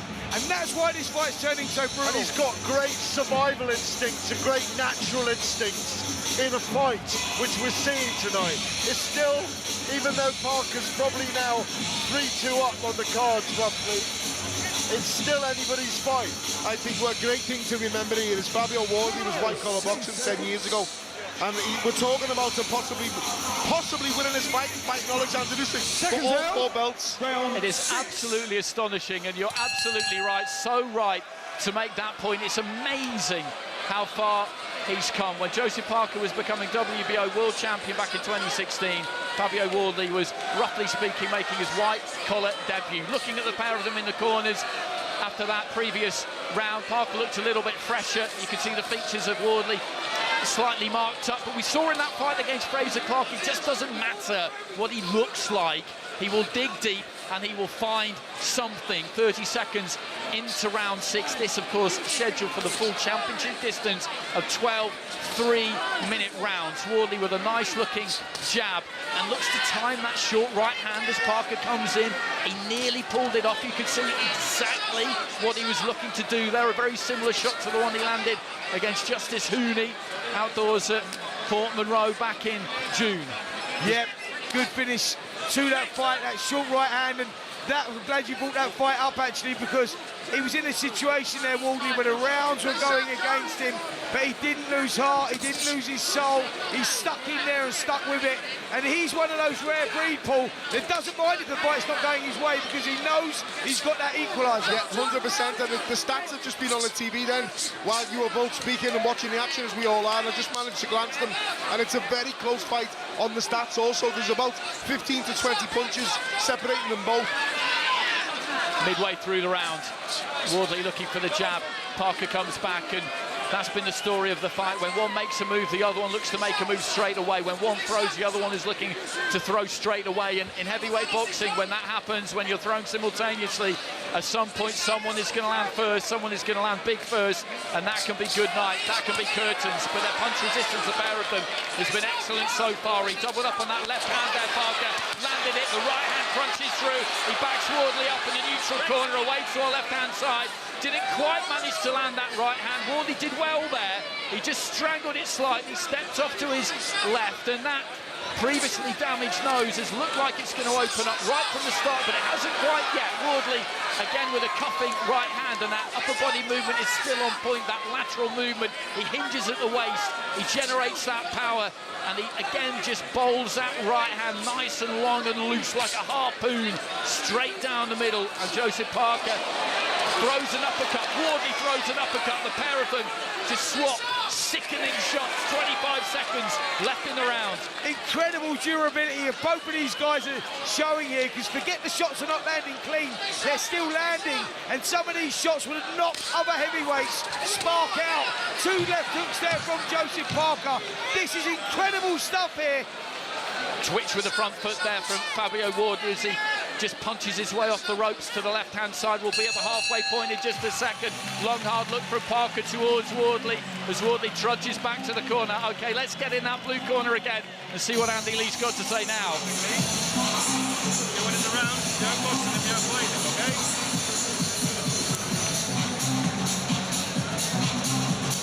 How you feeling? Oh, yeah, box him well. Keep breathing. Catching fire. What? Catching fire? Nah, don't worry about the catching fire. Keep your box. jab, yeah? Jab up, jab down, be sharp with it. When he comes, you can see it coming a mile away. Right hand, left hook, bury down, yeah? Beat him. Oh, 1, 2. It's very simple, just basic boxing, Joe, and you're going to win the fight. Don't take risks. You're looking more than that. Yeah. You're way better than him. Don't take risks. He's not your league, Joe, honestly. Okay? Not your league. And the vibe from that Parker corner is a happy one. I think they're satisfied with what they're doing so far, with what they've seen. You just heard, I think it was Paddy Donovan shouting, he's not in your league, Joe. Now, before this fight, I thought that Fabio Wardley's gone right up in my estimations already, and I think his level is a little bit above what I was expecting tonight. I think he's showing himself that he can handle himself at the top level. He's definitely proved that he belongs in world class for sure, because he's a danger for any heavyweight out there. The question marks were, did he have the punch power at world level? The answer is yes, because he's hurt Parker a couple of times and he may have hurt him again here. And Wardley just looking to let that right hand go. Parker defended that pretty well, to be honest. He sunk into the ropes, took the sting out of the right to the body and then moved off to the left. Just before that, Parker had done some good work to the body with that left hand, and I think that is what he needs to look for, Joseph Parker, because he can get Wardley a little bit square sometimes, and as Paul mentioned, his body tends to just kind of lilt to the right, and he can't really miss him with that left. It's always going to land somewhere and stop him in his tracks, and then he can maybe measure that right hand. But Fabio Wardley has shown us so much over the course of a short career, and he's showing us even more tonight. The danger with that right hand is so real, and he is dangerous when he looks like he might be in trouble. You think a fighter's gone by like Nigel Benn, who was so sensational to watch when he was a wounded tiger. That's when he was at his most deadly, and Wardley is in that kind of bracket, and Parker knows it. Yeah, absolutely. He's always dangerous, even when he's hurt, Wardley. And he loops the right hand over there, just clicks aside of Parker and comes back with some good body shots as well. Both, oh, big right hand there from Parker. And Parker just looks to step in and let his hands go. Wardley just manages to tie him up. He took that well, Fabio Wardley. It was a big shot. It landed absolutely flush. It sent sweat spraying across ringside, and you could see why he was so enthused by it, Joseph Parker. But Wardley with a lovely shallow arc to his own right hand as he steps in and throws it over the top like a spear. Parker just managing to stay out of the way into the final minutes of round 7, and Wardley again just looking to jab to the body there. Parker taking those feet in, felt like the left hand was there. It wasn't quite. Wardley just hanging that chin out, looking for the jab. Yeah, Wardley carrying that left hand down, looking to clock the right hand over. That's the shot he's looking for. Parker has to be careful as he holds centre of the ring. And he throws the left hook, big right hand goes in as well. Wardley's forced to hold. Got some chin on him, Wardley. He's proven it time and time again tonight, because Joseph Parker isn't a light puncher, he can bang. And it's that left hand again from Parker when he really commits, chases his man across the ring almost, lets that left hand go to the body. He squares him up onto the ropes, and then he looks to really let his hands go. Final few seconds of the round. A rueful look from Wardley as he comes back to the red corner. Let's have a listen in to Ben Davison and Rob Hodgins. Any time you finish, he wants to get that work back. Either cancel it out by threatening to attack again, or be ready. Or keep him under threat after your work. Yeah? Taking on the returns of better, you're doing a better job of sneaking it in. What I mean by that is mixing up your timing, yeah? After your work, cancel him out from going by threatening to go again. Buy yourself more time that way, yeah? Yeah? Or for that L step there, he jumps in with that hook. You've got to be ready for that, yeah? Before and after your work. You just wonder, gents, whether that extra stone and a half that Parker's carrying, even though he's ahead, may cost him in the late rounds here.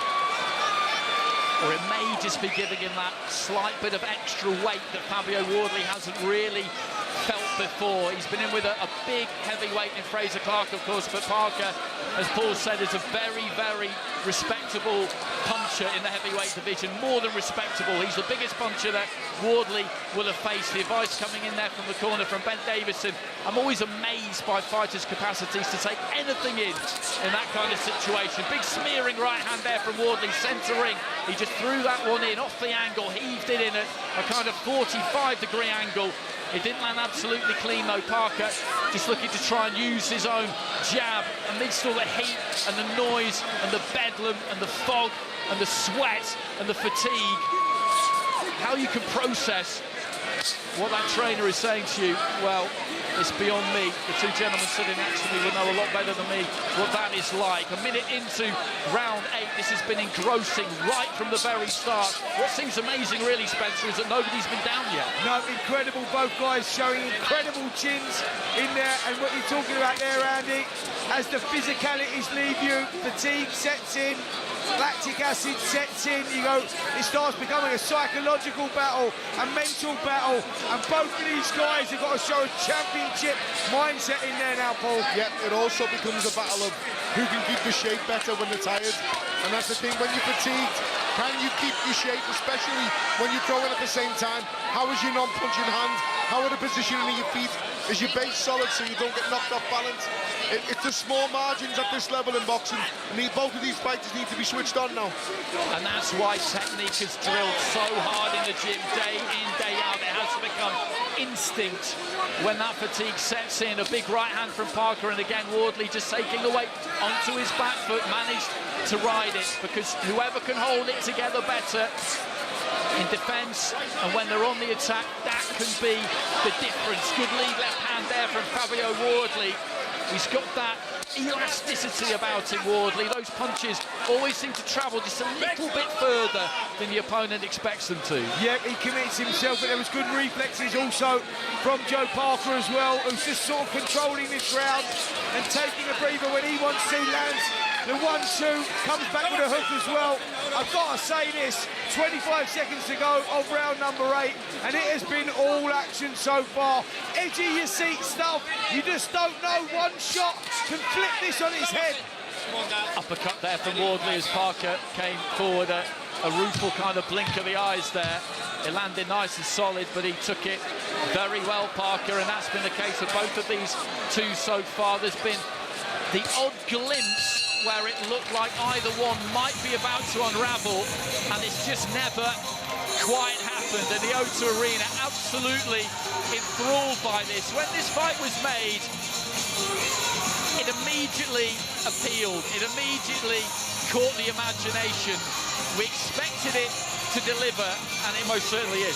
Absolutely. Listen, when you put interim versus interim, both guys, if we go back a few years, neither guy would want to risk that position. They would want to wait for their shot, their opportunity against the undisputed champ, the pound-for-pound star, the best of his modern generation, Alexander Usyk. But no, both guys go, I'm not waiting around. Usyk's out injured. Let's get in there. Let's see who's on their neck. You got to respect both guys for that. And they are delivering. They are giving it everything.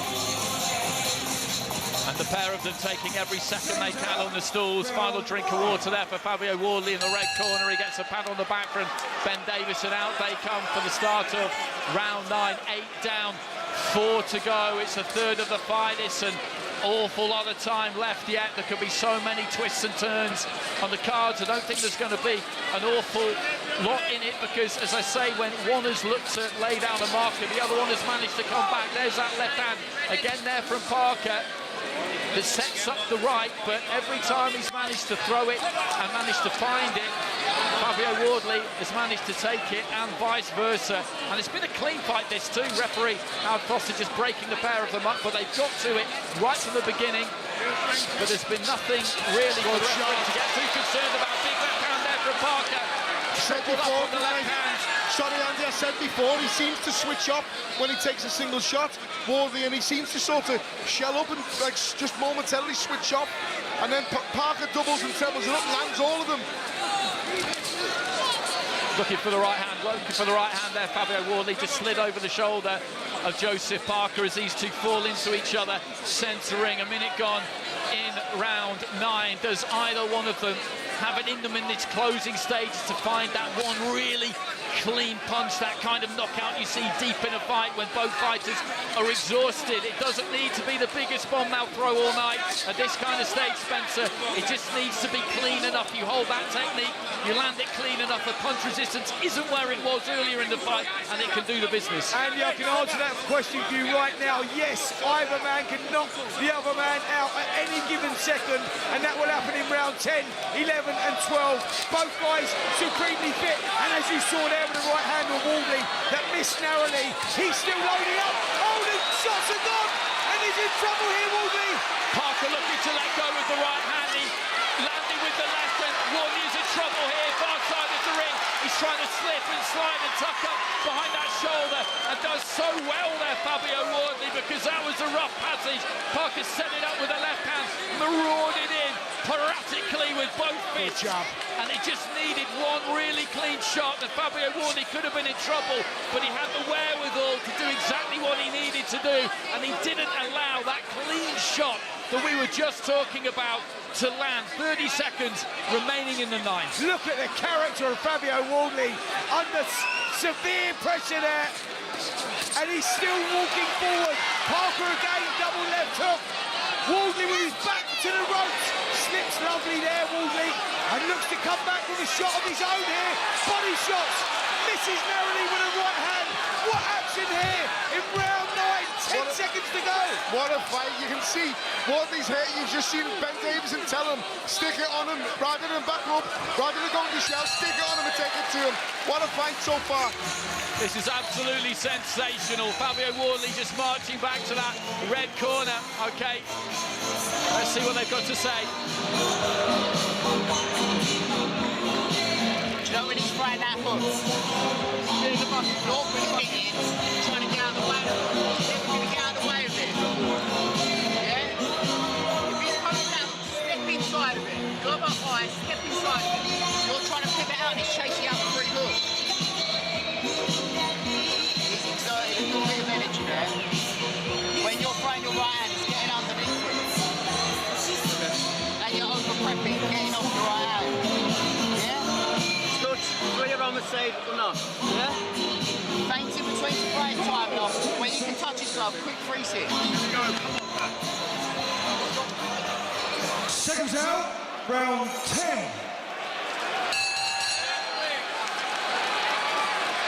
So into the 10th, the O2 takes a collective breath watching a fight like this. Well, I never claimed that it's like being in one, but you go through it, and we're all summoning up our final bits of energy for this remaining 9 minutes now, because this has been an adrenaline-soaked encounter right from the start. The undercard didn't really catch fire, but it doesn't matter now, because this fight is delivered right from the off. Yeah, I've got to say, I didn't expect us to get into this 10th round the way that both guys started off. There was no feeling out process. Both guys loading up with big right hands, and they're still going with big right hands now. I've got Joseph Parker 5 rounds ahead going into this 10th round. So Wardley, for me, needing to knock out big right hand again. Huge right hand there for Parker, and I just wondered whether that was going to completely stun Wardley, because he took a step back and the gloves dropped, but immediately he just then recovered. I looked at him and his eyes seemed clear. Parker just stepping in again here, looking to let his hands go. But surely Wardley just cannot continue to take bombs like that, because that was an absolutely flush right hand pull from a 260-pound Samoan punching machine. This is absolutely incredible from Wardley, but he looks dog-tired now. He does, and he keeps getting caught with the right hand, but then once he gets caught with it, after he composes himself, he leans right over to his right, so the left hook is the shot for Parker, but he just can't get it off. Wardley, I know it sounds a bit contradictory, but when he gets caught, he actually tightens up and he defends quite well then to avoid the later barrage of shots, which would close the show for Joe Parker. Yeah, he turns to his side and makes it quite a difficult target to hit, but I've got to tell you, he has shown incredible durability in here. Fabio Wardley, as is Joseph Parker, but more so Fabio Wardley because he's taken some flush right hands, and here he is, still in front of him, 50 seconds to go, round number 10.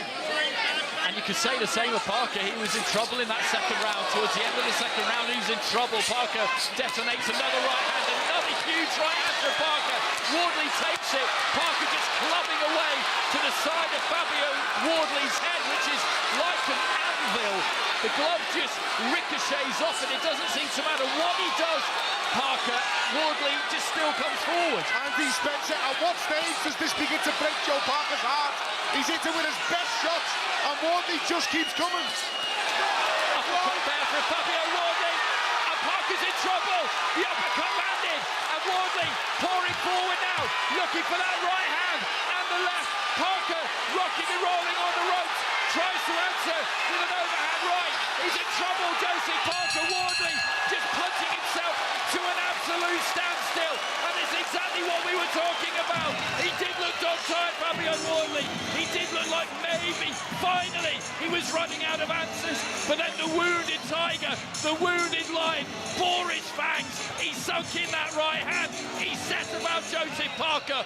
Oh my days, this is unbelievable. Oh my days, you said it. What drama here. 10 rounds gone, 2 to go. What a finish there from Fabio Wardley, just when you thought he was the guy that maybe will come apart. Out of nowhere, he lands a short shot and then a barrage of punches. Paul, that is incredible. That takes character. Not many fighters can do that. Spencer, just before that happens, I asked you, at what point will it start to break Joe Parker's heart? Because he's hitting him with his best shots and he just keeps coming, and then he gets hurt again. Big mental battle here for Joseph Parker now for these last 2 rounds. It was the uppercut that landed and almost turned the fight entirely on its head. It swayed one way, then the other, and that's what you want from a really superb fight. You want that pendulum to swing. Long right hand there from Fabio Wardley, who's wielding it like the side of the Grim Reaper as we go into the final stages here. Parker dabbing at that left eye, and he's cut. I think he's right. He's cut on that left eye, and Wardley will look to lock onto that now. And Wardley with a little bit of a spring in his step, a bit more of a swagger. He never loses that swagger completely, don't get me wrong, but that finish to the previous round puts wind in your sails, and that's what you need at this stage of a fight. Momentum is so important. How much is that affecting his sight, Spencer? He keeps stabbing at it, doesn't he, on his left eye? Yeah, it went straight in there. It was a double jab, hit the eyeball, and Joseph Parker is severely bothered by it. He's blinking hard, he's dabbing at the eye. This is a good moment here for Fabio Wardley. 1 minute 50 seconds left of round number 11. And again, he just dabs at the eye there. Parker just hits himself on the forehead. Long right hand there from Wardley. Huge shot. And Parker again is backed up to the corner. He's in survival mode here. Joseph Parker tries to let go with his left hand. He's on the verge of going down here. Parker midway through the round. 90 seconds to go. Wardley trying to find that one big shot that can maybe finish things. An overhand right doesn't quite land. A right hand just collides with the top of Parker's head. Parker tucking up, trying to sink into the ropes. Left hand side of the ring. The referee is having a very good look at this. Parker tries to get a hold of Wardley. He shrugs him off. Parker back to the ropes. Wardley looking for the uppercut. And the referee has stepped in and stopped the fight. He has stepped in and stopped the fight. And Fabio Wardley collapses to the canvas, and the team invade the ring. His long-time trainer Robert Hodgins just dives down on him to embrace him. They cannot believe it. The manager Michael Opo is in there as well. Incredible scenes at the O2. That was absolutely incredible. Fabio Wardley again just found the big shot. He said about Parker, there was 90 seconds remaining in the round, and it was just too long. How on earth Joseph Parker didn't go down there, I will never know. But the referee in the end decided there wasn't enough coming back, and he stepped in and he stopped the fight. Absolutely incredible. You have to hand it to Joseph Parker. He hung in there, he stuck, he tried to battle away. He was well in front, but Paul Smith Jr. called it. He said that will take a lot out of him mentally, what just happened there, because he hit Wardley with everything. Wardley weathered the storm and then come back with a storm of his own, a hurricane. An absolute hurricane. What a performance from Fabio Wardley there. We wrote him off. I didn't give him all that much of a chance, but before the fight, the one thing that I said is, look, I think Parker will win this well, but I wouldn't be surprised if he turns it around and knocks him out because of the power and the heart and determination that he has, and he showed those three tonight in bags as well as the durability. And what about the stoppage, gentlemen? Because there wasn't really any complaint from Joseph Parker. There didn't seem to be too much of a complaint from Andy Lee. There was a period in that assault when he did throw a punch back, but he hadn't for about 30 seconds. Howard Foster, of course, has a history of it, Frocks and Groves. But what Fabio Wardley proved tonight is that he's been saying all week that I belong at this level, and he has proved tonight that he is world class beyond any doubt, and his chin and his resilience is elite level. Yeah, he had to answer the questions. Listen, every fighter does that. Joseph Parker's done it. He's proved he's at world level. We didn't know whether Fabio Wardley was. The answer is yes, he is. The number 2 Ring Magazine fighter, Joseph Parker, just gets knocked out in round 11. Great stoppage by the referee and a brilliant performance from Fabio Wardley. Heart, grit, determination, all of it, he left in there tonight. It was incredible. It was incredible right from the very start. We thought that it would be a fight that would deliver, and it did. And heavyweight fights don't often go that deep. They don't often go down the stretch like that, but they delivered, the pair of them, on every single level. Their conditioning was amazing. Their resilience was extraordinary. Their will to win was indomitable. It just gave us everything, Gareth. Dillian White in his corner, congratulating him. Remember, he discovered him in many ways in white collar, brought him along. Michael Ofo, his manager, looking very happy up there, smiling down to us. He's been with us this week. This is a fairy tale story in the heavyweight division. 8 years ago, suited and booted, looking rather like you tonight, working as a recruitment consultant, Andy Clark. And now, will he get the opportunity to fight Alexander Usyk? On the strength of that performance, maybe. Let's just listen. Ladies and gentlemen, here is the official time. 1 minute 54 seconds of round number 11. Our referee in charge, Howard Foster, steps in to stop the contest. Therefore, your winner by way of technical knockout, still undefeated and new WBO interim heavyweight champion of the world, Fabio Wardley.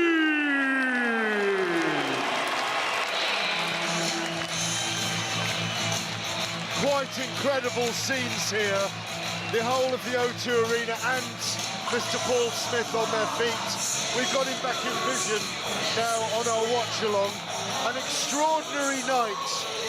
The arrival of Fabio Wardley in the big time. The arrival of Fabio Wardley as arguably one of the most dangerous heavyweights in the world.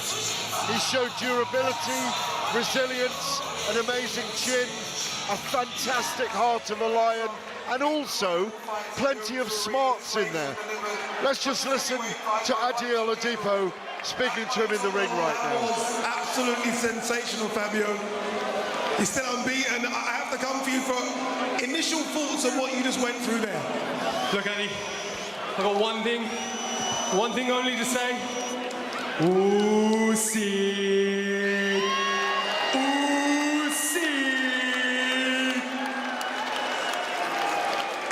You will get Alexander Usyk as well. Fabio, your story, we continually talk about it. It's a Hollywood story that I feel like has a big Hollywood ending coming, but you just knocked out the second best heavyweight in the world, Fabio. So what does that make me then? Makes you the second best heavyweight in the world, Fabio. Look, I said all the way through this build-up, all the way before this fight was made, We picked Joseph Parker. I believe I'm at the top. I proved I'm at the top. You landed some big shots, he landed some big shots. In the second round, you looked like you had him out. And it's shots that normally put people out. How did you continue to not get dispirited when you were landing those big shots? So as Fabio Wardley continues to speak to Adi Oladipo in the ring, our own Spencer Oliver is with Dillian White, who obviously discovered him. Over to you, Spence. Yeah, I am with Dillian White, manager of Fabio Wardley. Dillian, what can I say, man? 10 years ago, this guy's having white-collar fights. Now, he's just beaten the Ring Magazine #2. He came and sparred us. The way he moved around and the flexibility he had and his punch power, I knew was something special. And that's why I decided to give him the chance. And now, he's showing the world what I saw and what I believe. And I think he's also proving it to himself. He's amazing, but I don't like watching him fight. I feel 10 years older. Do you know what? It's worse watching them than actually fighting yourself, right? You know what? When I fight, I'm all right. When I watch him fight, I realize how dangerous my job is. I know how hard it is. Yeah, absolutely. Listen, you found that out last time out against Moses Atama, but you're back and you're in with Derek Chisora December the 13th, the trilogy. Yeah, great fight. You know, I wasn't planning to fight till next year, but I thought, you know, let me start training, get myself in shape a little bit, because heavyweight boxing, you never know what's going to happen. And then one day I wake up and my phone ring, hey, you want to fight Derek Chisora? I said, yeah. I said, why not? You know what I mean? I've never been scared to fight anyone, never turn a fight down, so why not? I'm not getting any younger, so why waste time? Go and fight these young undefeated guys when there's proper fights to have, you know what I mean? Yeah, absolutely. Listen, that last fight against Moses Atama, you got caught early, you didn't recover, he jumped on you. Frustrating time for you. Yeah, he's young, he's hungry, you know what I mean? As you get older, you start building to fight and strategy, but these guys are young and hungry, and they're like fucking springboard. They just, you know what I mean? And that's what happened. I got caught cold, and that's it. It's heavyweight boxing. I'm not ashamed. I fought the greatest of my era, and I fight a potential great of another era. Most guys, no one want to fight him. I took their call. Listen, Dillian, you've always been that warrior, going from, you know, boxing on them small hall shows in Camden Town, working your way all the way up to interim champions, and you shot at the world title, etc.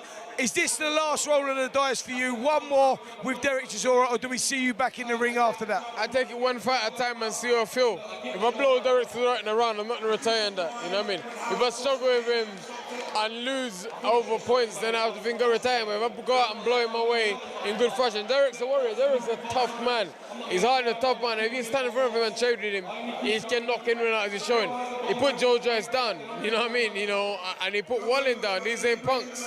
Listen, let's talk about your man here. He's just got that victory. You're looking after him. The world's his oyster now. He's taken that ring #2 spot and that interim title as well. Alexander Usyk next. We'd love to, but Fabio needs to have a rest and relax, and then we'll see, you know. Usyk, we have to see what Usyk's doing, you know boxing is sometimes about the fights that make sense or the fights that's there, whatever, but us boxing fan, that's a logical fight, but boxing, no way boxing is nowadays, you have to wait and see, you know. Listen, it's his turn to now sit there and relax and watch you fight December the 13th. Looking forward to seeing you back in the ring, man. Proper warrior. Well done, Dillian. Back to you guys. But great stuff, Spencer Oliver. And Shoni, come down here a minute. This is Fabio Wardley's mother. You've been incredibly close all your lives. How do you feel tonight? Unbelievably proud. So excited, so unbelievably happy for him. He deserves everything. He works so hard. He's 1,000% committed to his job. He loves it. Were you worried about him in there tonight? No, I was worried about Joseph. He's incredible, your kid. He is. He's got the self-belief I think a lot of people just don't have. And I think that's half the battle. You've got to believe in yourself. And with the rest of us behind him, he's going to be a winner. You're going to march on and see him fight Alexander Usyk? Absolutely, front and centre as always. Lovely, Shoni. Thank you very much. Thank you. The wonderful mother of Fabio Wardley. She brought him up. He's a great human being as well, isn't he? Not just an absolute warrior in the ring, Andy Clark. He is. That was a great answer. Were you worried about Fabio? Well, I was worried about Joseph. I mean, what it must be like watching your child in a fight like that, I've absolutely no idea. But this story is extraordinary. If he gets the fight against Usyk now, which expect him to, you will have a fighter who is 335 and 15 as an amateur, 350 amateur fights, world amateur champion, European champion, Olympic champion, undisputed at cruiserweight, 2 times at heavyweight, against a guy who started boxing not even 10 years ago. Yeah, but Paul, you look at Fabio, and like you say, you were criticising his shapes at times, but you were praising he's got a natural ability to stay away from shots as well, and an ability to survive and duck down. He's unorthodox. Yeah, listen, I wasn't criticising his shapes. I'm saying when he throws the jab to the body against Joseph Parker, who has such a good right hand, it's probably the wrong shot to throw because he's leaning over. But then when he did get caught, he was very good at shelling up, at getting his head behind his shoulder and staying out of trouble. But it's the shape of his own, isn't it? Everything he's learning now, everything he knows now, and everything he does now is all what's been learned in the last 10 years. That's phenomenal. For him to do that to someone like Joseph Parker. I said after 3 rounds tonight, Andy, and I think you agreed with me, and I said that because it looked the way. You can see a difference in the levels tonight, but the levels don't mean a thing when the desire, the heart, the determination, the fitness, the will to win, the power, the toughness, the chin, all add up on the other side. And listen, Joseph Parker had those attributes as well, but he just would not give in. And in the end, I think ultimately, as I said while it was happening, he may have actually broken Joseph Parker fitness-wise, heart desire-wise, where he just thinks, I've hit him with my best shots, and he's still here. And we have Spencer Oliver with the victor, Fabio Wardley. Take it away, Spencer. Well, Fabio Wardley, what can I say, mate? I mean, talk us through that. That was insane. Yeah, look, it was something special. I said to everyone beforehand, everyone in the build-up, it was going to be drama, it was going to be exciting, and I never failed to deliver on that part. I might not have all the pretty boxing skills, but I've got everything else it takes to be a champion, and I proved that tonight. Yeah, Fabio, I think that boxing skills, they leave you at a certain point and it becomes a psychological battle. And one thing you showed us is you got the minerals, you got that mental toughness to pull yourself through moments in there. And Parker put you through those moments, but boy, I mean, the character you showed there is insane, man. Yeah, look, again, I said it previously and I say it again now, that everything, all credit to Joseph Parker, him, his team, for Andy Lee for having the balls to take the fight. And look, he's a man of courage, and thank you for the opportunity, but this is Fabio Wardley's night. Listen, it really was your night. You know, there was a lot of question marks over, you know, whether Fabio Wardley was world class. He's stepping up for the first time. Joseph Parker is proven. You answered all those doubters wrong, my friend. Yeah, look, there's a lot that comes into winning fights. It's not about having a pretty jab, pretty footwork, all of this. You got to have, especially at this top level, you got to have heart, will, determination, and the guts to win. And I have all those things. Listen, you showed a lot of mental strength, you know, through those rounds there. You know, some of them rounds were getting tough. Tell us how difficult it is to get through them. How do you get through them?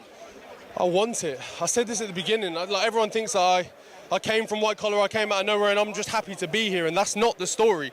I want more. Every fight I go in, I believe I can beat them. I believe I can knock them out, and I believe I deserve to be higher up the list. Listen, and the story is that you get the shot now at Alexander Usyk for the undisputed world title. Can you rewind 10 years? You're boxing in the white collar, but it is an insane journey. I know you heard it so many times, and you go, look, you can't leave that story alone because it's an insane one, mate. I know what it takes to get to that sort of level, and that you don't get there that quick. Nah, look, you don't. It takes graft, commitment, just blind vision, I think, to just know that the end goal will come as long as you give yourself to it, as long as you trust in the process, have the right people around you, the right team, and everything you'll do will come to you. Listen, you have got the right team around you. Alexander Usyk will get mandated, you'll get mandated to fight Usyk next. Obviously, that's the fight that you want. 100%. There's nothing I want more.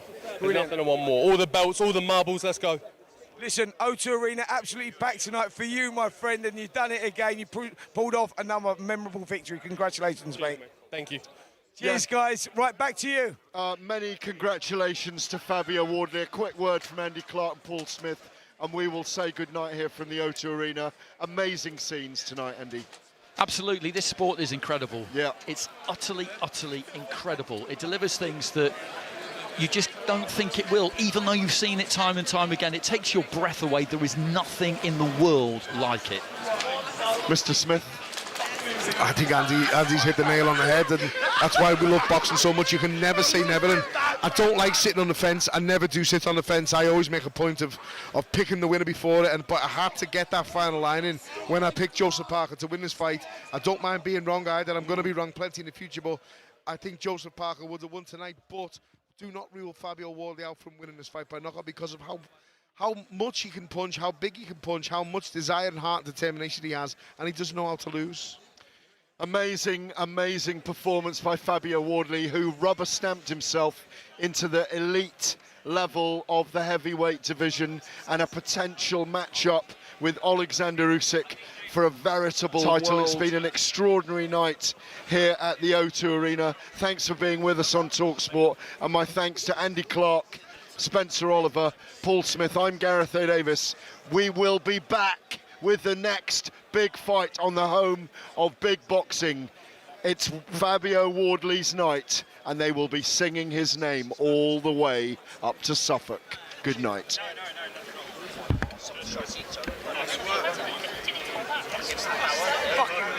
That's weird, isn't it? It's just weird, mate. It's just weird. Boxing update on talkSPORT with DAZN, the global home of boxing. Buy now at dazn.com/boxing.